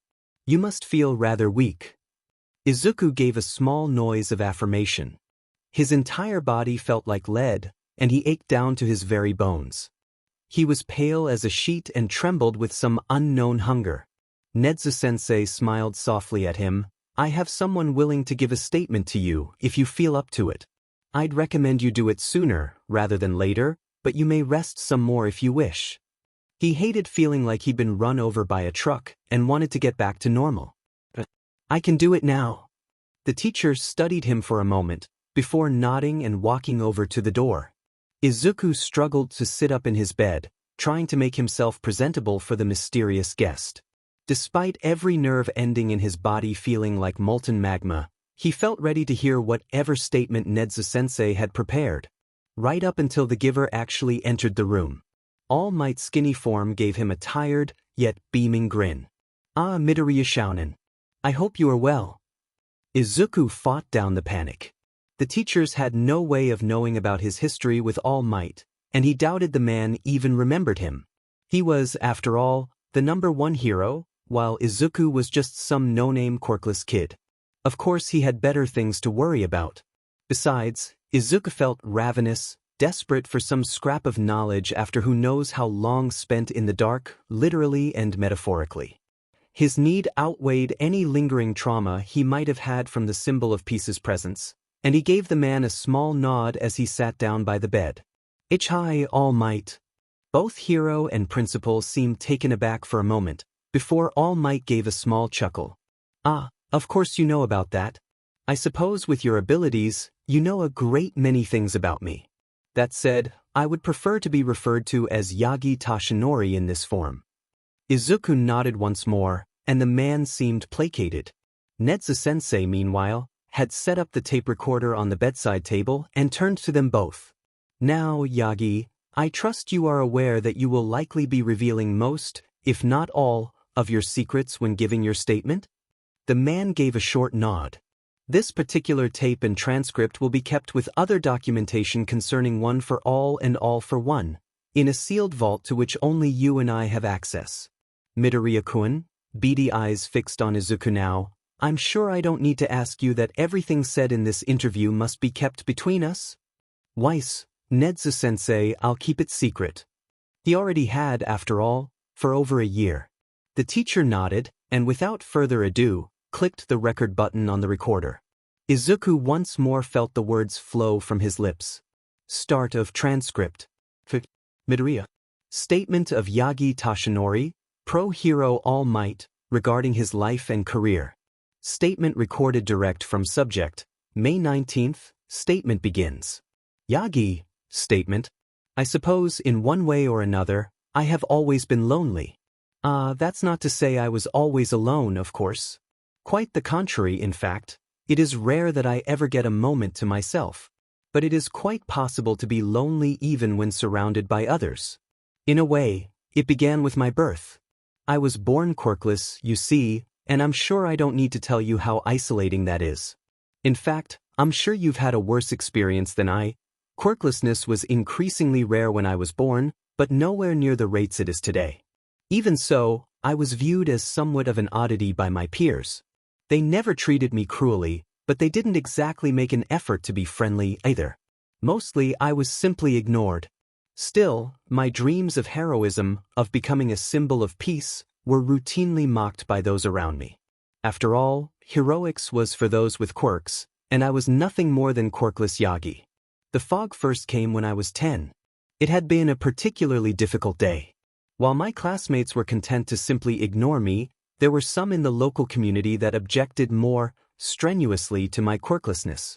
A group of older boys had decided to take it upon themselves to teach me a lesson, and I found myself running through side streets and narrow alleyways, trying desperately to shake off my pursuers. They were older, though, and I hadn't exactly been training my speed, so they were gaining ground on me rather quickly. I could hear their footsteps pounding on the concrete behind me, and I remember wishing, praying to any god that was out there, that I could just disappear. I turned a corner, and that's where it happened. The fog came out of nowhere, and it enveloped me in a cold, damp embrace. It turned the world gray, and my pounding footsteps echoed out in the quiet alleyway. I shot out onto a main road, expecting it to be full of people. It was deserted. Not a single soul stood on that road, even though it was rush hour, and should have been bustling with life. The roads that should have had traffic backed up for miles were deserted, and the city was still. Not a single sound could be heard there, save for the ones I made myself. Almost on autopilot, I wandered back through the strange, empty city towards my house. I sat on the steps outside, just to take a breather, but I must have fallen asleep. I was awoken hours later by my parents, demanding to know what I was doing. My parents. I'd love nothing more than to say that they were the only ones who believed in me, but I'm afraid that would be a lie. The truth is, they were much like my classmates. They had their lives, and I had mine. They took care of my basic needs, but we weren't close by any stretch of the imagination. No, in all honesty, my teachers were more like my parents than my real parents ever were. My mentor, Shimura Nana, she was probably one of the closest people in my life, as was her friend and my former teacher, Torino Sorahiko. And yet, our relationship was tinged somewhat by the secret we shared, Nana's quirk, One for All, and the ancient enemy that came with it. Such closeness was out of necessity as much as it was out of genuine companionship. And, of course, having to keep such a secret only served to isolate me more from those around me. The more people I had close to me, the more All for One could use against me. The second time the fog came was the day I received One for All. The day my mentor was killed. I was angry at first. Of course I was. The woman I saw as my own mother had just been slaughtered, cut down in her prime by the most evil man the world had ever seen, someone who saw it as little more than a game. It took all of Torino-sensei's will to stop me from immediately going after the BGMI myself. Instead, we moved to America to train, and once the anger had gone, it was replaced by the dull ache of grief.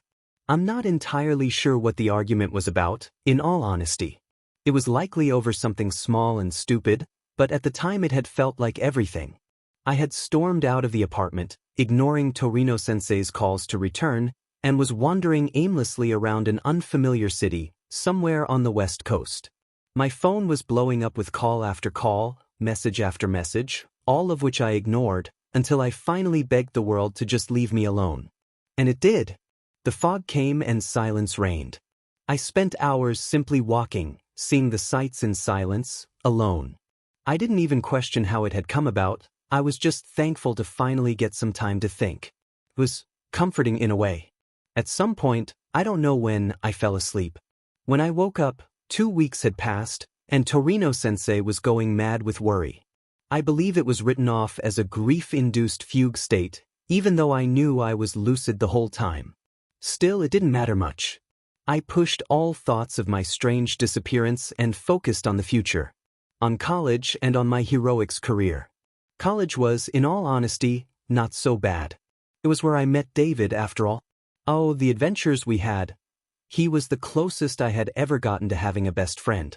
Honestly, he was my best friend, though I suppose best friends tell each other everything and, well, knowing about one for all only paints a target on someone's back, especially if they're close to the current holder. All for one will use any dirty tactic to hurt people, and that includes targeting loved ones.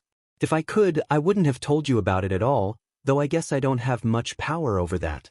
My point is, I never told David about one for all, and that always felt like a buffer between us, something preventing me from ever letting him in completely. Even with a best friend, I still felt lonely. After college came my return to Japan, and my rapid rise to the top. You'd think that being the #1 hero would afford me countless opportunities for genuine friendships, but it is quite the opposite. It's lonely at the top, after all, and the heroics industry is no exception. I rarely had the need to team up with other agencies, and oftentimes even my most capable colleagues were rather jealous of me. When you're at the top of such a competitive industry, it's nearly impossible to make any genuine connections. Nearly. I already knew Shizenji Chio, recovery girl, from my time at UA, and she introduced me to the new principal, Nedzu, who had, of course, already figured out much of the secret of one for all, so they were 2 more people who knew about the secrets I held. I liked them both well enough, but I wouldn't exactly describe us as friends. No offense. None taken. Yagi, statement. In any case, I don't think I made my first real connection in Japan until Mirai. Sasaki Mirai, that is, Sir Nightai. I had a policy of not accepting sidekicks. I couldn't allow anyone to get close to me after all. When the first request arrived, I denied it, the same as I did with every sidekick request. Except, the second arrived soon after. And a third, and a fourth, and a fifth. I denied them all, of course, but eventually I felt the need to meet whoever was sending them, just to sate my own curiosity. So, I reached out and requested a meeting. I wasn't sure what I was expecting, but it wasn't a man who seemed more suited to working in an office than a hero agency. He was a serious man, and yet, he had a dry humor about him, one which you could only pick up on when you spent enough time around him. That first meeting, he walked into my office, all proper and businesslike. I held out my hand to shake, and he took it. Little did I know, he wore a joy buzzer. It startled me into laughing, and began a rather wonderful partnership. So yes, I suppose Mirai was the closest person to me, in a way. Doubly so when he learned of one for all. I haven't spoken to him in 6 years. We had finally managed to track down all for one after years of fruitless searching. It was a fight that leveled a city, but it had worked. That BSTRD was dead as far as I knew. It left its toll on me too, though. I lost my stomach and a lung, and I was near death by the time they found me. I survived, obviously, but while I was being healed, Mirai used his quirk to see into my future. He foresaw me dying in a battle with a great villain, some 5 or 6 years into the future. He wanted me to retire, to quit, to save myself. He begged, but I was stubborn. How could I retire when the world would need a symbol of peace more than ever? As soon as I could walk, I walked out of that hospital and into the city. There was no wish, this time, no desire for isolation, but the fog rolled in nevertheless, and I greeted it as an old friend. I was found a month later, dehydrated and in desperate need of further medical attention. Since then, I have been able to maintain my all-might form less and less, and have spent longer and longer in an apartment I rarely use, all alone. The fog has never hurt me. Quite the opposite, in fact. It has protected me, allowed me space to process my own thoughts and feelings, given me time to myself. And yet, I am afraid. I am afraid that, when the fog next comes, it will take me away forever.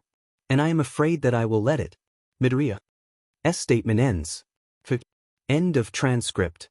Beside him, All Might sighed deeply, but Izuku was far more focused on the feelings of energy running through him. Any pain within him had lifted, any weight in his muscles or ache in his bones were gone. Even the low throbbing pain behind his right eye had vanished completely. He felt like he could run a marathon at that moment, when barely 5 minutes ago he'd felt like death warmed up. He hadn't realized just how good analysis and statement-taking felt, and it worried him. It was feeding off of other people's fear, after all. Well, Yae-san broke the silence. That felt rather cathartic.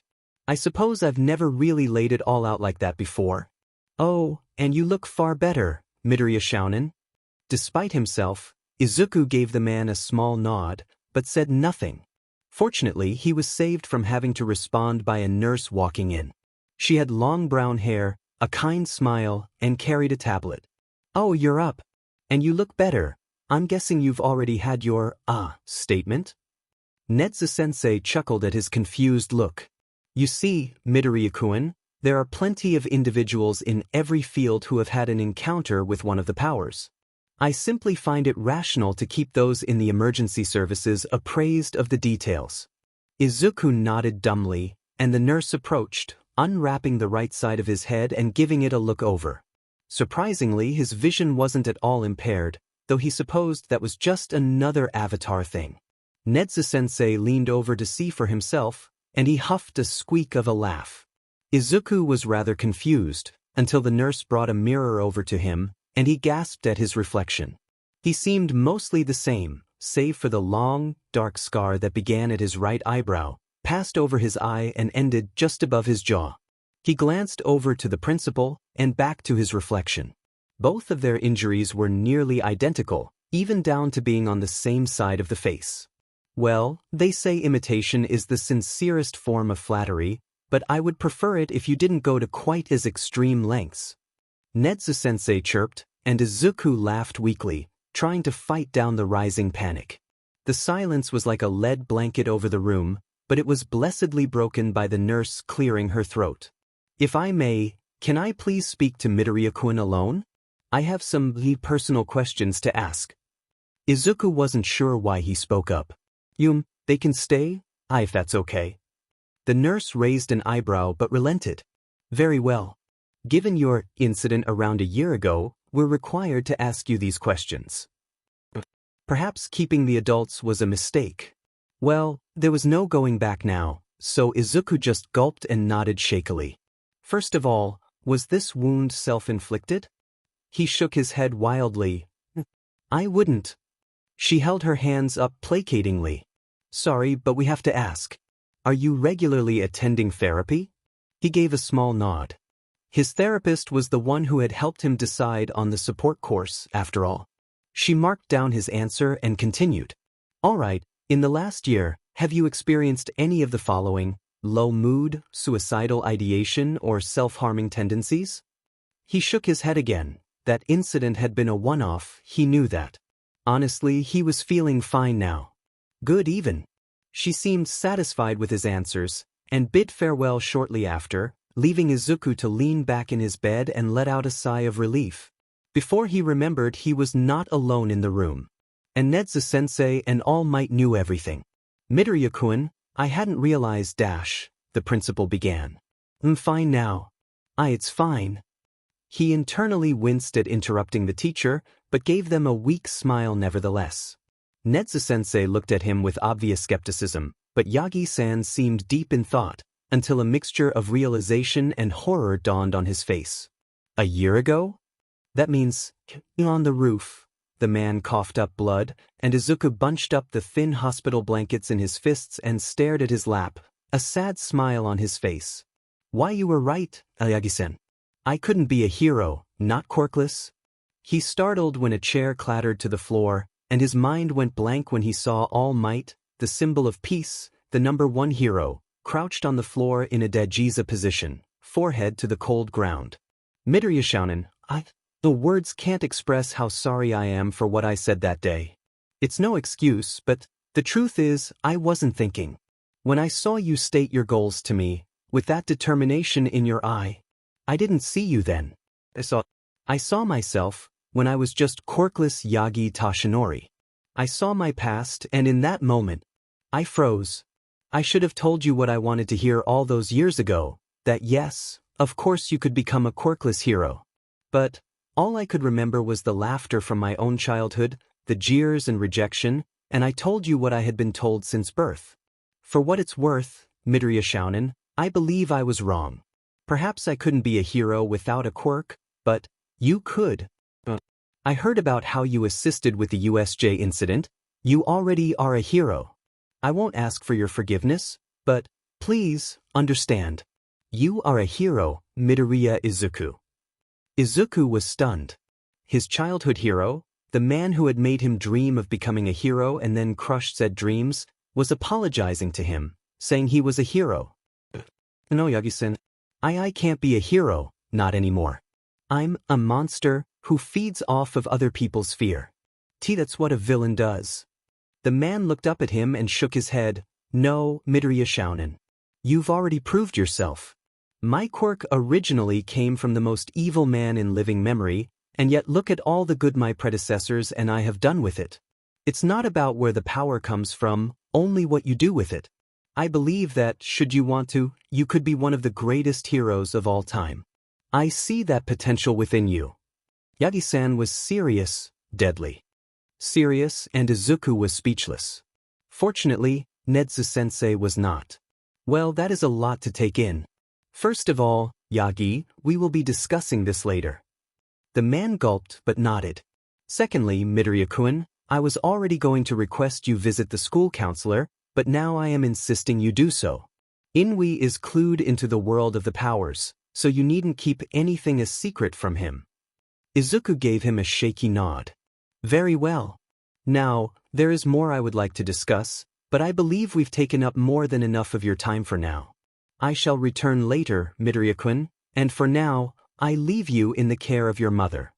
Izuku's eyes widened as the two heroes left, and he barely had a second to prepare before his mom rushed into the room, tears streaming down her face as she gathered him in a tight hug. Oh, Izuku baby. I missed you so much. She wept, and Izuku quickly followed, clinging to her tightly. I missed you too, Mom. I was thinking about you all the time. Wet tears drenched his mom's clothes, but she didn't mind, only holding him tighter. What happened, baby? Where did you go? I was so worried. He bit his lip, even as his body shook with sobs. I can't explain it, Mom, not yet, but I will, I promise. She pulled away, looking at him in concern as her thumbs brushed over his cheek, where a jagged scar now marred the once pristine skin. Okay, baby. If you promise. He nodded, and she held him tight once again. Barely half an hour later, after their crying had died down, their hugs were interrupted by a knock at the door. His mom cautiously answered it, but was unprepared for the whirlwind that was Hatsume Mei to come bursting in, all but sprinting towards Izuku. Izuku, where have you been? I tried asking all the heroes, but they all said that you'd tell me, but then you came out and you had a big cut on your face, which is probably where the scar came from, but I was so worried when you didn't turn up on Sunday to test some babies. Izuku blinked. His mom blinked. Mei didn't, staring at him intently. His mom's smile turned into a small grin. Why, Izuku, you didn't tell me there was a girl. He blushed, bright red, and sputtered, unable to reply as his mom looked at him with a sly grin and a raised eyebrow. and Mei simply stared at him, face an odd mix of worry, fear and frustration. He decided to ignore his mom's teasing for the moment, instead focusing on his friend. I'll explain later? It's a long story, a really long story, and it's probably best if I'm not in the hospital when I tell it. Mei stared at him for a long time, the seconds moving like molasses under her intense gaze. Finally she shrugged, collapsing into one of the chairs by the side of the bed. Sure thing, as long as you do tell me. Izuku nodded, before something else occurred to him. So, Izuku? Why, you know my name? I thought I was just Greenie, he chuckled weakly. Well, of course I know my best friend's name. I just think Greenie is more fun to say.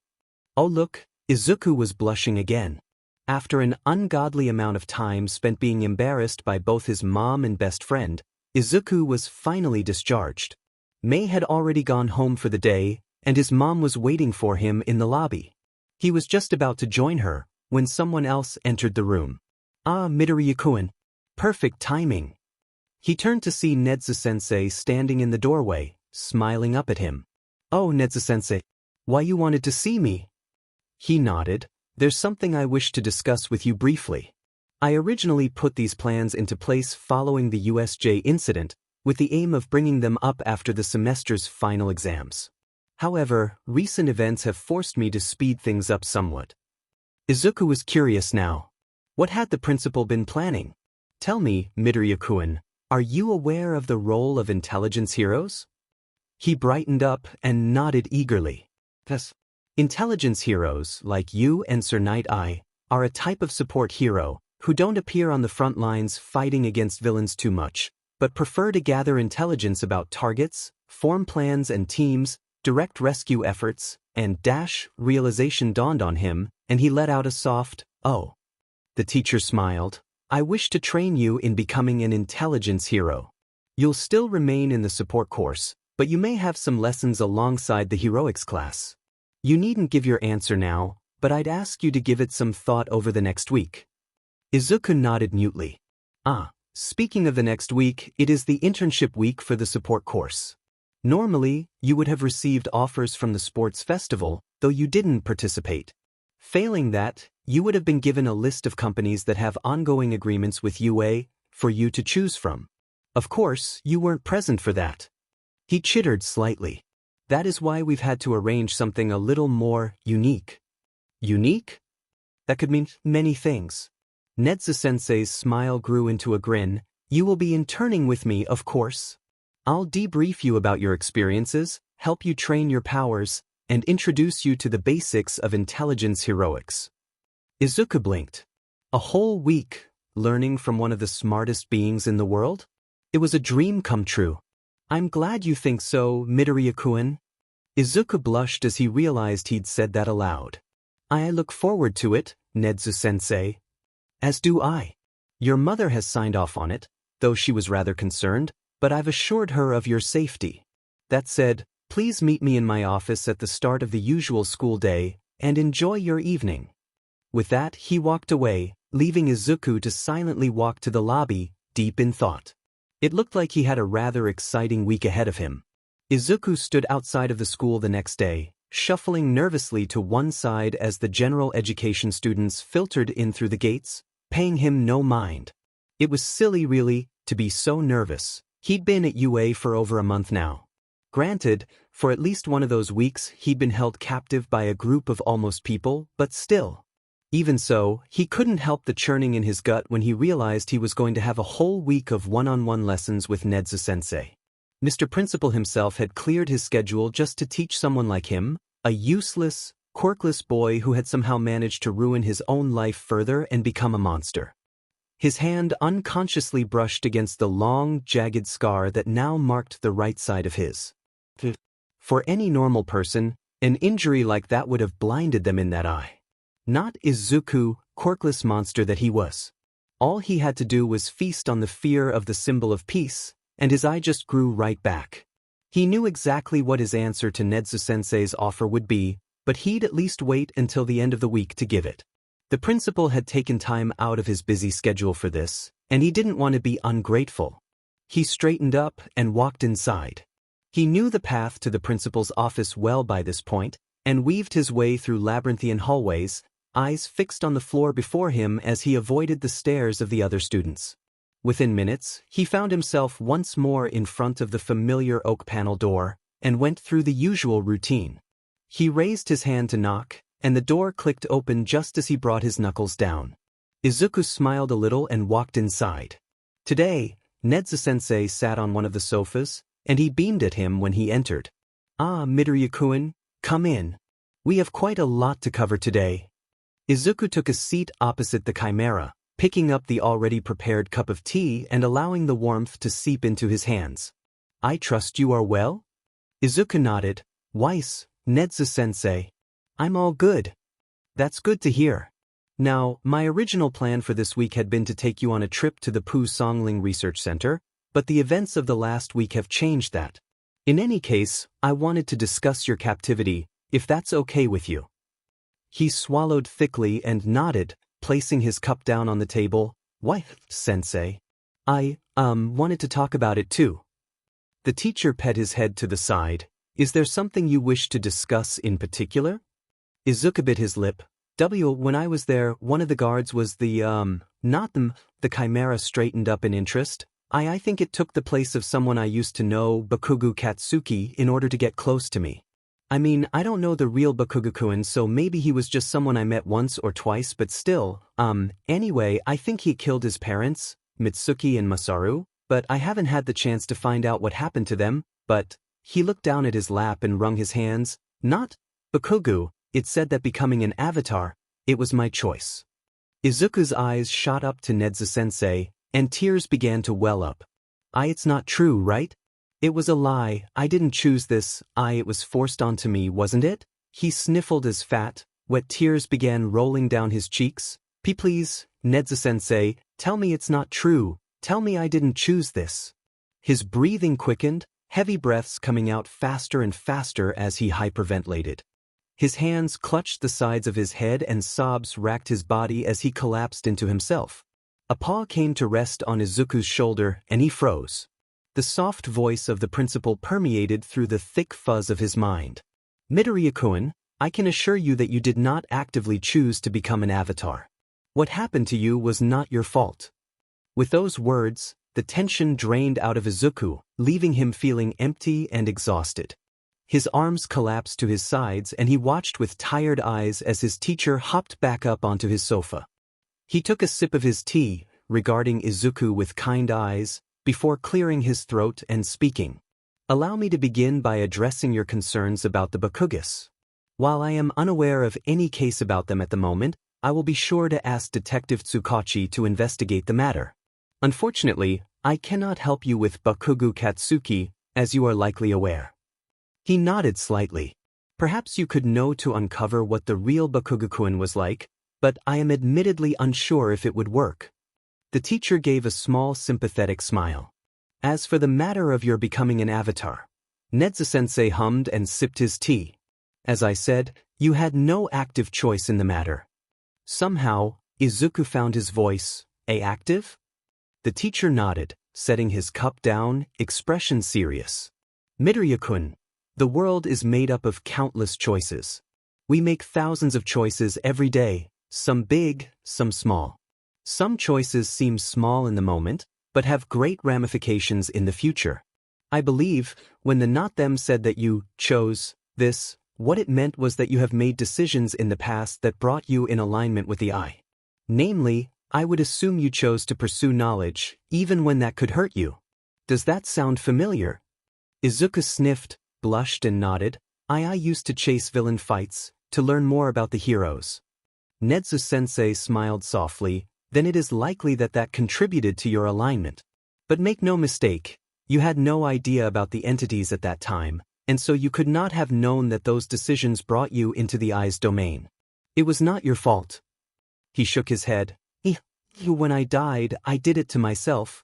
The teacher's stare was firm. "No, Midoriya-kun. You could not have known about your alignment then. Nothing that happened that day was your fault." His voice brooked no argument, and Izuku faltered, opting to stare at his hands instead of meeting the gaze of the principal. "It is, unfortunate that you have been made an avatar. But you did not choose it. A moment of silence passed, before he gave a small, silent nod, and the principal gave him a smile. Now, Midoriya-kun, you may return home if you wish. I'm sure your mother would enjoy having you home again. Izuku straightened up as if a bolt of electricity had just run through his spine. And no, he shouted, I'm okay, sensei. He gave the teacher a weak, watery smile. Whatever you wanted to do today, I'm okay with. Nedzu-sensei regarded him silently, moments of silence stretching out to hours, before he relented, and nodded. Very well, Midoriya-kun. To begin with, I wanted to briefly discuss the remaining powers we've yet to talk about. I had wanted to take my time to introduce you to each in detail, but with the events of the past week, I'd rather you're prepared as soon as possible. He nodded, notebook and pen already in hand. We still have to talk about the end, the buried, the flesh, the dark and the spiral, sensei. Indeed. Are you ready, Midoriya-kun? He nodded. Excellent. Where shall I start? The end. Also known as terminus, and the coming end that waits for all and cannot be ignored, it is, quite simply, the fear of death itself, of the inevitable end of everything. It is almost certainly one of, if not the oldest of the powers, though it is also the most passive. Its manifestations always involve the dead or dying in some way, and tend to include themes of the inevitability of death. Interestingly, it does not seem to have any particular preference on the types of people it chooses to make its avatars, perhaps as a reflection of how death comes for us all. It has also never, as far as I know, attempted any form of ritual. Confusion crossed Izuku's face, but Nedzu-sensei simply carried on. Next, the buried. It has also been called choke and too close I cannot breathe. It represents claustrophobia, the fear of small spaces, and the fear of suffocation. Interestingly, it is also associated with poverty and crushing debt and other similar mental burdens. As such, both avatars and victims alike tend to have experienced some form of monetary problems, though avatars may also be chosen for their ability to keep that form of pressure on other people. As such, loan sharks and tax collectors can and have become aligned with the buried. Manifestations of the buried usually involve dirt or earth in some capacity, though deep water can also suffice, as long as there is an emphasis on pressure. As for the buried's ritual, it is known as the sunken sky, and it was last performed around 25 years ago. After that, the flesh. It is more of an animal fear than a human one, and it feeds off of the fear of being killed for food, of being meat. It is also connected to insecurities around body image. Common manifestations involve meat, blood, bones, and other body parts, and often appear in locations related to the meat industry. Victims tend to be dissatisfied with their own body, while avatars are usually either cannibals or driven to help others change their bodies. Its ritual is called the Last Feast, and was attempted 7 years ago. Now the dark. Also known as the forever blind, it represents the primal fear of the dark and what lies within it. As such, manifestations involve pitch-black darkness, and sometimes blindness as well. As a rather more childish fear, Nedzu-sensei paused, and Izuku stopped writing as the teacher gathered himself. The dark often targets children. Its ritual is the extinguished sun, and it is likely to be performed within the next few years. Finally, the spiral. It has also been called the twisting deceit, and it is not what it is. As the fear of madness and lies, it commonly manifests in hallucinations and falsehoods. Common themes of the spiral's encounters are such things as fractals, mazes, and other such patterns. As such, its manifestations tend to be rather more abstract. Its ritual is called the Great Twisting, and was last attempted 11 years ago. Izuku scribbled down Nedzu-sensei's ending words, and read back over his notes. The 15 powers were all in his notebook now, each with their own double-page spread. Looking up, he cleared his throat. Sensei, why you mentioned rituals? The teacher nodded. Ah, yes. You weren't there when I explained it, of course. To put it simply, rituals are ceremonies of sorts, performed by agents of the powers in order to bring their patron into our world. As you know, the entities exist on the outside of our reality and can only interact with our world through avatars and other manifestations. Normally, they are unable to enter our reality, as our world is too different from the base nature of the entities. However, if something should happen to change the world into something more aligned towards one entity or another, then that entity will be able to enter our world. Rituals are attempts to do so. In fact, your kidnapping was intended to be part of the ritual of the stranger, also known as the unknowing. I believe the intention was to blind a powerful avatar of the eye at the height of the ritual, to signify making the world unknown. Of course, rituals are a rather large threat to the world. Izuku nodded. Have there been any other rituals recently? Nedzu-sensei gave a hum as he sipped his tea, reminding Izuku of his own drink. Well, yes. In the past 30 or so years, agents of the flesh, buried, corruption, vast, spiral, lonely, and most recently, the stranger have all attempted rituals. That does mean that we should expect the desolation, dark, slaughter, and extinction to make a move in the next few years as well. He frowned, brow furrowed. But what about the end and the web?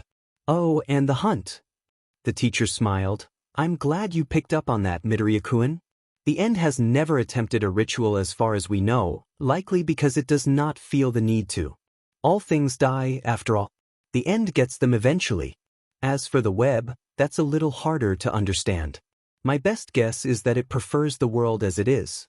That said, agents of the web do prefer the shadows, so it is possible that a ritual has taken place in the past, and we simply do not know about it. Izuku nodded, scribbling down some more notes. And the hunt? The hunt is a rather special case, Midoriya-kun.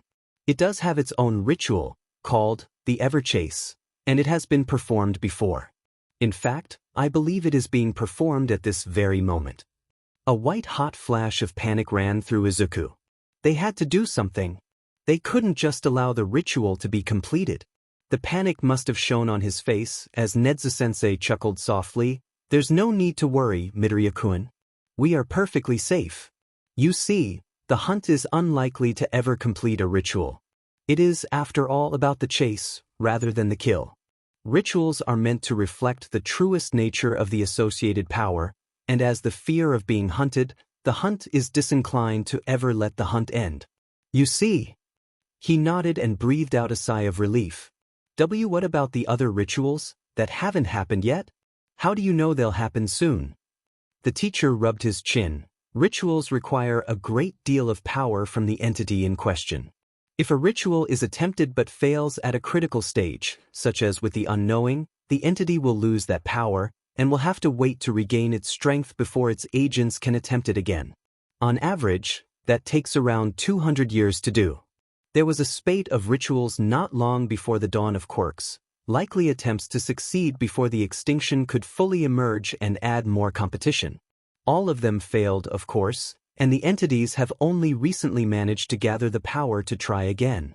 Wouldn't it make more sense to wait, though? Well, perhaps, but most of the entities think in the short term, not the long term.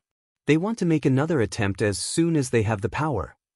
Izuku thought this over for a moment, before nodding. So we should look out for anything that could be a dark, extinction, desolation, or slaughter ritual? And if we find something, we stop it. Nedzu-sensei almost looked amused. We, Midoriya-kun? He flushed and turned away. I'm not a hero, but if I can use my powers to help other people or to stop people getting hurt, then I should do it, all right? The principal smiled at him for a moment. Very well, Midoriya-kun. We have lunch in a few minutes, he deflected, but I'd like to briefly discuss what we'll be doing for the rest of the day and the week. At Izuku's hesitant nod, he continued. Today, we'll be working on refining your control over your powers, especially your new power. Being able to see through eyes is quite helpful, but we need to make sure you can control it. As for the rest of the week, we'll be split evenly between power training and lessons on intelligence heroics. I may also have a statement ready for you by the end of the week. But for now, you'll have to wait and see about the details. And you will be having a first session with Inui tomorrow. It was not a question or an offer, and Izuku didn't try to fight it.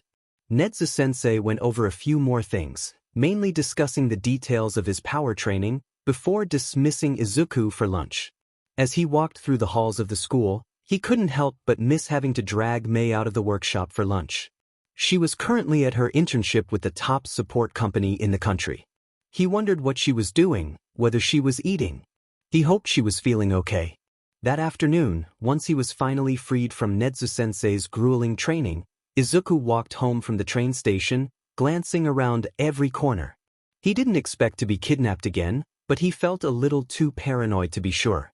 He sped up, power walking the rest of the way to his apartment, only breathing a sigh of relief once he was inside. "Mom, I'm home." The clattering of utensils in the kitchen paused, and his mom hurried out a moment later, bundling him into a tight hug that he gladly returned. "Izuku. Oh baby, how was your day?" He nodded and smiled. "It was good. Nedzu-sensei and I talked a lot." He chuckled nervously. "Speaking of talking, I want to explain everything." Tears instantly welled up in her eyes as he led her to the sofa. "Mum, this is going to sound crazy, but it's the truth. Just hear me out, okay?" At her nod, he began, the words gushing out of his mouth like water from a burst dam.